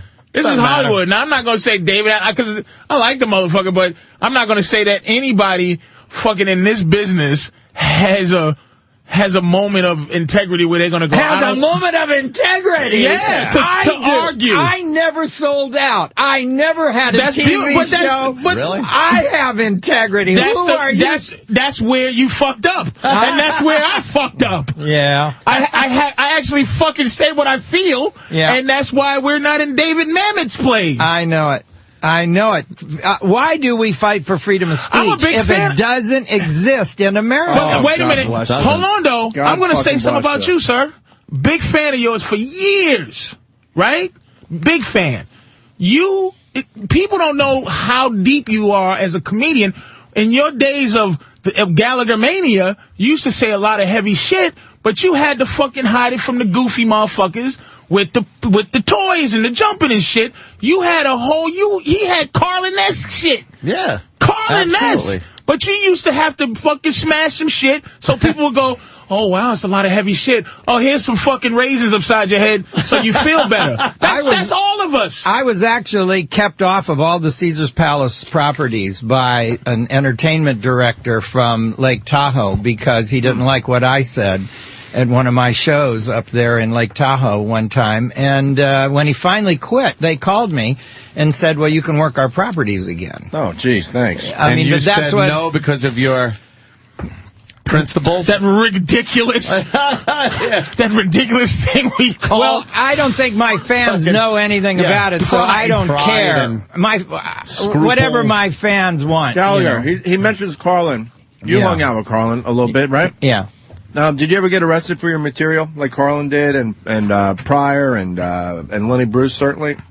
No, the worst thing that happened was the Caesar's Palace thing. Well, I think TV in general was afraid of me because I seemed to be a loose cannon. But Showtime, you were on those Showtime only when specials were I huge. had. Well, are they sticking with me? No. Why don't they have a Gallagher special? I haven't had a special in over a decade, and I helped make it. A lot of my fans say I got Showtime because of you. And where are they now? I should have been I on got it for the HBO. exercise bitches on the round turntable. I blame Avis. I blame Avis Rent-A-Car. You were very famous, though. You're an icon. I mean, really, what more do you want, Gallagher? He wants to continue. I want to continue to express my opinion. What do you want more, Ronnie? I have jokes and ideas that I got yesterday that I'd like to have on TV. I mean, what more do you want in retrospect? Not in nostalgic value, meaning right now I can understand you like, what the fuck? But I mean, then you were quite as famous as anybody, man. You had a beautiful run, I would say. I had one of the longest runs when you think about it. Iconic run. 3 decades is a long time to still be. And they come to You're my a show. household name. Yeah, everyone. Still. I think he still is. Fuck yeah. I couldn't do a show in Manhattan. Nobody'd come. I've tried it before. Because you have because these the people here don't know who I am. They know who you are, but it's almost like they don't. No. I'll tell you, it's like Bob Nelson. Here's like what happened. People still know Bob Nelson. Don't compare him to Bob Nelson. I'm not fucking comparing him to Bob Nelson. Compared you to Bob Nelson. Are you gonna fall for this, Ron? I went to 3 Broadway plays, and I walked into 3 Broadway theaters, and the only people who wanted my autograph worked there. Nobody in the audience recognized me or wanted to talk to me. Because you don't wear the hat anymore. That's not. I didn't have the hat on. When I walk in to buy a ticket, they know it's Gallagher. When I'm putting my hammer in the coat room, she knows it's Gallagher. The kids that are selling the drinks, they know Gallagher, but nobody in the audience knows it's me. Because I'm not this audience. I can't work in L.A. either. I don't think that to be true. I just think... I know, but I'm the one selling the tickets. I got 300 tickets in a little out of Tower, Minnesota. Who ever heard of Tower, Minnesota? I got 350 tickets sold today for a show in a week. And I got 100 in Danbury, Connecticut for tonight. Tonight. That's I got good. 100. It's sold out, man. It's no, like it isn't. It seats about 300. You're not a bag, man. I'm trying to but look, I know it's miserable because I'm not at your level and I hate not selling things out. It just makes me feel bad because at some point, but I just think. I'm just telling you the way it is. Yeah, you're right. Well, I would love to be on TV with my present, but sir, let's be honest. Attitude. What seasoned comedian other than Carlin did you see on TV? You see, Robin Williams just did one. But last night he was on against the football game. It was funny to see what they put against the football game. This is a young man's and young woman's fucking world. Media. Yeah, young people. And and I'm going to be honest with you, you have I gave up mustache. You have I gave up hairdo. Like, you gotta fucking stay young, man. And what should I? You should line it up. Get a goatee. Motherfuckers have goatees. Yeah. This part, the long part of your hair, get that the fuck out of here, Ron.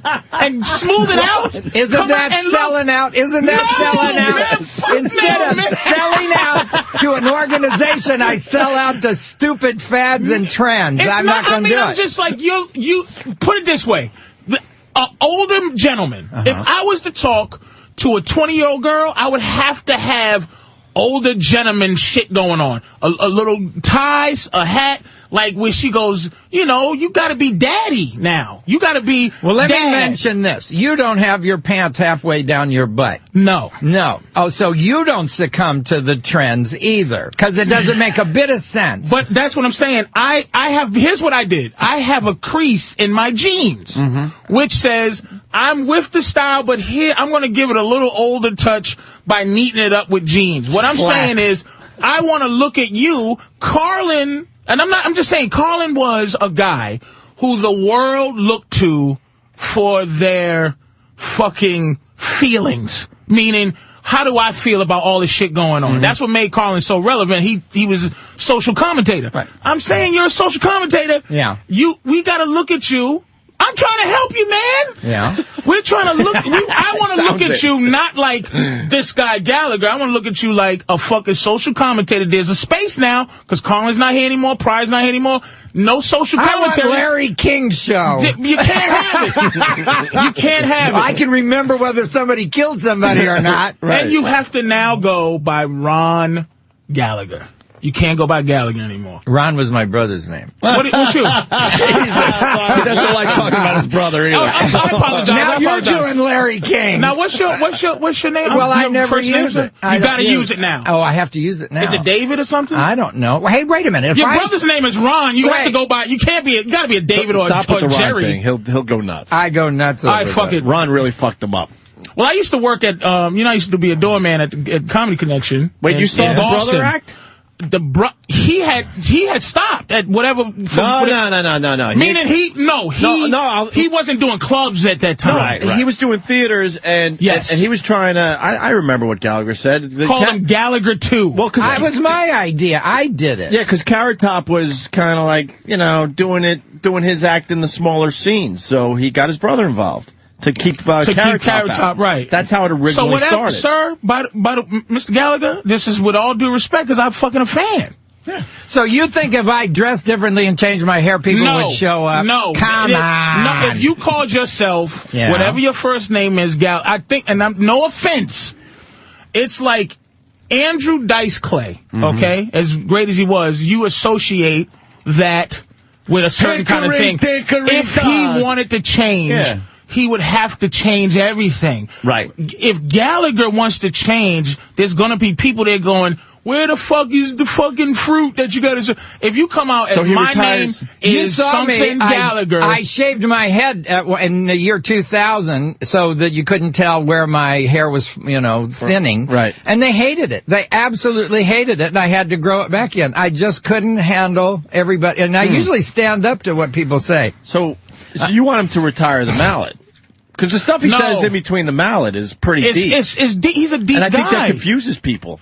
Mm-hmm. He should retire. He should fucking go have a... Look, you have enough name to go on every news thing and say, I'm retiring this thing. It's done. Talk about the stuff you talk about because it's heavy thoughts. And I'm saying at the I'm end not of the always day, heavy. Why doesn't the coach dump the Gatorade when he's ahead, and then he doesn't have to worry about them dumping it on him later in the game? I want to know why. Who started this tradition? Didn't somebody get a heart attack or almost die because of that cold? Didn't LT start that? Why doesn't the coach? If I was a coach and I was ahead, I'd go over, kick over the Gatorade. I mean, I'm not that deep. I'm just kind of smart. Common sense. Yeah. I'm just telling you that. I don't think Ron. Sorry. Boy. I don't know his first name because I don't want to call him Gallagher. I'm calling you Gallagher. Sir for the rest of the thing. Okay, go ahead. Sir? Uh-huh. Oh, wait a minute. I like it. Sir Gallagher. This is the way I need Gallagher. to go. This is the way I need to go.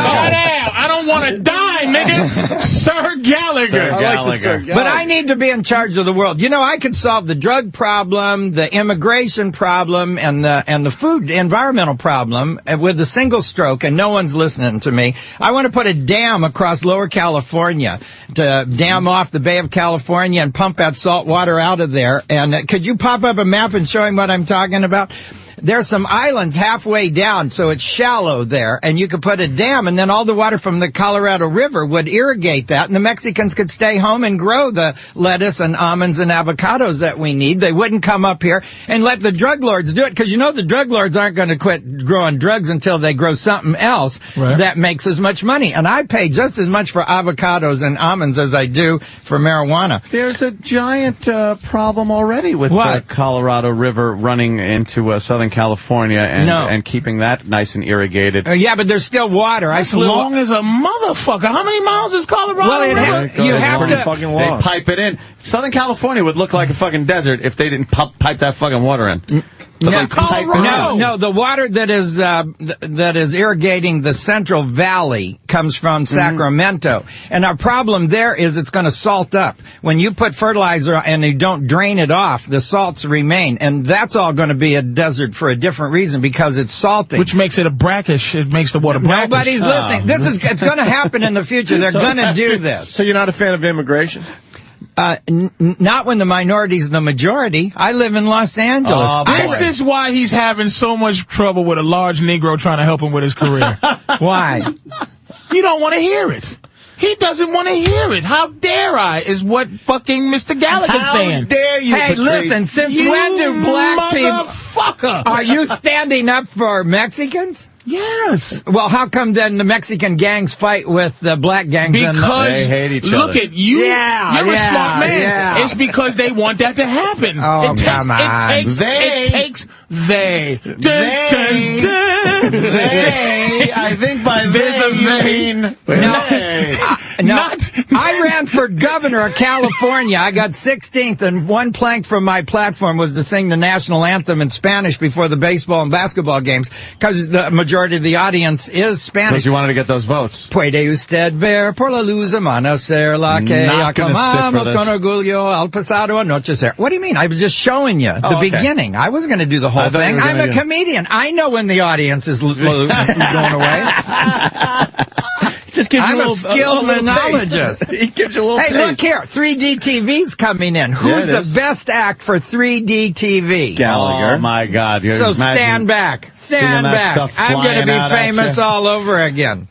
He doesn't want to stop smashing shit. No. He doesn't want to stop. Why don't you ask him? You should I listen. can hear it because he's like, who's the best for 3D? Gallagher, do you want to stop smashing stuff? I have other ideas, which we outlined the last time I was on the show. Yeah, but I have you don't need 3D. There's no such thing. Do you feel like you have to smash stuff? HD radio? No, yeah, the three. You have HD. Hey, It means nothing. The Consumer Electronics Show is happening right now in Vegas, and what they're talking about is 3D TV. That's right. the big one this year. ESPN going to have 3D TV coming very soon. Well, why are you telling me I'm off base if this is exactly because what's we're happening? Trying to get you to be somebody the else. fucking Gallagher that we all know and love. Yeah. And we're trying to get you out of smashing things. Well, what about Blue Man Group? Are you going to change them? Fuck them. That's what they are. That's not what you are. No, they're me. They're doing me. First of all, what about Shamu? First of all, Shamu splashes the audience. The Blue Man Shamu Group. To wear The Blue Man Group doesn't talk about the First Amendment and then become blue. Right. You talk about things and then you smash it. Yeah. You got to do one or the other. Smash it or talk about shit. Yeah, I kind of see Patrice. Do you understand my point? The Blue Man Group is magic. Cirque du Soleil. They don't go, hey, let me tell you, the Second Amendment is being fucking, hey, watch out for Obama, and then go, woo. You can't do it. I worked with a rock group called Gallagher. That's what it is. They were me and Metallica. That's really weird. Wait, how did that work? Well, they would tell some of my jokes and then smash something and then sing a Metallica song. Can you search it? Search it. You'll find it. That really is ridiculous. I know it. I'm just saying that. Is that real? Yeah. Because we never know. Well, he's going to look it up on the internet. It always works. Let me see. Metalliger. That's what it is. Metalagher. I'm just saying that Showtime should have stuck with me and given me a forum to continue, like HBO how did that did. end? What happened with that? I don't know. They don't call. I think it were the ratings down in the last special you did? No, I think it has to do with the old guy that owns it. I don't think he's hip. Sumner Redstone. He tried to be in with the gaming. He bought Midway Games because of the game they had about stealing cars. And they didn't have another game, and so that company's stock went to nothing. And these guys, they try to buy coolness. There's a nowness missing with you, sir. There is a. What are you talking about? He's part of Metallica. I'm looking at the logo. There's a 2010ness that we have to figure out how to get you. I just told you how I am. I'm green. I just told you how to improve the environment by draining out I mean, visually, man, people just need it. Shit. I don't think they care what I look like. They laugh anyway. do. No, you said they do don't. because you shaved your head. And you had to grow it back. So Thank you for listening. You're right. They did like about my hair. You know what? He's a natural revolutionary. I am a revolutionary. I want to change the rules of baseball. And he's going to make me change my attitude. I think a right-handed hitter has 2 steps further to go to first base than a left-handed hitter, and this is an unfair thing. The left-hander has to turn around before he starts running. No, he's right there ready to go. I think that the right-handed hitter should run to third. Oh, wait, I think you can go in either direction. And this would be fairer. See, I have a point of view. I can't be part of trends, fads, and fashion. Sir Gallagher? Yeah. Well, what about this fad of writing down this whole thing you're doing? Just throw this in the garbage and let's really talk, man. We have been just talking, but why is the general audience interested in my career? They're interested in what I'm thinking about, not about my career. Can we find out what they are thinking? Can we talk to somebody? I want Ron. I can't be famous until this motherfucker. I mean, he hasn't talked to his brother Ron in years. Gallagher. I want to say his first name. That's why I'm sorry. I know his first name. Sir Gallagher. What's his first name? I don't know if I want to blow up his spot. Oh, fuck that. I got Google, nigga. Fuck all this shit. Fucking Patrice pulls out his BlackBerry. Find out what the fuck your name is, Mr. Mystery. God damn it. Think you're gonna stay a mystery? I bet you they have Carrot Top's fucking real name too. I'll find out that fucker's name right now. Fuck it. You're gonna play me out like I'm a goddamn fucking what is. Matter of fact, here's what it is. What time is it? If my girl, listen, Vaughn, find out what Gallagher's first name is for me and Carrot Top. Say both of these motherfuckers' first names. And text it to me, baby. Baby girl. She's listening? If she's listening, it'll be here in 3.8 seconds. If she's listening, if not, I have to go on myself. We're going to go to Dan in Knoxville because you want to know what the people are thinking. Dan, go ahead. Hey, you guys, Gallagher, if you're a smart man at all, you will listen to Patrice. I'm telling you, it'd be like Field of Dreams.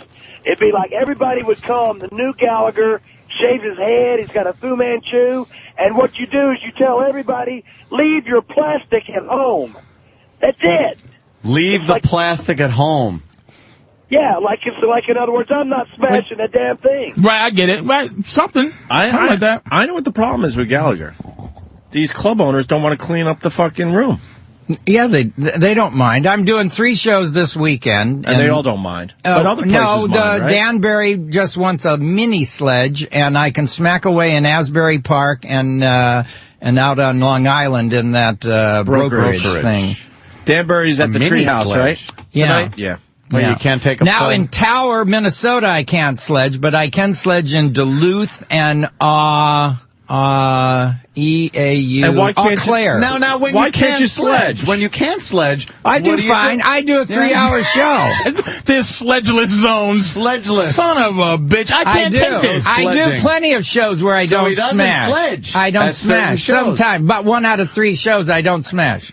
But you do something. He gets bummed when he can't sledge. When he can't smash, I guarantee you do something rebellious. What does he do rebellious when you can't smash, sir? You do something fucked up. You throw milk. You do something. No, I think my jokes are like Sledge-O-Matic. I smash. That's what Patrice is getting at. No more Sledge-O-Matic, Leo. I've got a couple of applications. Leo, didn't I? Leopolis. What's the real whole thing? Leonardo, which Leo is Anthony. I told you guys my name the last time I was here. He said his middle name's Anthony. Oh, Leo. I didn't tell my first name. No, how great would it be, ladies and gentlemen, Leo Anthony Gallagher? And I'm a Leo. I was born July 24th, so very few people have the same name as their astrological sign. Good. You don't know anybody named Sagittarius. Would you go see Leo Gallagher? Yeah. Yeah, I would see. And I wouldn't expect any pumpkin spice. And he was born my baby got the name he already and said his birth date, motherfucker. Thank you, Vaughn. Thank you, sweetie. What's Carrot Top's name? And get me Carrot Top's real name up in this bitch, too. We already know how old Gallagher is. But I'm not going to say his age. And now he's smoking again and fucking smoking pot. He's tired of the bullshit. I'm living through him right now. I'm living through Gallagher, tell him you're enjoying your life. I've never been criticized more by a person who says he loves me.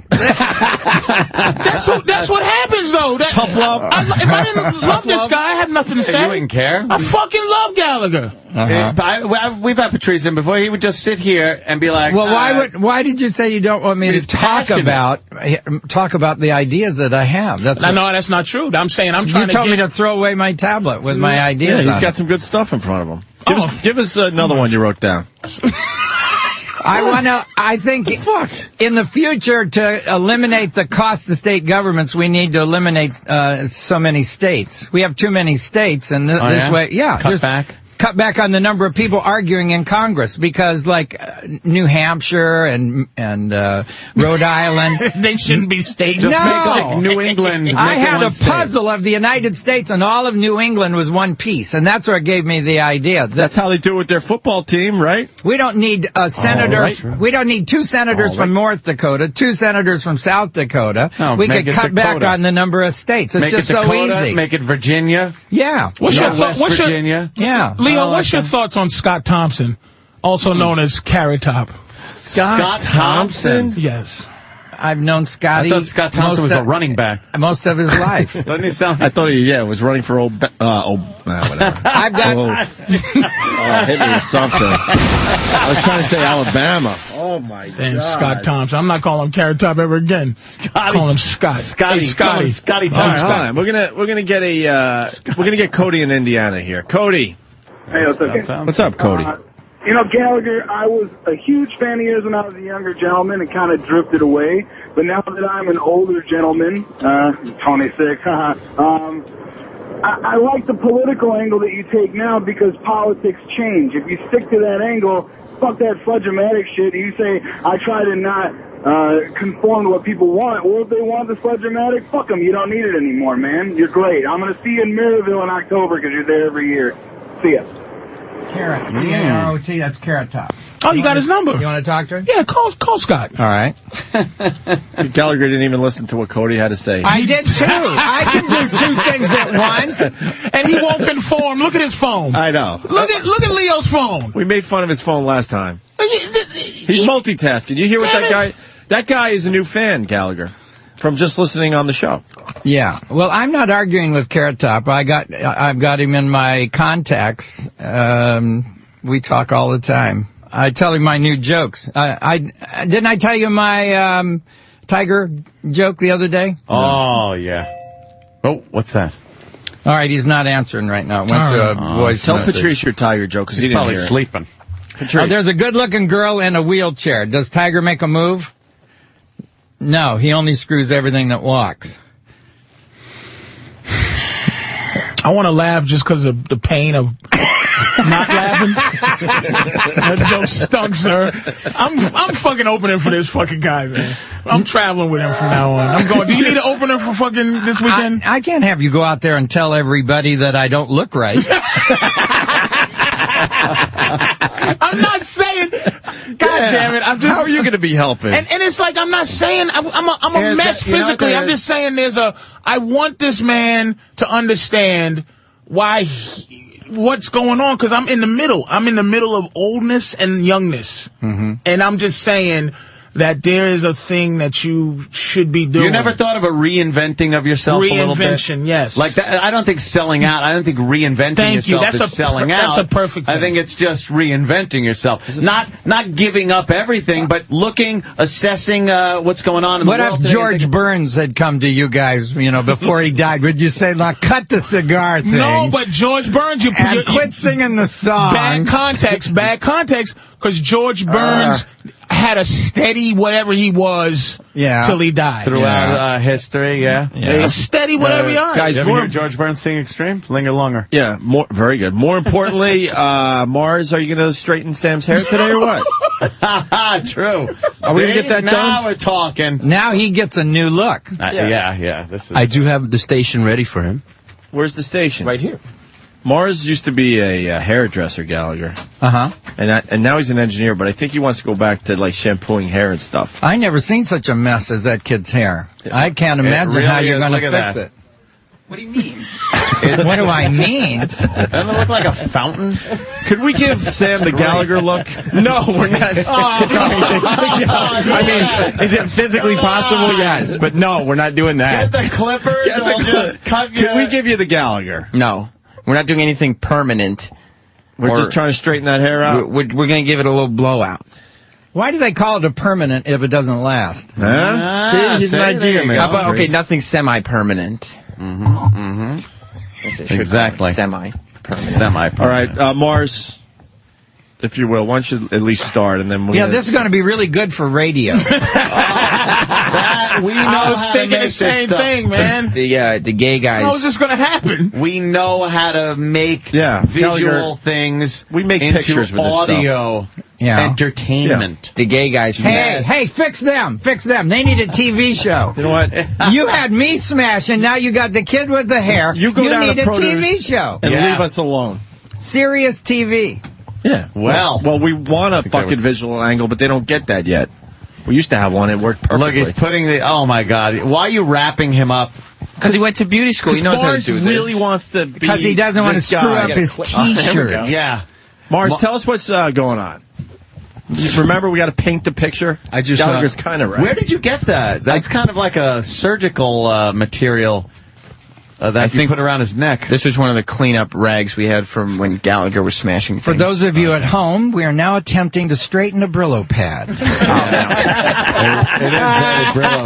That seems racist. We're going to make it into a wire brush. Gallagher, we ask all our new friends, do you think Sam is black? For real? We can answer honestly. You think he's got some black blood in him? I don't really know what Yes, causes. because Gallagher won't look him in the eye. He won't look at him. He won't look him directly. Gallagher just gave you the friggin' look. Go fuck yourself. Let me shut the fuck up. I don't need to look at things. I already saw him once. Yeah. Right, you thing? I think that if this I'm an continues, we're going to hear the observer. real Gallagher. Now, We're going to hear the real Gallagher soon. It's coming, dude. It's coming, man. It's fucking coming. The interesting I'm going to thing meet is- the real Leo before I get the fuck out of here, man. He was related to Thomas Jefferson. For real. Who you know had two separate families, Yes. black and white. Yes. And I'm thinking maybe he a little bit out there in the field, or It's not confirmed. It is by your hair. It's theory. No, the Thomas Jefferson thing is confirmed. Yeah. But the second family, me coming from the His mother slave side. cheated on their father. It's a fact. Oh, yeah. Not just I know it's Patrice, that's disrespectful. You think it's first It is generation? disrespectful. Oh, dude. It's first This ain't generation. some fucking gene from 1802. It's just that just decided to take a peek. Yeah. This is the milkman, nigga. This is a You visit. said that backwards. This is the nigga milk. You're a piece of shit. Your mind just stopped. That fucking shit is awful. I am an Oh asshole. my God. I agree. I am an asshole. Talk about being old-fashioned. Milkman. Well, that a was joke based on the milkman. Boy, is he fucking... He's fucking you firing down. all barrels at you, Patrice. Milkman. You hit him in his soul an hour ago. He's going to let you know it. I don't He's gonna care let how you know mad it. he gets. I love him, and that's why I do what I do. I know. I'm not love doing the fucking milkman guy. references. I don't care how many creases you got in your jeans. That's old-fashioned. The milkman. Help me. Is it FedEx? Remember the milk Milkman box? is funny, though. The milk box. Gallagher. Nobody know. Kids don't know 20s. You need to update your material. Oh, shit. Gallagher's going to give you some advice now. You better go get a mallet, Patrice. I'm going to fucking Sledge-O-Matic, this son of a bitch. Just tell me this. What do you end your show with? See, I use it to close the show. Every good entertainer has to have a closer. You know what? What's your closer? I have my Sledge-O-Matic. What is it? Pussy farts. Ah, true. Yeah. That's your closer right now? That's my clothes. I fucking the air comes out. Yep. Gallagher, you gotta is respect my, that. That is my fucking. You know what, Gallagher? That is. You gotta respect That's my pussy yeah. farts. And this is why women aren't coming to your show. They come, but they leave.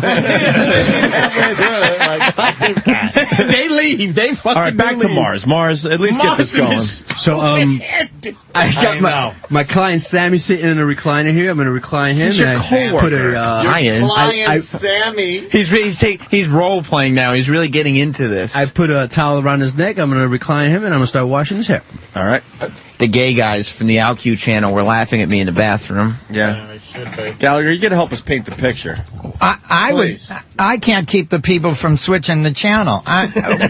They'll stay there. You're gonna straighten somebody's hair, and I'm gonna stay on the radio for There's this. no one else to listen to on this platform. It forces these people to follow us on Twitter because we send the pictures. Yeah, out. we send pictures. Yeah. All right, now Mars, what's going on? You got to walk us through this. Mars is wetting his hair down, wetting Sam's hair. Wow, that is. You're nappy-headed. Oh, wait a minute.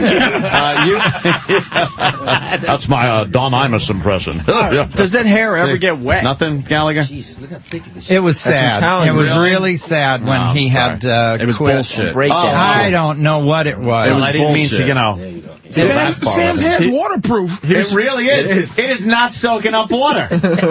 Your hair is fucking dry as a bone. How the fuck do you get that thing wet? I wash it. Mars is getting wet at all? No, his hair, it's running off. It repels water. Mars is getting wet. Holy shit. Yes, it is. I like my Brillo pad illusion. It was very good. Just have confidence that it was good. It doesn't wet, it rusts. All right, the shampoo. Putting the shampoo in. You don't need to put shampoo in a Brillo pad. It's in there. He's like, fuck the water. He's just going with the shampoo. Mars, talk us through this. What's going on? Why don't you relax, Sam? You're like fucking freaking out. Because this is my hair. He's just washing it. I don't know what he's doing. If you cared about it, it wouldn't look like that. That's not right. See, Gallagher, here's the jokes. We use this to get the jokes out. I didn't know that. It does smell really. That smells nice. That feels good, I'm washing Sammy's hair. Yeah, but you're not doing you're not doing all of it. Yeah, you're missing. No, that ain't the hair I'm talking about. Jeez, Gallagher. Gallagher's gone blue. If you have pubes on your head, you must have. It's Andrew Dice Gallagher. Mars knows. Why don't you watch his pubes? I'm going to smash your watermelon. Mars knows what he's doing with this scalp massaging. Hickory dickory dock. They ought to dam up to Colorado. It don't make sense, but it's two characters. You get it? You don't realize how we've changed the world by putting that idea out today. Really? Yeah. This is what radio is about. It's about bringing out new ideas. You know that Windows is going to clog up in the future and it's going to ruin Microsoft? Really? How does it clog? Well, it doesn't have, because it's a bottleneck. It's sitting on top of DOS, and as people need more and more megabytes for the uses they're doing on their phones, Windows not going to be able to handle it, and Apple is going to take off because they've got their operating system from the beginning to handle this high speed. I like Windows anyway. I mean, I like but it's old-fashioned. It's going to be just like the Milkman.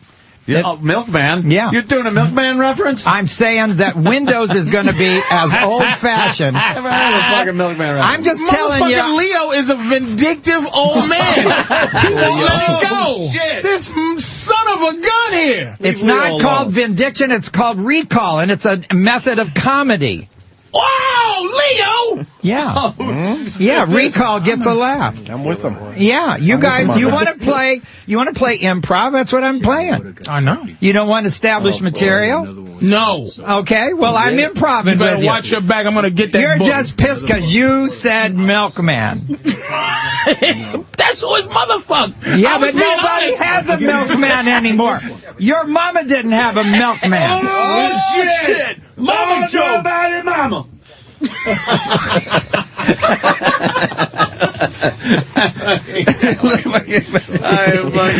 Yo, loving this. Worst. Fuck you fucking hit him hard an hour ago. He's gonna let you know. I don't. He can have it. He can have his revenge, but it's not revenge he should be getting. I fucking feel like the cortex, the vortex, is not going to be right until he's fucking right again. I can't be right till Gallagher's right. Gallagher, do you think now? Obviously, we look back in great fondness, remembering the Gallagher of yesteryear and the Showtime specials and everything. But don't you think there's a reason why there's 100 people at the club, and maybe that Patrice has kind of a a good angle of the reinventing of Gallagher, and maybe like you said, trim the hair, the mustache, a little goatee. Do you really think if I did a radio show in Danbury and said I've cut my hair and I have a little bitty faggy mustache, no, it's not going to be that they're all overnight. going to get in line? What about the weather? Isn't a storm coming in? Yeah. Maybe there's 100 people because they have enough sense to stay home in a snowstorm. You're rationalizing. I'm not rationalizing. I've always sold my own tickets. I rent the theaters and I buy the advertising. Oh, you do? I've done it my whole life. I'm revolutionary. I'm an individual. I don't follow trends, fads, and fashion. I'm not going to wear a gold necklace. Oh, shit. Patrice, Whoa. no, he didn't. On a T-shirt. You save enough money not buying a good shirt to buy gold. Oh, no, he didn't. Damn.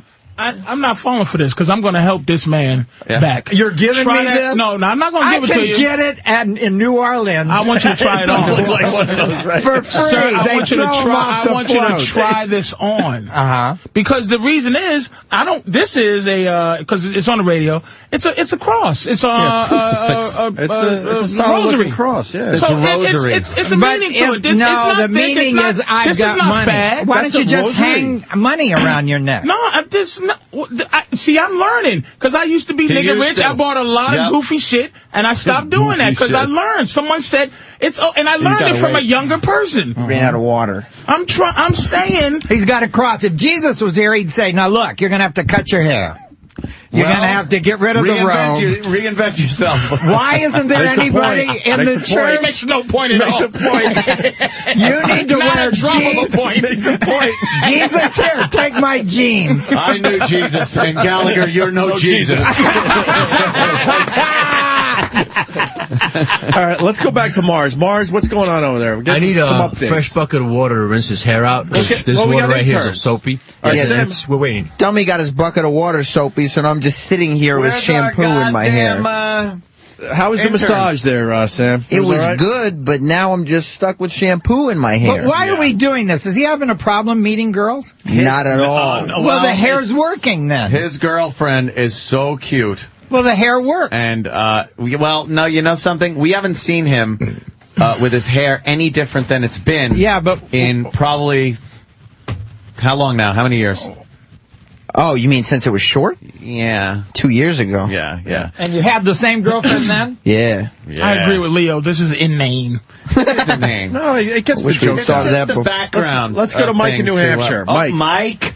Yeah. Hey guys, I tell you something. Gallagher is killing. It's awesome, but he has the line of the century. Teach Shamu how to press his jeans, put a crease in his jeans. That was freaking awesome. He got nailed. I don't think he said that, you piece of shit troublemaker. You were talking. You were talking at He the said time. you don't teach Shamu how to. Wearing he didn't jeans. say. Like, look at the Elvis impersonator on. Yeah. Like, he just stop. Gallagher's not an impersonator. No, Before me, but I'm saying- Shamu did not splash anybody before me. Shamu stole my shit. See? Shamu, a fucking killer whale. Shamu. What about what about Quar and Insane Clown Posse? These are hip young bands that smash stuff on the audience. You said the the kids are Insane copying Clown Posse? Yeah. What about that? Those crazy, relevant, fucking Clarence Clearwater. Yeah, he does mean You mean Guar. Q-U-A-R. No, Quar.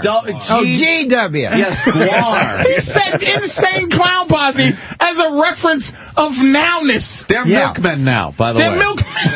That's what they do. They crease their jeans. They're nobodies, Leo. You're a somebody, and we're going to get you back. Leo? I will not call because Leo makes me look at him. Leo. He doesn't want to be Leo. He didn't want to be Leo at one point. He still doesn't want to be Leo. You're not my friend. Oh, no. I'm your best friend. You just No, don't know you're it. not. I'm a friend of your life. We don't know each other. What other acts have you helped with your advice that have taken off? A lot of young kids. Yeah. A lot of young kids have gone that way. I've talked to a few guys that don't give me credit for helping them get through. Isn't the object of entertainment to have your own identity and your own look, and that way stand out from the crowd of guys that are wearing gold and have jeans on and are talking about... No. You know, I don't talk about the difference between blacks and whites, and almost every black comedian, that's all they talk about. Do you talk about the difference between blacks and whites? Abso-fucking-lutely I do. Well, I But don't. I do it very differently. Yeah, no, you don't. You have the same topics as everybody else. I'm sorry. Wait a minute. I understand this oohness, but I'm sorry, Mr. Wheelchair Tiger Woods joke, that shitty joke you said. You don't think everybody's talking about that? But I had a better joke. I had a good joke. The standing up fucking walking. Are you fucking serious? All right, That should have had knocking ahead of it. Because I don't have jokes, Leo. I have soliloquies. I talk about it in reality world. Oh. You're not his friend. I am his fucking friend. No, you're not. You're just not. We all see it. Fuck that. It is. It's a good joke. I'm trying to teach him how to fucking buy seeds and grow his own fruit. I've seen Patrice's act, and I can't stand the whole, Black Def versus Comedy white thing. Jam or BET Black Comic, where he's just like, let me tell you about white people. It is nothing like that. Patrice is very intelligent, and he's very Bill Cosby never talked about that. Well, he should have probably, because he's doing it now. That's why Bill Cosby, his relevance ain't as in the place where Pryor's relevance is, or Carlin's. Carlin talked about race. Right. Yes. Not really at home. I guess I did too when I just mentioned it. Yeah, you certainly did. And you went and saw the play of the same name. And I'm gonna tell you something. Here's why I'm here to help. It's hard for white comedians to venture in that area. So a lot of times they put down the ability that black comics have to explore that world that they don't feel like they have. It's dangerous to explore it, but you want to talk about it because it's relevant, sir. But it doesn't make sense to say that that people are the same no matter what color they are, and then get on stage and tell how they're different. Who said that? Every black comedian says how they're different than whites, but yet not every black comedian. I can't think of one that does it. Every white comedian goes, I just had a baby today. My wife just had a baby. Yay! Yeah. You know the funny thing about babies? I'm not going to say all white guys do that. A couple of hacks do. And a couple of hack black comedians do. Let's get back to Mars and Let's San get back Francisco. to this shitty hairdo. It's back to normal. It looks exactly like it. Why'd you have to wash his hair, it's Mars? clean. Yeah, it's clean now. It was clean before. It was clean before. You've done nothing. I wish an eagle would grab your head and throw you off a cliff. Sam, Yeah. walk us through it. How was it so far? Well, so far so bad. There's still shampoo and conditioner. But is Mars doing a good job? No, he has not gotten the shampoo out of my hair. He just gave up. But he's really into shampooing you. He enjoyed it very much. And by the way, I have already the thing that we were talking about the balls on the chair thing. Yeah. Already when he was applying the shampoo and conditioner, His balls touched your his balls arm? were right on my arm. There. Now he's drying your hair. Which I think he did on purpose. This is really fucking awkward. It's a little homoerotic. But if his pubes are as thick as this, I don't think his girlfriend can find his dick. Oh, wow. I don't know why. I don't know why we're working It's going to blue be like today. an eaglet in a nest. I don't know why we have to go there. All right, we're going to straighten it now, Mars. When did this become R-rated? Look how happy Mars is. When wasn't He it? really is. Mars is into his tools. He is skadoodly, isn't he? He's just like, What is this? you should be whistling. Mars, what are you doing now? He's using, wow. He's combing his hair out. What is that? Trying. Comb. It's a wide tooth comb. What do you think? You're going to get a That came from 1972. that comb Mars. will probably not get through it. What would you do for Gallagher and his hair? What does Mars do here at the show? He's our engineer. trying to figure that out. He's just trying to figure out what he's good at. That was just the voice of Sirius management. Right. He's the resident also. He makes sure we're on the air. Yeah, he makes sure these things are working. He flips the switch. Yeah, basically. He flips the switch. He goes, check 1, 2 before we come on. Shit And like that. He's my new personal stylist. Yes, of course. Do you think he knows the difference between a photon and an electron? Ask him. Mars? Ask me a question about it. What's the difference? That was the question. What's the difference? That was the question, sissy. Answer the question. No, the difference. Fucking Vidal. Fucking. I asked the president of Sharp Electronics at the Consumer Electronics Show that he question. didn't know, right? He said, I'll guess. And I said, well, I just won because you're guessing. Sure. People don't know, and they use electronics all day long. Gallagher, are you racist? Why? Holy shit. Why? Holy shit. He'd rather be fucking smashing a nigga's head with Sledge-O-Matic than a fucking watermelon. That's what a watermelon, it represents nigga head. He desperately wants to be smashing eggplants. My show. He wants to. If he could get a hold of some black babies, he just. That could be the best answer. That could be the best answer ever. Why? Just why was the answer? I don't discuss race in my show. No. I don't go there. We're getting to know Gallagher. My as head a just person. almost fell off, man. Getting to know you as a person, plus making people laugh. That's what we do. Yeah, that was a really funny idea. Now you're helping me. Are there some like untouchable areas where you won't discuss? I don't do any jokes about black people. I don't mean like why? Yeah. And why Mexicans? You touch on Mexicans, but not on blacks. That's right. Why? Why not black? Scared of the black. Because of the reaction of the audience. Exactly. If I You're conforming. I gotta chill out Talk with the about what cold. you want to talk about. He's pulling your hair out. It's going crazy. So it's an audience. The audience would just go like, oh. Why would they? What would be your topic matter if you talked about black people? It would be where the audience would go, ooh, you have ideas. Because I don't agree with black comedians that all black people act the same and all white people act the same. When you did a white voice, you went low. You went like this, like all white people I do talk a great like white this. guy, though. Ready? You do not. Well, Gallagher, let's give him a chance. I'm a white guy. I don't talk like this. Let's hear your white guy, Patrice. We'll see, Leo. What I'm saying here is that the situation. Yes. These are white guys I hear. Well, then you're the one who is. Why don't you ask him if he's racist? We know he's racist. Nigga, I am. I'm a fucking. he's told You us. better be lucky I'm not white. He's told I'll us. be the scorn of the universe, nigga. Them Gallagher, torch the earth. I wasn't pointing you out. We've already talked about this. Patrice will admit it. Well, but I'm racial. Fuck racist. No, you say racial. I'm racial. Right. Are Which you is- racial, Anthony? I think I'm more racist. Fair enough. I think I am, though. I think I am. Are you racial? At least. I don't think so. I just tell that one Mexican joke, and I think it's cute. Fuck the jokes. It's cute. In your mind, in your soul, in your everyday life, your social viewpoint. Is there a racial viewpoint? Do you see our president as the black president or just a man with a But our president is just as white as he is black, so he's not a good example. Well, a lot Oh boy, now you're gonna get Anthony going. No, I'm just saying Gallagher. a lot of people, especially, in middle America there, they kind of look at that a little differently. Hawaii? How many black people you know from Hawaii? all those Samoans, they call a nigga out there. King Kamehameha. It ain't a lot of them. I don't know. King Kamehameha. That guy. He's a spoon fork. At Kentucky Fried Chicken, they've got a thing that's a spoon and a fork at the same time. Yeah. That's what the president is. King Obama's a sport? Kanui. King Kanui Bababa. And that's the problem with America is nothing's well defined. Everything is right down the middle, half of this and half of that. Yeah. That's the problem. Wait, Sam wants to tell everyone that Mars doesn't know what he's doing. Mars does not know what he's doing. Mars is.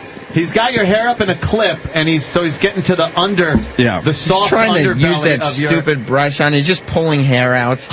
He doesn't know what he's doing. Sam's not happy. Sam's not happy. I need a black hairstylist. There's one person doesn't have to worry about a hair being pulled out. This guy's got so much hair it can't find a place to be. Sam. Isn't that You unjust? should lose a few hairs. Half of it. Half of it needs to be Isn't there pulled no out. justice with that, I could Gallagher? grow dope in his hair, and the cops would never find it. Yep. I'm 26. I can have my hair. No, you can't. Get the clippers And I out. can smell the shampoo and conditioner It's burning. still That in. didn't wash No, out. I'm smelling burning hair right now. Are you burning my hair? I posted a Yes, because I posted a video and people are officially creeped out by the video of Mars shampooing Sam's hair. Oh, good. It's on Twitter if you want to check it out. Opie Radio. It's really bad.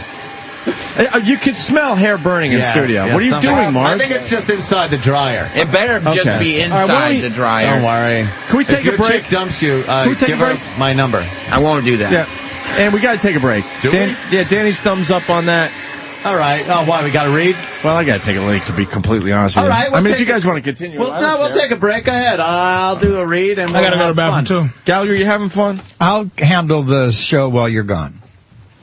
You want to take Listen, calls? let me leave. I'm going to the bathroom now. So talk to Gallagher. No, I got to take a leak. No, talk to We'll Leo. take a break and we'll figure it out. Hey, you know how black people say bathroom? They say bathroom. Right. Whoa! On his birthday, he's going to brush his teeth.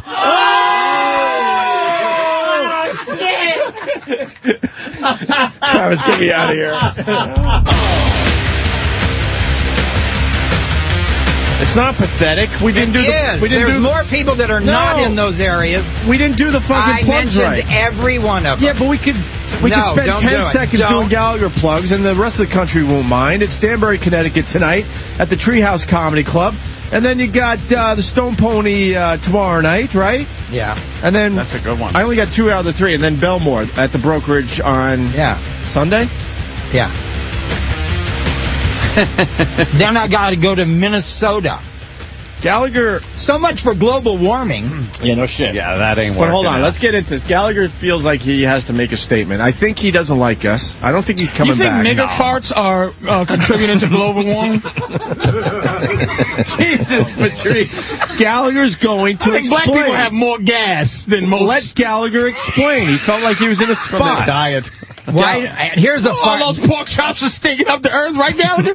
Leo. I do a fart. I do a fart joke, but I do a different one. Why don't little girls? How many of us take? Hold on, let him do his fart up? joke. I want to know how many light bulbs. How many of me it takes to screw in a fucking light bulb? Let him do his fart All joke. right, I'm sorry. Go ahead. I'm sorry. I apologize. I'm trying to get back on his good side because he fucking is giving me the daggers right now. Go ahead, Gallagher. Why don't little girls fart? Because they don't get assholes until they get married. Now this gets all the girls. Yeah, in the girls audience. love that, right? Yes, they do. And the guys are like, It's a good "Oh." fart joke instead of just saying what you said. How about this? Wait, but how about this? How about this joke about girls? Yeah. My girlfriend has been with me for 8 years. I've been with her for 3. Gallagher? He's thinking. How's that one? I guess that's what black people do. Oh, shit. Oh, shit. Told you. No. He's mad at me because I asked the question. I like it. I think his real name is Gala Nigger. Gallagher. I like this Gallagher. Gallagher's mad This at is the true Leo. But he's mad at me because I asked that question before break. Here's He's actually why. mad. Here's why he's upset. Because But let he him talk knows. about it. Fuck that. He is the Hulk, and you brought in the thing that makes him change. He's a wolf man, and you brought a full moon in. Well, he said my mom fucked a Viking. Well, imagine what he thinks my mom fucked.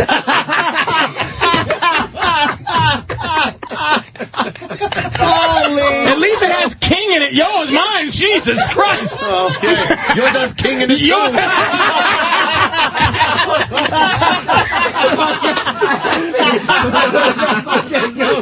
Listen. Oh, my God. I don't want Gallagher leaving and never coming back. So, Gallagher, why was that question bad?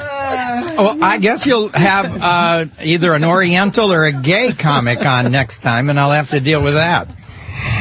Oh, We shit. talk race all the time in the show. We do really talk a lot about I race. didn't know. I was on You 2 didn't know days that? ago, and we didn't discuss No, it. no, because it's not an everyday thing. We kind of just, we're all over the place. But yeah, it's race only comes up every other day. It's whatever. It's a very kind of For whatever real, the huh? world is talking about thing. Yeah. And in this day and age, political correctness is like really a big thing. And we talk about that. We talk about sex. We talk about toilet habits. We'll talk about anything. But race is kind of a big thing, especially in this day and age with Obama being president. It was a big issue. There was a report, a little story about Jimmy the Greek on during the football. Oh yeah. We Would you flick played this around? clip. We did Jimmy the Greek. I know. Did you flick around? I was interested in what the networks played against that game, tried to get attention, because they did the Bourne whatever it is, Odyssey or whatever. Yeah, there's like 3 Born or 4 of them. Identity. They did that. Yeah. I love that movie. I watch it every time. Yeah. So I watched I like that the and first one. the football game. Yeah. It's kind of a pitiful game. I didn't watch the football game. No. Well, I wanted to know who I won. like crime shows. I saw him get hit in the back, but it didn't look like it hurt him that bad.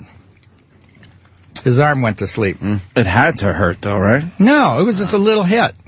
It was just a little hit. But I guess they put him out. They could have had that as a strategy. We're not going to come back from what happened before the break, huh? I was just looking at Sam's hair. Yeah, Sam's hair, by the way. Sam's the hair bit's now, over and we got nothing accomplished. It's a cross between Frederick Douglass. Wait, Mars wants to Aquanet. And, Hold on, what? and- I got a fish. oh shit, he's Aquanetting. And George Washington on a dollar bill. Can I stand up now? Sure. Yes. There's no difference. You put a hair clip in his fucking hair. You did nothing. There's a part. He added a You part. would have to pay for that now? Yes, you would have to pay for that? This is why there's black barbers and white barbers. Uh-oh, wait. Yeah, there it is. Gallagher is... Gallagher got some ducats. Wait, Gallagher is he's writing drawing, on a dollar bill. He's drawing... Oh, it's a Gallagher bill. Wow, look at that. A dollar bill looks like Gallagher. I'm current. See? He's current. He put a mustache and current currency.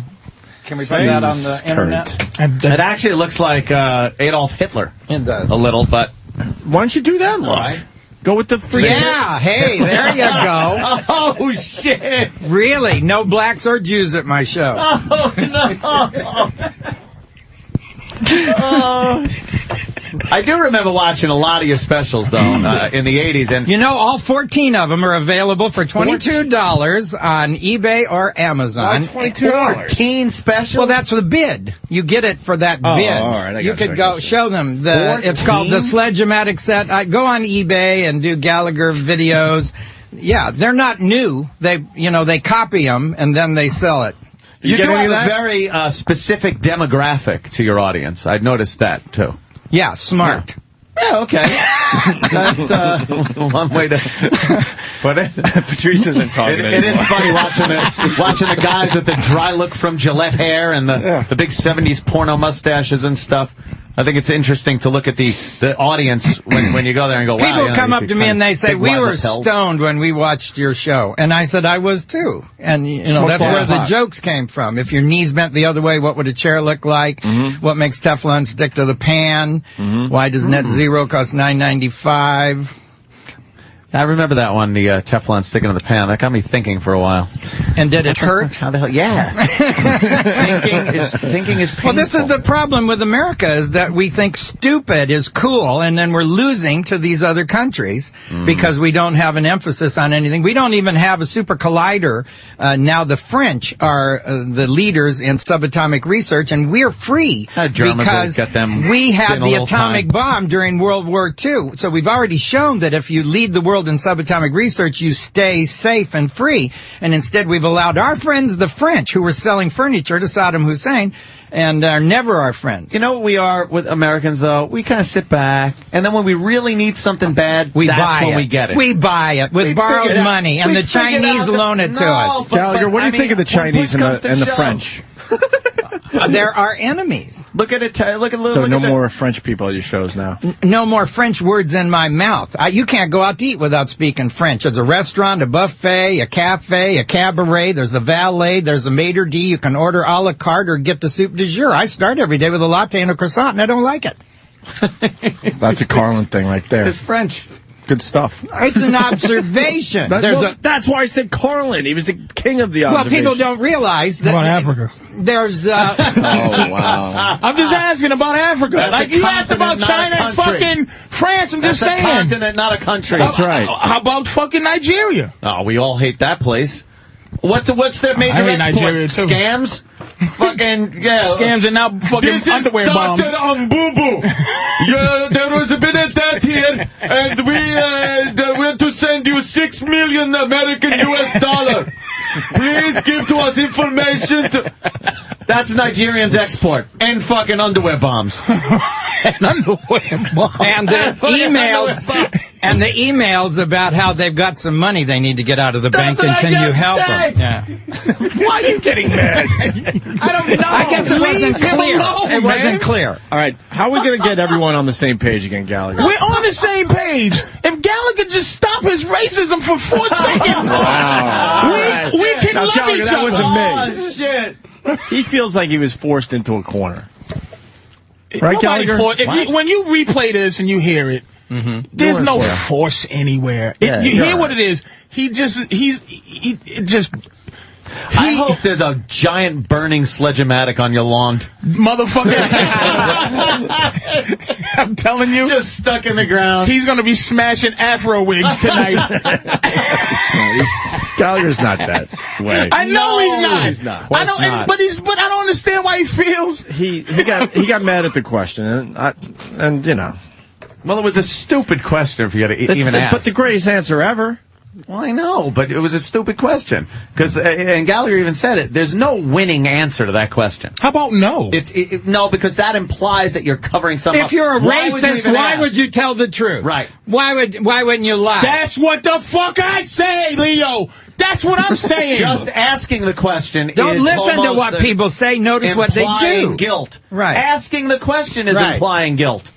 Like if I go, Right. Opie, are you a racist? There would have to be a reason I would ask that. That's right. I'm not. That's right. Gallagher knows. You're lying. Opie, do you? Gallagher knows. What people notice about me is Gallagher. that I appear old-fashioned because I am a traditionalist and maybe a Jim conservative. But I want no. Wow. No. I didn't say that, Gallagher. I think that change I'm is a not. two-fountain guy myself. Believe me. I like two. Giving you the look down. I like 2 water fountains. And he's getting mad now. Goodness. We don't want our new friend getting mad. No, but I do want to know his views on sickle cell. I'd like to know. Would you just stop being racial for a minute, you two? You know something, Gallagher? You know who the first person was to do your act? The white guys with the fire hoses during the civil rights movement. They just knocked. Look. He is giving you. I've never seen a look like that. We just lost him. I know he did. Look him in the eye. I dare you. I dare you. Look him in Look. I'm taking Look it him to in the eye. umpteenth level is what I'm doing to diffuse it. If you take it to the umpteenth level, it diffuses the That whole shit's thing. fucked up, Because it's man. crazy. I know. Yeah, I'm out of here. It's sick. No one would even think that. I'm out of here. I'm sorry, Patrice. I wouldn't even blame you. It's not necessary. I'm out of here too. I'm not staying 5 more minutes. I'm done. Oh, wait a minute. Are you okay, Gallagher? I'm sorry. No, he took his glasses off. It's a joke. That means he can't read anymore. It's a. He took his glasses off. It's Oh, over. shit. Oh, shit. Gallagher, it's over. Maybe he puts them on over the hood. Oh, wow. Come on. Sheesh. I'm kidding. Come on, that's a joke. My goodness. Because we know it's called like ridiculous. It's so ridiculous. It's fucking absurdity. That it's funny to say it because it's so ridiculous and out of the question that you would even have any feelings like that. People have known you for years. There's never been any controversy about you and race whatsoever. So to even say it is funny because it's an Anthony, exaggeration you're of digging something yourself that a doesn't hole. even happen. What? You're digging yourself a hole with him. Just stop. Here's the question you ask. All right. Why a watermelon? Oh, wow. He said it the other day. A hard casing wrapped around something soft and mushy inside explodes better. It has nothing to do. Stop it, man! I just tapped out. What the fuck is wrong with you, man? He's not talking This is anymore. bullshit. This is just Wow. bullshit, man. This is bullshit. What you it guys was do. going so well. I tapped out. Gallagher, everything's cool though, right? I'm not even gonna. I'm done. I'm done. There were just things rolling in my head and stuff. I'm done. Every night I work with drunks, and they're never done. I don't believe. Whoa. I don't believe you. Are you implying I drink a lot? I'm saying I know childish behavior, and you're going to make another racist Gallagher joke before the end of the show. You can't help yourself. You know something? You can't stop. You know what? What? I won't. I don't believe you.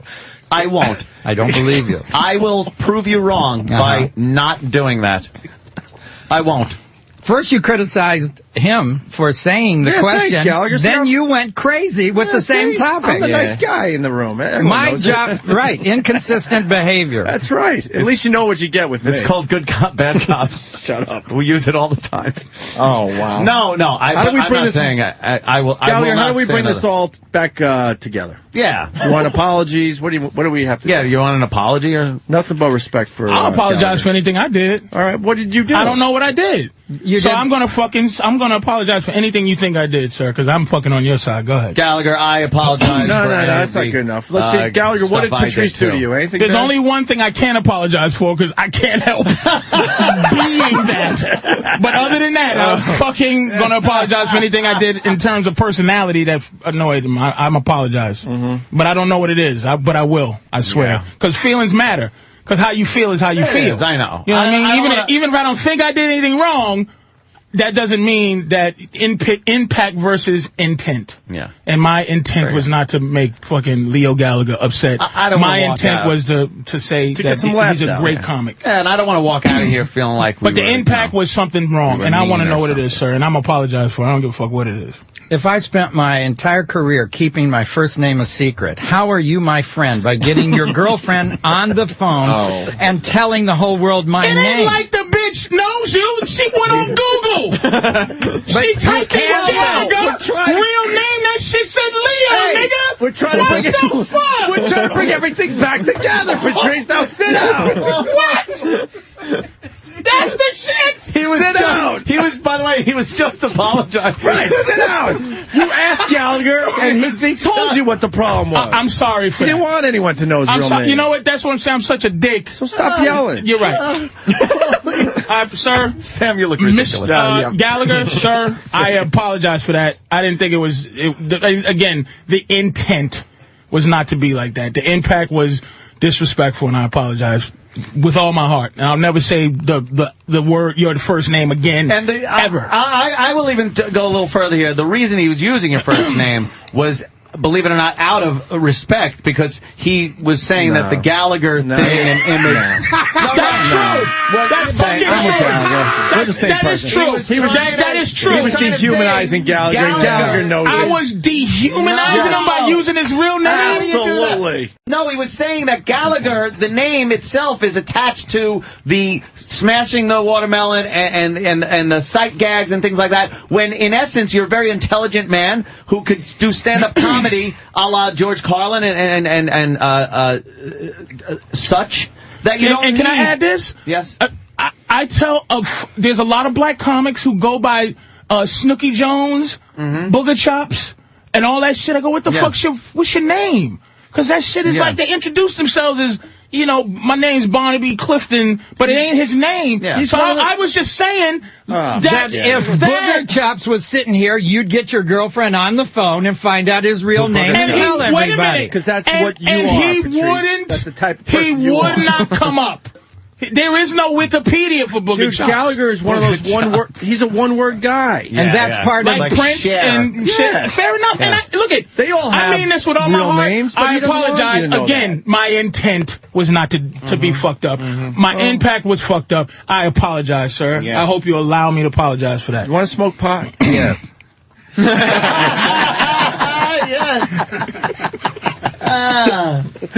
Wow. I always write a song when I get stoned. Yeah? Yeah? Yeah. Songwriter. Yeah. Any good ones?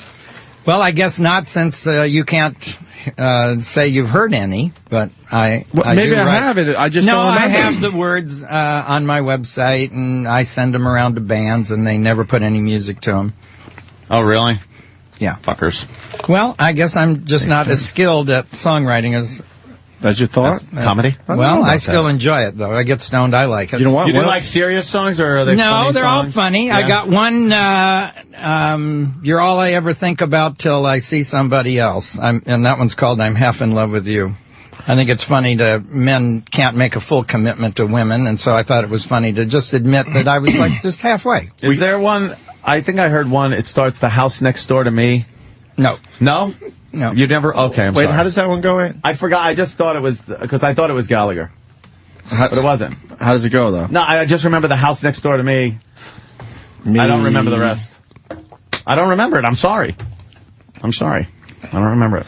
Gallagher, we have a lot of bands that listen to the show. Maybe they take one of your songs and make it into something. We do a thing on our show. I know it. You would think that all the people that I run across and they say, "Oh, we love you," and we're a band. Give us the words, and I email them to them that they'd come back to me, and they never do. That's just they're all flakes. Everybody's a flake.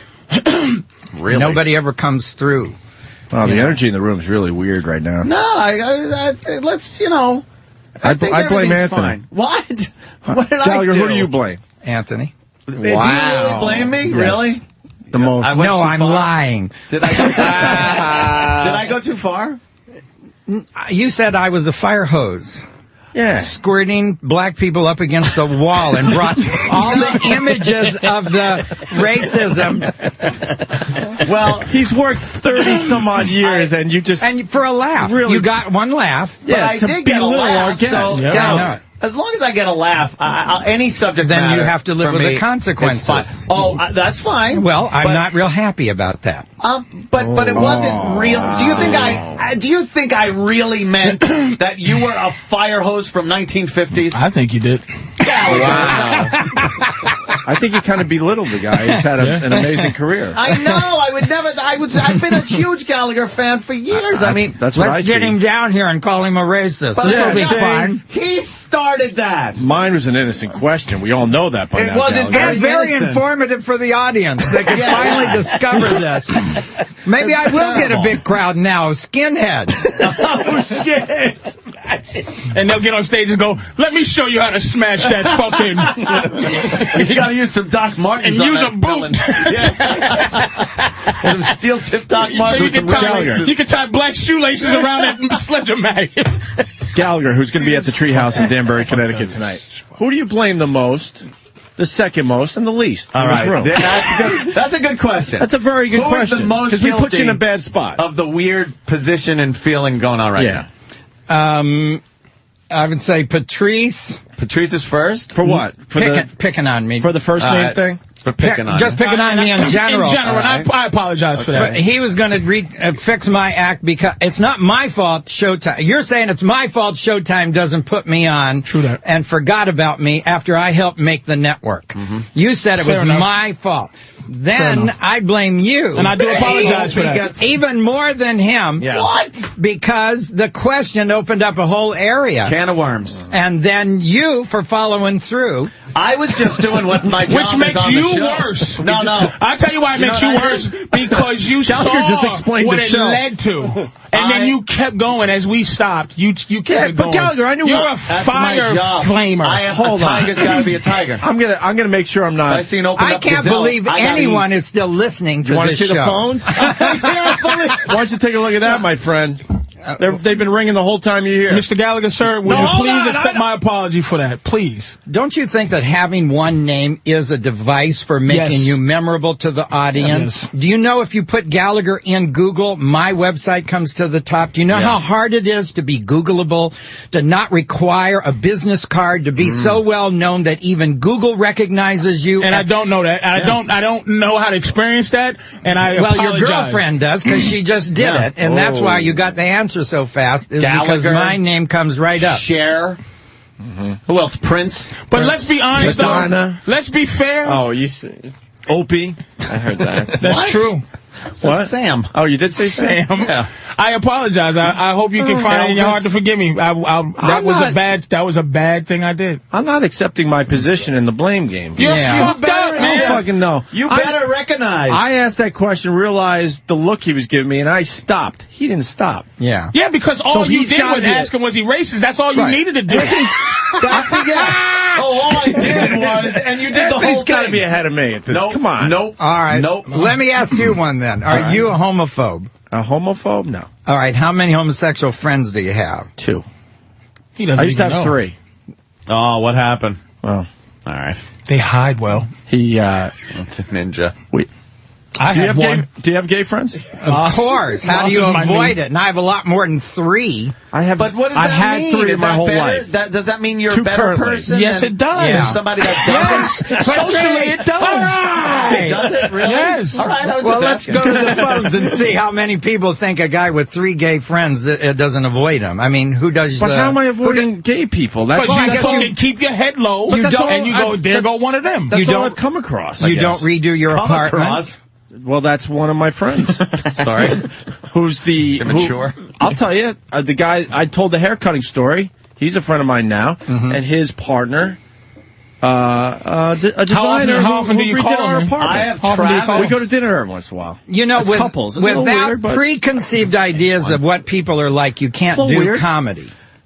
You can't do it without prejudice. Without prejudice. Right. And you have to say that gay people are into hair and decorating, interior decorating. that Chinese Orientals Gallagher. can't drive, Right. that Mexicans are short. But Gallagher, in my Right. world, that's what it was. My gay friends, one is a hairdresser and the other guy designs. Where am I going to come across? Where am I going to find a gay person to hang out with? Like I don't really frequent enough places, and I understand they could be anywhere. They're in this office. You want me to go get you 3 gay people on this floor? I might have like, gay people at home. I want Gallagher to drag people in here. He thinks he's Hello, and I'm not 3 people. fat and gay. No way to go through life. They have a blue shirt and a white collar. Oh, Yeah. That's a giveaway? Yeah. Would you wear a blue shirt with a white collar? Hell fucking no. No. but that makes you gay? Yeah, why does that? Well, that's one of the things. Oh, okay. One of the things Blue that would shirt, give you. white Well, look, collar. how do you go through life and you're unable to identify people? I can identify gay people. Can you identify a crazy person? If you're walking down an alley, could you tell whether that was a nut? Can you identify a dangerous yeah, person? yeah. Can you identify a truthful person? Yeah, well, that's a little harder, but Yeah. there are certain things that are easily identifiable and others that are a little more difficult. But gay people, flamboyant gay people, you could spot a mile away. But there are a lot of gay people that are fine. They just I don't work. You'd never know they were gay. I don't have flamboyant gay friends. No? No, that's too much for me. Gallagher at that For point, real. while I was For real. talking, Gallagher put his head in his I know. hand It's- and was rubbing his temples I know. like, would you shut the fuck up, He's Anthony? like, why didn't I bring my mallet today? Yeah, I do today have my was the mallet. day, really. I've got it out there. I have to take. I have to rent a car and drive to Connecticut in the snow. Ooh. Why don't we have That's someone a little drive you there? dangerous. For 100 people. Because For 100 people. There's going to be more than 100 now. There really is. Oh, there will be, yeah. And you call us and tell us there were more than 100 people on Monday. American Nazi Party will be there. I don't think we're ever going to see Gallagher again. does that count? You said skinhead I said. before. Okay, so you're allowed to do I'm Jew just jokes. tagging You'll it. see him again. All right. It just he needs Yeah. needs. He's going to need time. Is he at work? You'll see him again. Is he at work? Is this what he does on the show? Yeah. Oh, he I'm at stands work. over there. That's it. Sam is Gallagher, people want to know if you're on Twitter. Gallagher. I did Twitter one day, and it was interesting and amusing, but I felt that I don't have time for that. Yeah, but that's what is happening. I know it. You should get involved with some of the stuff that's happening. That might help you a little bit. Well, There's a bunch of people saying they would follow get, you on Twitter. Do you have a Twitter account? It's too much to do for one person. I'm national. I'm going all over the country. I really can't that name's fart too with long. people I'm one gonna at a tell you time. something. I had a joke that I was going to say, and I didn't say it. Why? Because I told Gallagher I wouldn't. Gallagher, would you And like to I hear had the a joke? that I was going to say. Would you like to hear the joke? No. What he thinks is a joke is not a joke. It's just a comment or criticism on Gallagher. No. And you guys all laugh because it's Wait, funny. Is it about Gallagher? Yeah, yes, and it was racist. I'll tell you that's this: why I didn't say it. if we weren't on the radio, he wouldn't say it because it wouldn't. What's funny is the Exactly. fact that you're embarrassing me on a national No, scale. I'm not trying to embarrass you. I'm just trying to throw funny shit out there so the listeners go ha ha ha. Well, let's make fun of you then. People make fun of me. But we do. People make fun of me all the time. They call me a See, Gallagher, I psychopath, a don't think- lunatic. I'm a gun nut. I'm an Yeah. alcoholic. I'm a pedophile. Racist. I'm a racist. Absolutely. I'm selfish. Add that twice. I'm a That racist. sandwich everything else in between. See, I think the problem is Gallagher doesn't understand the show fully yet. We make fun of everybody and everything. We really do. Right. And I'm sure you're going to get guests. that clip and keep it. Including the guests. End up in a promo. Me blurting off all those things I said I am. No, but I don't feel like we were picking on you. Okay, let's I go really to the don't. phones. Let's go to the phones. All right. Just plunk one down randomly. Don't go looking. Are you sure? Well, no, Jesus. Jesus Christ. Are you sure? Oh, okay. I was going to go the other way? See, that's kind of funny, right? Yeah. All right. Wish I could have told my Twitter joke. A little bit? Yeah, let's just be kind of funny. Patrice has become the cooler Get Gallagher. Wait, all right, let's. I'll start from the top. Richard in Indiana. Richard? Yeah, first off, I got to say, Anthony, shame on you. Yeah, sorry. We all know it. You are so right. Yeah, Patrice has become such the cooler. You should never bring him on when you've got anybody of any importance on there. He runs them all off. I'm gonna have to say it before someone else does, because I know they will. The house next door to me was... let me go to JoJo. Hi, JoJo. Stop it. Hey, you guys treated him fine. He's treated better than most guests. But if you go to You've been treated better than most guests. Wow, that's not saying much, sir. That's not saying much about how we treat our guests. You're supposed to help us out. Yeah, but he wonders why he doesn't sell tickets. Go to his website, and there's an ad for every other comedian. Why are you doing that? It's Google does that because of well, why would you put that up there? Like, I go to your website to buy tickets for your show, Yeah. and I got a chance to buy Seinfeld tickets. Yeah. Really? Lampanelli. Wait, what do you mean Google's doing that? Google, if you allow Google to sell ads on your website, Michael Richards, yeah. I'm just being cutting edge. You asked me to be a part of what's happening. And No, Google why are you ads. allowing Google to sell ads on your website? You don't have to do that. No, you don't have to. So why are you doing that? I thought it was Got away cool. with about 2. I thought it was cool. Are you making Three? Yeah, they pay you. That's what Google is. Google No, but sells the ads and is it pays. worth what they're giving you? I don't know. I could call my office.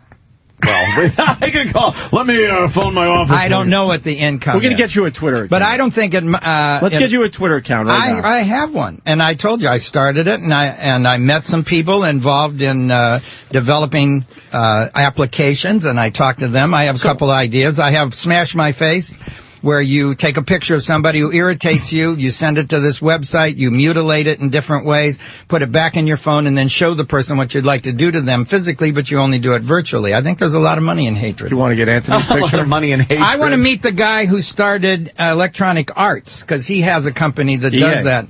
Yeah, and I think he's really cool. I busy with can't Tiger remember the name of the guy's name, though. Gallagher, give out your Twitter account. I want to show you the power of the show. You're going to get I don't want to have to deal with. If you don't call them back or blog them back, then they're insulted. Why would I? No, you just throw thoughts around every once in a while. But I'm doing that here on a satellite. Good point. That's the way I need. Fair enough. I do. Yesterday I did 7 radio interviews. Ours was the best, though, right? Well, I didn't go there physically. I do it on the phone. But I'm just saying, we're the best. You gotta be honest. I get my message out. Plus, I do a show every night, and the people listen to me. You should that do a little way. radio. I do a lot of radio. No, you should do an actual radio show. He does. You do a lot of radio shows, Yeah. but where it's your show, and then you don't have to deal with us. Yeah. You just deal with you. I'd have you on as a guest. Oh, boy. Oh, see? Let's say hi to Fred in Hoboken. Fred? All right, Fred. Good morning, boys. I wanted to just point out to Gallagher that in today's day and age, saying someone is Oriental is now considered racist. Oriental is for objects, like Oriental rug. Asian. You would say Asian. People are supposed to be Asian. Right. I also... Hello? Yeah. Yes, sir. Oh, yeah. No, and I also want to say I completely think that Gallagher should be thankful to you guys, because you don't see Gallagher getting an hour, 2 hours of radio on anybody else's show. Howard's not having him on. Anthony, slow down a little bit. I think this guy's making a point. I think Gallagher does owe us an apology today. We gave him a lot of exposure. We've sold a lot of tickets for his shows. Let's find that out. Let's call one of the theaters and see how the ticket sales are. All right. Are they open? I also want to... I want to agree with the last caller that Patrice is brilliant on the radio, but not everybody gets him, and he scares people off. It's the people who get him, like Louis C.K. and Bobby, that make the show great. And Gallagher was right there, but, you know, he got too offended. But he should really be thankful for the airtime you guys are giving him. All right. Let's call the Treehouse in Danbury, Connecticut. Gallagher's going to be there tonight. I want to see if we sold tickets to Gallagher's That's show right. for all the abuse he took. That's right. How do we get the Treehouse on the phone? Right. And I want them to be honest, too. Do you think that any exposure is good exposure, even if it's bad? That's a very good question. Thank you. There was... No, there's... In most cases, yes, but I think there was something that did come up recently where he went, wow, that type of thing is not... What was it? It was a big story. Well, what about Tiger Woods? Is he more of a guy? That's the story. More of a man? It's all based on your image. Yeah. If you have a squeaky clean image and some well, what about Bush having an affair with the black lady that was his Secretary of State? What's her name? Condoleezza. Yeah. I didn't hear about that. You think that? Well, you don't go to the grocery store. It's in all the trash magazines. Oh, shit. Like, the emails. There's thousands of emails between Bush and Condoleezza. When did that happen? Well, they worked together. A week ago. It's a lot of emails. She's the I'm Secretary going to tell you, of State, once you fucking have some niglet pussy, nigga, it just... You ever pop a black girl? Come on, man. You ever stick it in a little... You never give a little dab to the net, man? Opie. I'm sorry. I'm out of this one. I'm sorry. It's all him. I can't control him. But that's a fair question. That's like not even a... That's like a dude's question. Did you ever... Have I slept with a white girl? Yeah. But Gallagher, you want Asian? No, I would like to, but I haven't. Is everyone leaning toward their radio right now? Well, for your answer? Yeah. You could either answer or we could chain up Patrice. I don't. Wow. How about this? So why don't you stop being a fucking asshole? Yeah. I'll do this for Mr. Gallagher. Because you're helping me with my career image. Climb on the side of a building with a white bitch, and you can shoot me down. Yeah. Wait a minute, here it is. I'll take a white bitch, climb on the top of the Empire State Building. Yeah. You can knock me off with the Sledge-O-Matic. Yeah. And save the white bitch. But are you saying that white women and black women are different? The pussy hair? Hell fucking yeah, nigga. Well, then you're racist. I'm racial. No, you're racist. You just said once you have a black woman, you got to come back. Black women and white women You said they were better. I didn't say that. I didn't say they were better. Well, let's go to the phone. Let's go to the delicious. I said they were delicious. Oh, delicious. Different. Let's go to Joe. They are different. They taste like hope. I think it's just culturally. Oh, they are different. Ask him. How's he know? How does he know? Ask him. How do you know? Because I know. How do you know? How do you know? Because I know that black women. Yeah, don't like guys that look like you. No, well, that's true. That's true. That's true. That's true. Because there's cultural differences that make people different. Yeah. There's inherent things that are in your... White girls go, Black girls go, oh! That's true. Black women go, Can I go to Joe? Joe got to say? Joe, what do you got, buddy? Hey, how you doing? Hey, I've been listening to Gallagher ever since I was a kid, even when he was on that Canadian show where the contestant, the only way he could win was not laugh. And I've been watching him all these years, and I've never seen him upset like this. And it took Anthony to do that. Oh, my God. Anthony. Also, I used to love Make Me Laugh. Also, the house next door to me was sold to niggas. All right. I'm sorry. I don't know. All right, let's not go to the phones. No, you know what? We got people buying tickets. John in Philly. John. Hey, boys. What's up? Hey, Patrice, baby girl. Hey, Gallagher, I grew up watching you. Your specials on Showtime were like kind of an event for us. I got to admit, you kind of fell off the map with me, but you're coming back full strength. You're like a mad genius with O&A. I think Opie hit it right on the head. You kind of don't get the show completely yet. I think you're getting right there. But I can tell you right now, that guy who said that Patrice is a caller is a douchebag. Patrice has mad respect for Gallagher, and Gallagher, let me tell you something right now. They would be hammering you right now if it wasn't the case that they loved you. It's been the best radio you guys have done in a long time. I'm telling you, Gallagher. I swear to God, I'm telling you. Let me go on. Hold on. This guy will. Thank you, John. Thank you. And I think Russ. And he meant that with all his heart too. Hold on. Russ is going to add to John's point. Russ, go ahead. Yeah, you guys have definitely been fucking with Gallagher. Hold on, Gallagher. There's a part 2, though. There really is. We've been fucking with Gallagher, but what? Fucking him as if you were longtime friends. Now, our friends always fuck with one another, but I have a second point as well. Gallagher, you do owe Patrice an apology because you let your name go 2 days ago. Love the shit out of you. You did. Now that I think about it, you did say your name on our show 2 days ago. For real. Yeah. Because you were saying about how you're named after the astrological sign. Yeah. All right. Let's go to Mark in New York. This guy's a robot when he wants to be. Mark. Hey, guys. What's up? Good morning. How you doing? Good. Just want to tell Gallagher I just went to the treehouse and bought 2 tickets, so there'll be 102 people today. There you go. Hey, there you go. All this is it snowing? Find out, is it snowing? Is it going to snow tonight up there? Is it snowing now? I don't know. It's snowing right now, but it's no big deal. How many people were in line to buy tickets? Me and myself. Yeah, two tickets. All right, well, why don't we call Danbury? 2 tickets, We got Opie. Danbury? 2 satellite all over the United States. I think 110 or 120 is the max in this place, though. What is the number in I don't that think place? this place fits more than I've been there. It's just a small place. What's the number, Gallagher? It's very small. Gallagher will it's tell not you. 300. Yeah. Oh, well, I don't know. It's a small Danbury. I'm working my way down. You're going to call us Monday with an apology when you see how many people come to see you this I weekend. never apologize.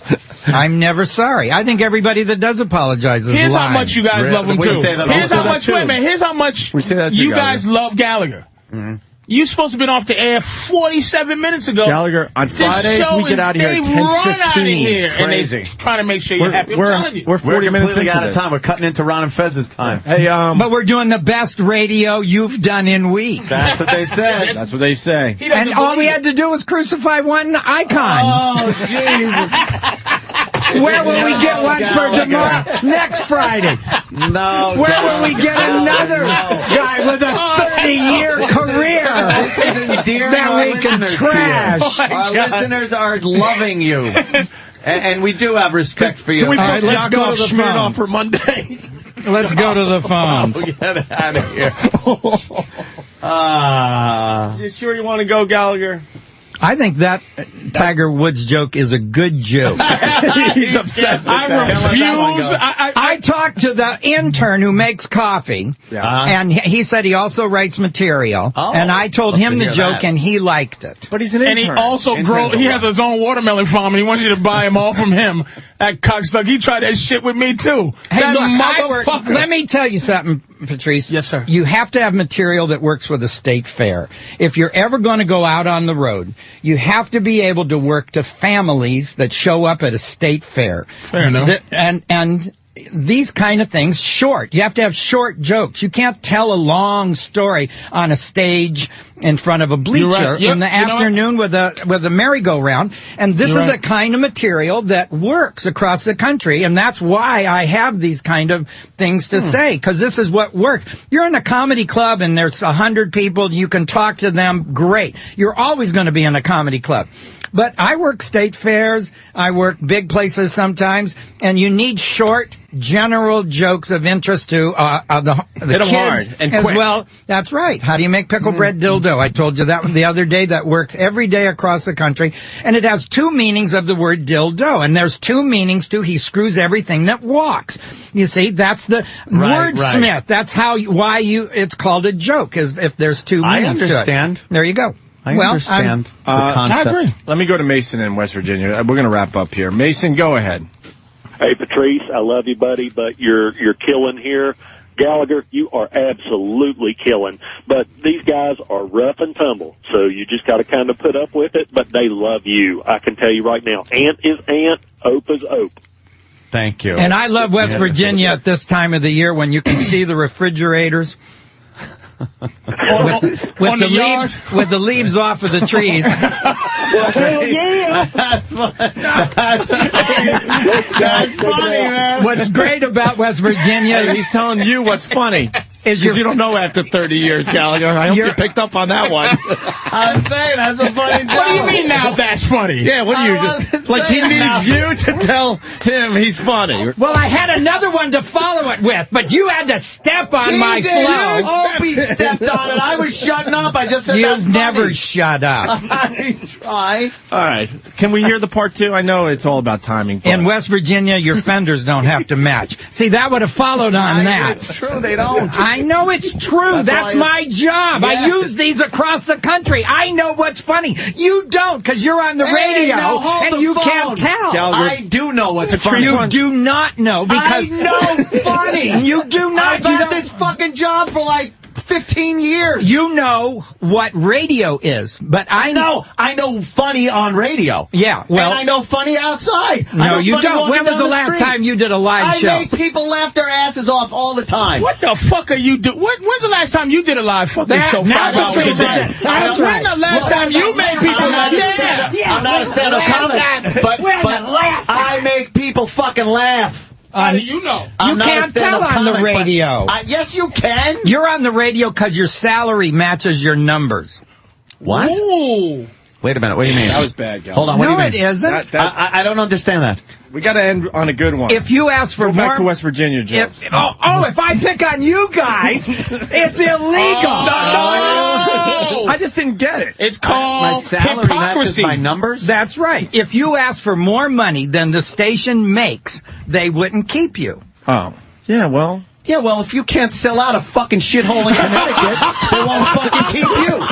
Yes, they will, because it's my business. I can actually lose money and continue to do my business. Congratulations and have fun doing that. Now he's pissed. Now he's pissed. No one's pissed. I'm just fucking with you, man. No one's pissed. I'm really not pissed. It's just a big... I'm just having fun. Why'd you pull up the 100 people, man? Hey, it's not my fault. I had him convinced that 500-seat theater. Only holds 110. I had him feeling good on this fucking drive, You man. know what? Have to take a snowcat up to the fucking place. With that said, we called all 3 venues, for real. His tickets are selling, I quote, like crazy for the past 2 days. That's what we do. That's what we do. You watch. That's wrong. I got numbers yesterday. And none of these shows are more than half a house. And the word crazy is not a definite, doesn't tell you anything. No. All right, hold on. Call up, they sold 2 tickets in Danbury. You going to call that crazy? All right. Well, hold on, Patrice. Oh, shit. Hold on. Patrice is asking for a hug. Hold on. Patrice wants a hug from Hold on, I want to Gallagher. get this on tape, though. Aw, that's sweet. See, everyone's Isn't getting Patrice along. very huggable? That was a nice hug to end this racist show. Yeah, let's get out. Look, I see poor Dave's out there. All right, Gallagher, you I'm got leaving the right now. Let me know later if he washes hands. All right, give Gallagher the final word. Gallagher, the final word to you, sir. Yeah, Gallagher, whatever you want to say. it's all yours. And then they're going to hit the break, and we're out of here, and we'll never see you again, We'll see unfortunately. everybody else on Monday, but Gallagher, Final you word. have the final word.